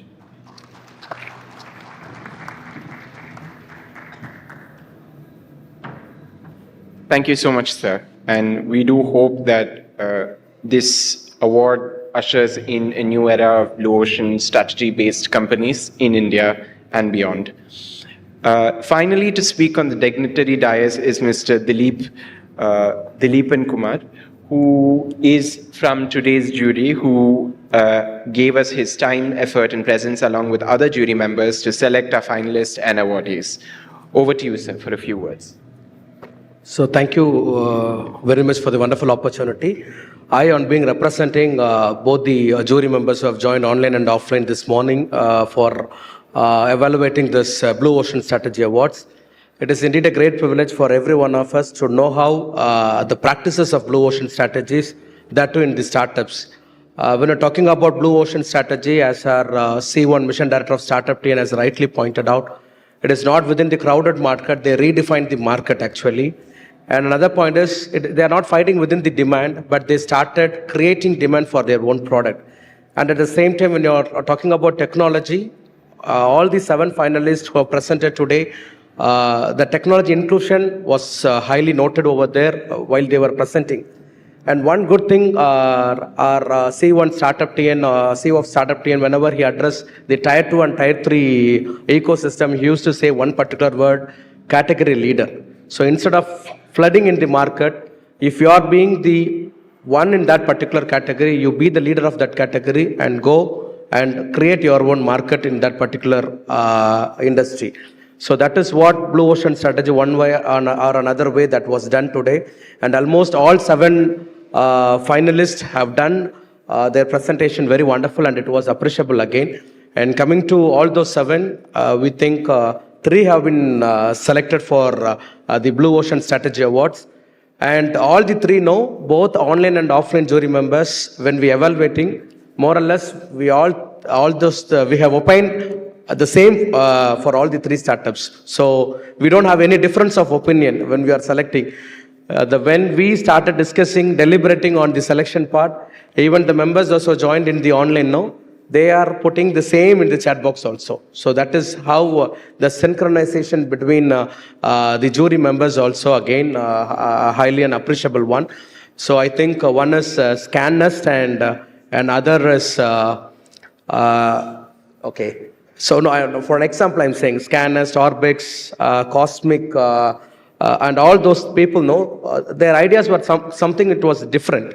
That's what I told you very earlier, that it is not within the market. They redefined the market again. So all their ideas was again redefined the market. They explored something very new in terms of their innovation component. So it is highly appreciable, and thank you Blue Ocean Awards team, as well as the startup team and the implementation partner in India and Tamil Nadu for this wonderful opportunity and for uplifting our startups to the next level of growth again. So thank you all, and thank you.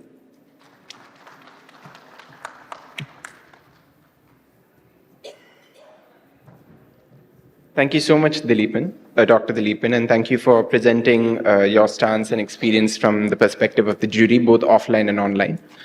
Finally, we can proceed with the reveal of the 3 categories of this year's awards, and of course, also hand over and felicitate the winner. Starting off with the first category is Societal.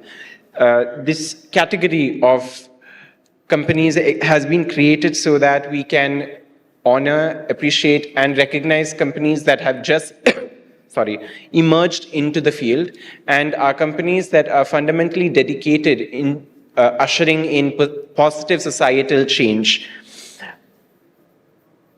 I request for the envelope containing the details of the winner to be brought on stage and be handed over to the CEO and CG. And I request the dignitaries to announce this year's winner for the Societal category.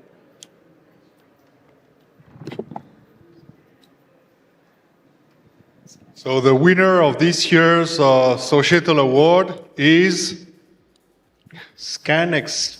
ScanNext? Yeah.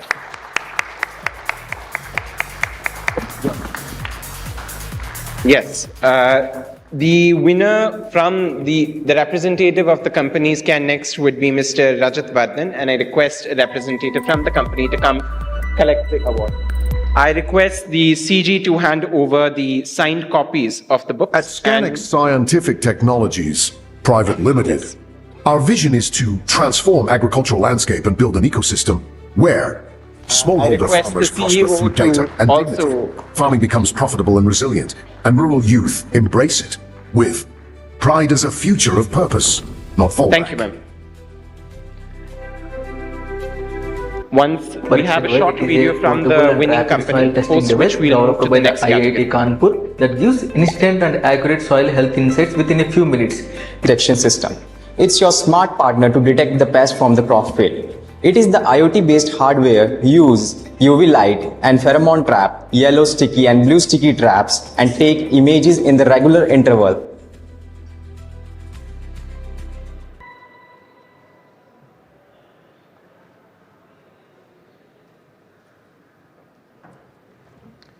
We can now proceed to the second category of the awardees. And, okay, fine. Shall I call her on stage? I request the representative ScanNext to come on stage so that they can speak a few words on the company. Yes.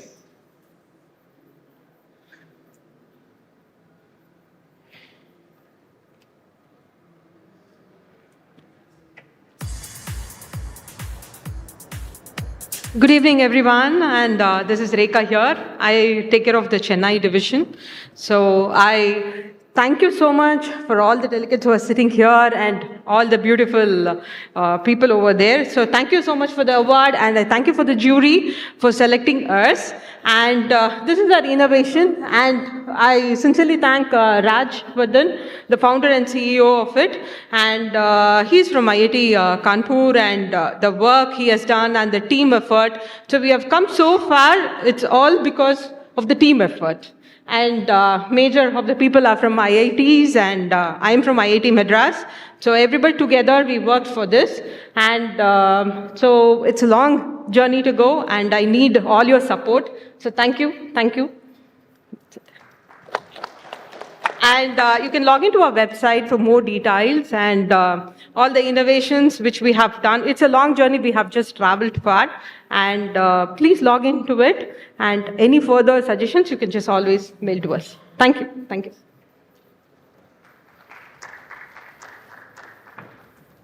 Thank you, ma'am. I would like to request one of the jury members, be it Mr. George, the CG, or Dr. Dileepan, to say a few words on what made ScanNext stand out as a winner, leading it to be a winner for this year's Blue Ocean Strategy Awards. Hello. Yes, it was very clear that it was the impact possible, and it's going to be global. It's not just Indian. It's taking technology to the farmers at a very low cost. And you probably see it on the website. They actually have a device that you can either lease or buy that brings the cost of tests to some ridiculous number of rupees. I mean, low compared to testing. And it impacts livelihoods, it impacts people, but it also impacts the larger environment, because soil testing is an important part of the process. In fact, with Alban, they had some projects in South Africa, and this is one of the challenges. How do you identify what inputs, when, and how? And that makes a real difference to the outputs and the outcomes. Voilà.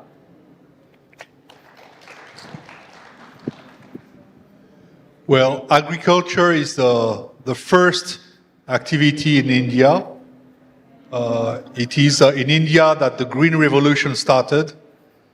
Now in the 21st century, we're on the cusp of a new green revolution, an evergreen revolution, and companies like ScanNext stand at the vanguard of bringing the strength of new technologies to the agriculture sector. So it really deserves this award for its societal impact and economic importance, especially for India.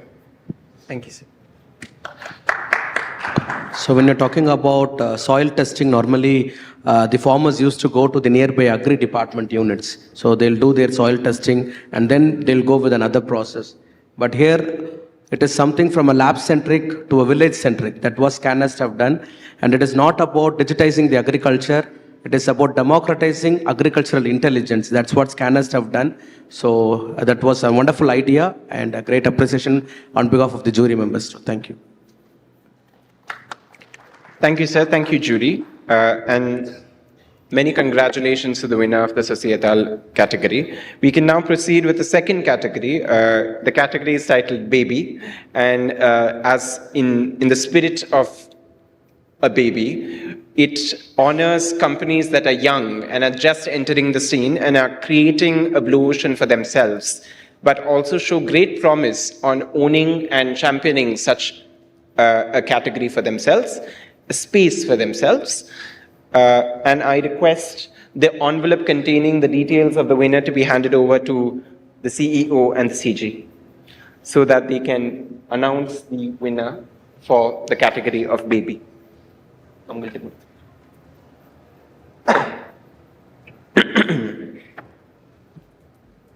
for this category, the winner is Orbix. Congratulations to the winner. Before the video can be played, I would first request the representative of Orbix, Mr. Madan Kumar, to be present on stage. And I request the patent to be handed over to the and the signed copies of the books to be handed over to CG to be awarded and felicitated to Mr. Madan Kumar.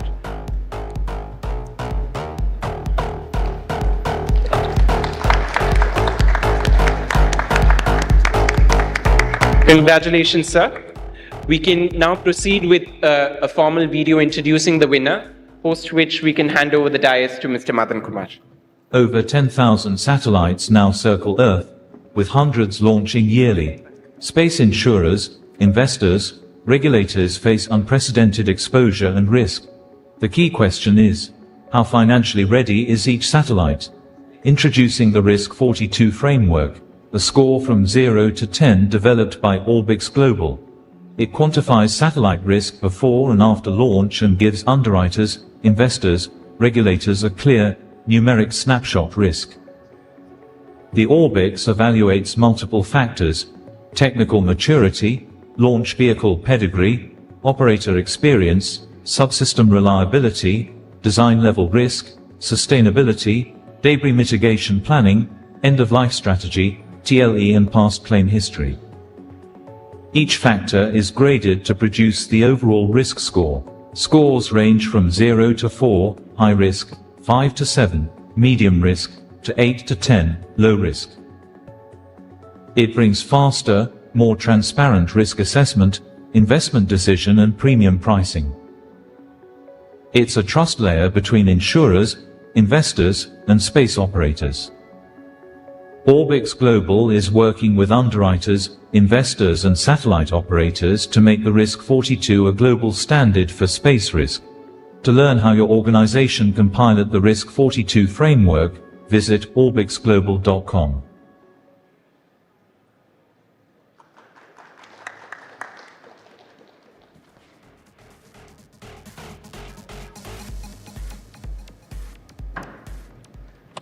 Thank you for that video. I now request Mr. Madan Kumar to come on stage to speak a few words about his organization.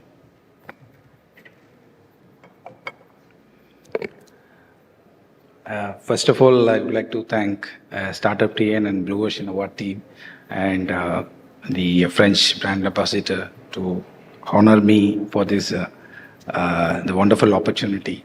And so your appreciation really really encourages to how we are creating the Blue Ocean, the strategy, and in the how we are creating the market.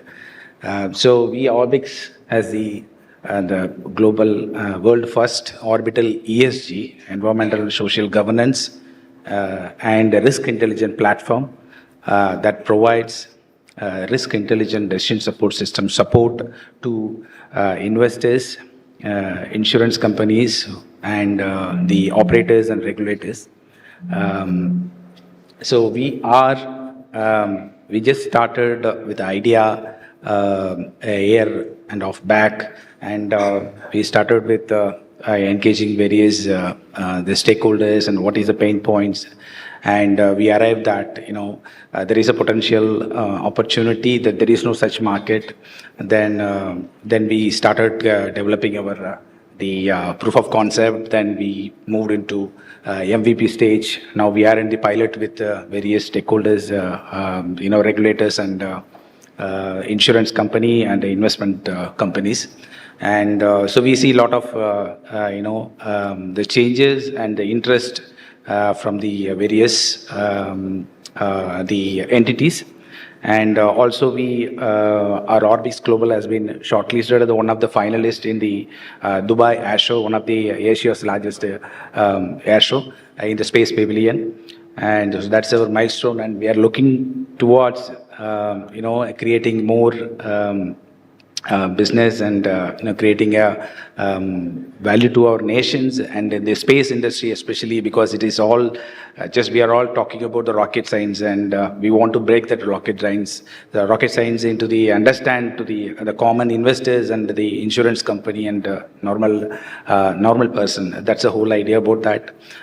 So thank you so much for the opportunity, and thank you so much for my team, and thank you so much for Nikunj for the wonderful support. Thank you so much. Have a wonderful evening.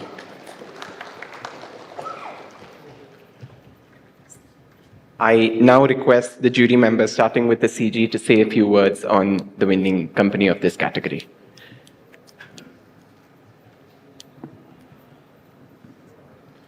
Well, space is the new frontier, and yet it is already crowded. So, crowded with satellites, with debris, and this creates a risk for industrialists, for the space industry, and for the insurers. So here, Orbix points at a problem and creates a market. This is very much in line with the spirit of Blue Ocean, and the award is very well deserved. Yes, I think in one of our earlier events, we had a company looking at space. It was called Unseen. A winner from one of the previous events was Unseen, right? And they were looking at issues, but Orbix is a very clear case of risk that cannot be evaluated because there's no data. And what Orbix does is creates data so people can take decisions. And also in the spirit of Blue Ocean, it allows smaller reinsurers to focus on just that problem rather than being part of Lloyd's or AXA or one of the major players. So this actually opens a blue ocean for reinsurers that might focus just on space issues. And I think that's why. And also I'm impressed by the quality of all the presentations. We've been able to enable technology in IA in everything from space to underwater. Thank you. So when you're talking about Orbix, normally when we talk on orbits, we usually come up with many technical jargons actually. But this man, Mr. Madan, who made all those technical jargons into an economical language. So he made Orbix as an investable, insurable, as well as at the same time a governable platform for the entire community again. So thank you. Once more, I extend my hearty congratulations to Mr. Madan Kumar and his organization. Finally, we can introduce the final category of this year's awards. The final category is called Mentor, and unlike but similar to the category of Baby, these honor and recognize companies that are older than 2 years and have already created a blue market for themselves and are growing in stature and robustness in terms of how they occupy that space and inspire other companies to create blue markets. I now request the envelope containing the winner's details to be handed over to the CEO and the CG so the same can be announced.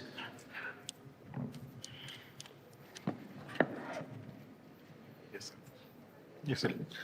So the winner of this category is Inaugural. Congratulations. Hearty congratulations to the winner. I request Ms. Shobana Yu to be present on stage to collect the baton from the CEO and the signed copies from the CG of France.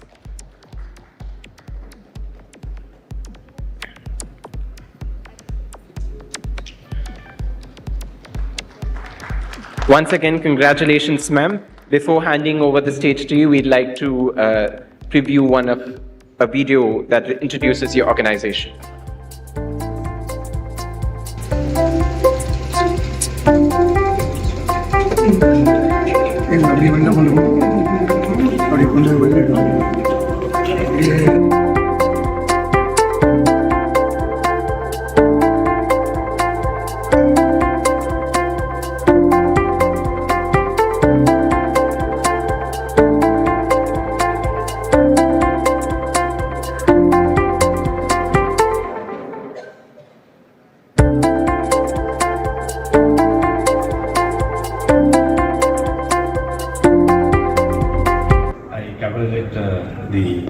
inaugural innovation for bringing a new concept of helping the fishermen community in the country. This instrument is going to be a big help for the fishing community who are taking risk going to the sea and doing the venture.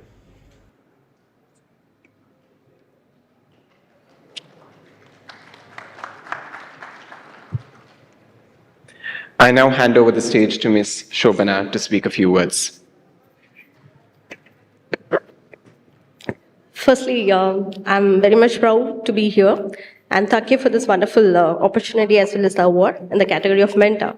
So basically, we are into an oceanography deep tech company providing solution to fishing industry, coast guards, and also for the ocean researchers. So our flagship product would be named called Cuddle Compass. So that is a kind of high-end technology that we use, like cutting-edge hydro technology, especially for underwater intelligence. Along with, we used a kind of NTN for SAT communication and all. So our motto is to have a kind of reading the voice of water and also providing a communication even in deep sea along with the life safety solution. So we got this product into the market after this successful 6 years of research.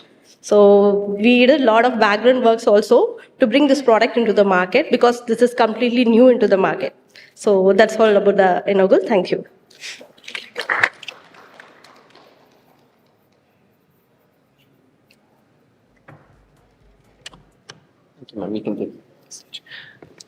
For one last time, I would like to now call upon the jury, starting with the CG, to say a few words on the winning organization of this category.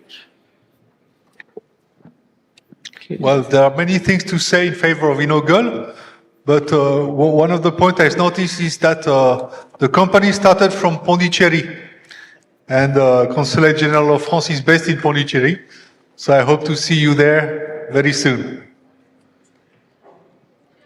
Yes, as all of you know, Pondicherry was a French territory, so there's a very strong Indo-French link here.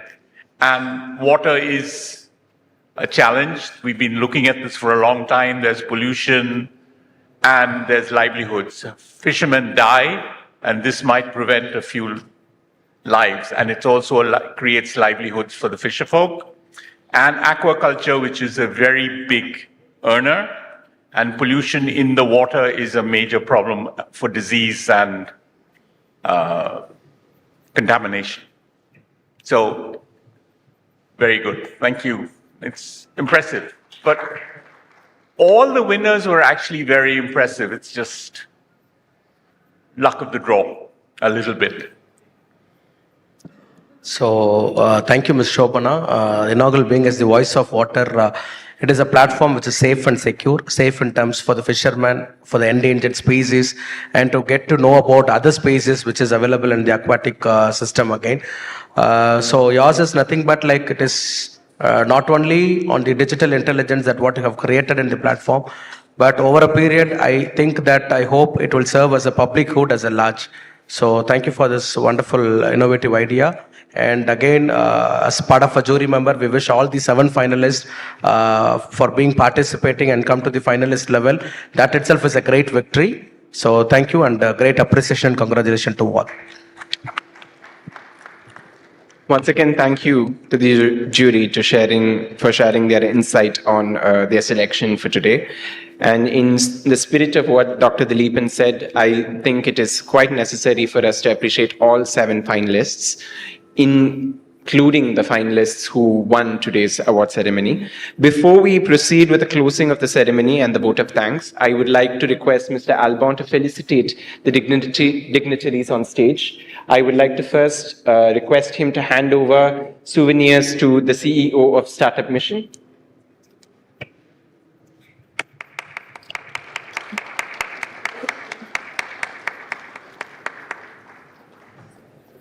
Yes, that.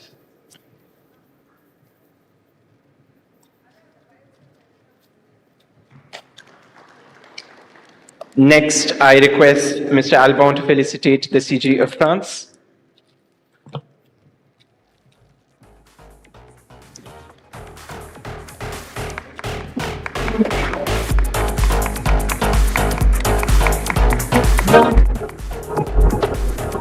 I request Mr. Albon to felicitate Professor George from Blue Ocean Strategy as well.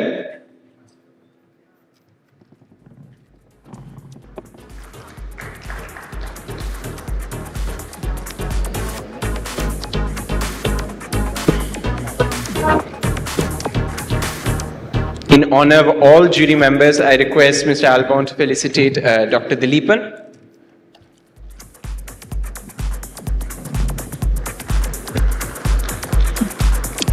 Finally, in spirit of Indo-French partnership, because the Blue Ocean Strategy Awards is an outcome of Startup TN's ongoing support and the Blue Ocean Strategy, I request Mr. Nikunj to present a souvenir to Mr. Albon, the man of the hour.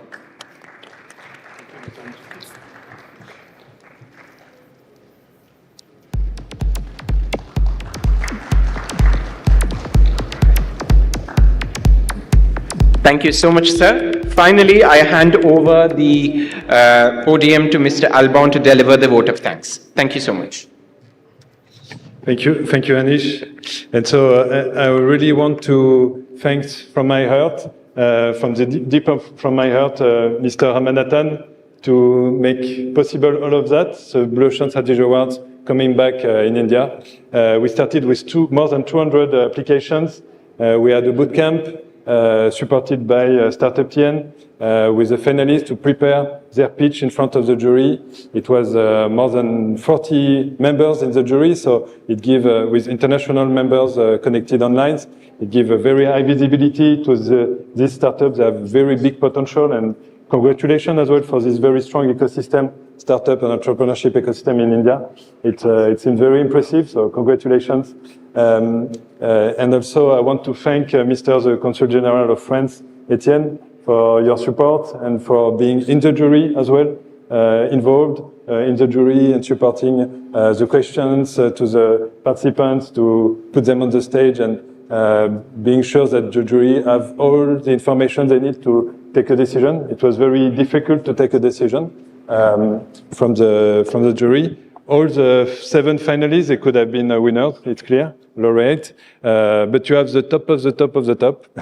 You saw them. And now they will gain high visibility through the Blue Ocean Strategy Awards international ecosystem. They will be invited to France as well to join the ceremony we have for the NINS edition, because this edition in India, it's part of the NINS international edition where we have Senegal, South Africa, France, soon it will be in the Emirates. Very soon in April it will be to take place in the Emirates. And they will scale up, as we say, scale up. They will be very fast, even bigger and going very fast. We will supporting them because they will join the INSEAD Blue Ocean Strategy alumni. They will be supported by us and the INSEAD and the Blue Ocean Award internationally. And then they will be, again, certainly winners. Will follow their development because they can be baby, but then they can be mentor, and then they can be legend. And soon we hope we will have this category in India because legend, they have to be first baby or mentor winners to become a legend. So legend, it's totally clear. They became a very big success with after 5 years, certainly something like that. And I wanted to let you know about this certification. We are just launching in 2 months. It's international certification. We have prepared the finalists through this certification. It's a Blue Ocean Strategy certification for action. It's not only books, it's also a process, like Mr. Ramanathan said. It's also tools and AI tools we have developed. It's also coaches, a strong support to let them operationally deploy your Blue Ocean strategy and make it a strong success. So thanks to all the jury members as well. You were a lot. And I want to say a special thanks to Nikunj. Thanks Nikunj for also organizing all of that, making it possible. And we say the best. We wish the best for the 3 laureates and also to the finalists because they have very strong potential as well. and we hope we'll see you very soon next time for the 10th edition of the Blue Ocean Strategy Award in India. Maybe at next Umagine, we'll see if you are still involved. We would be very happy to support you in that. So thanks again a lot, Startup Tn and the government of Tamil Nadu.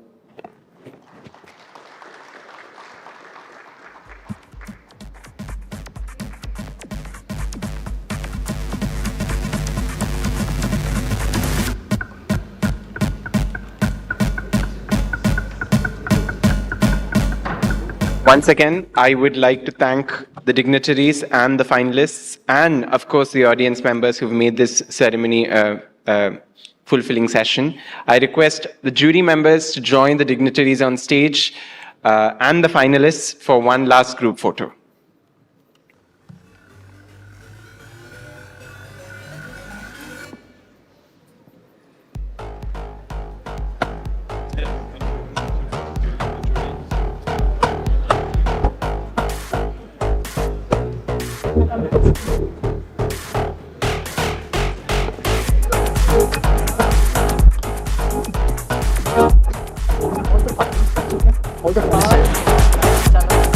So all the finalists and jury members all are here? Okay.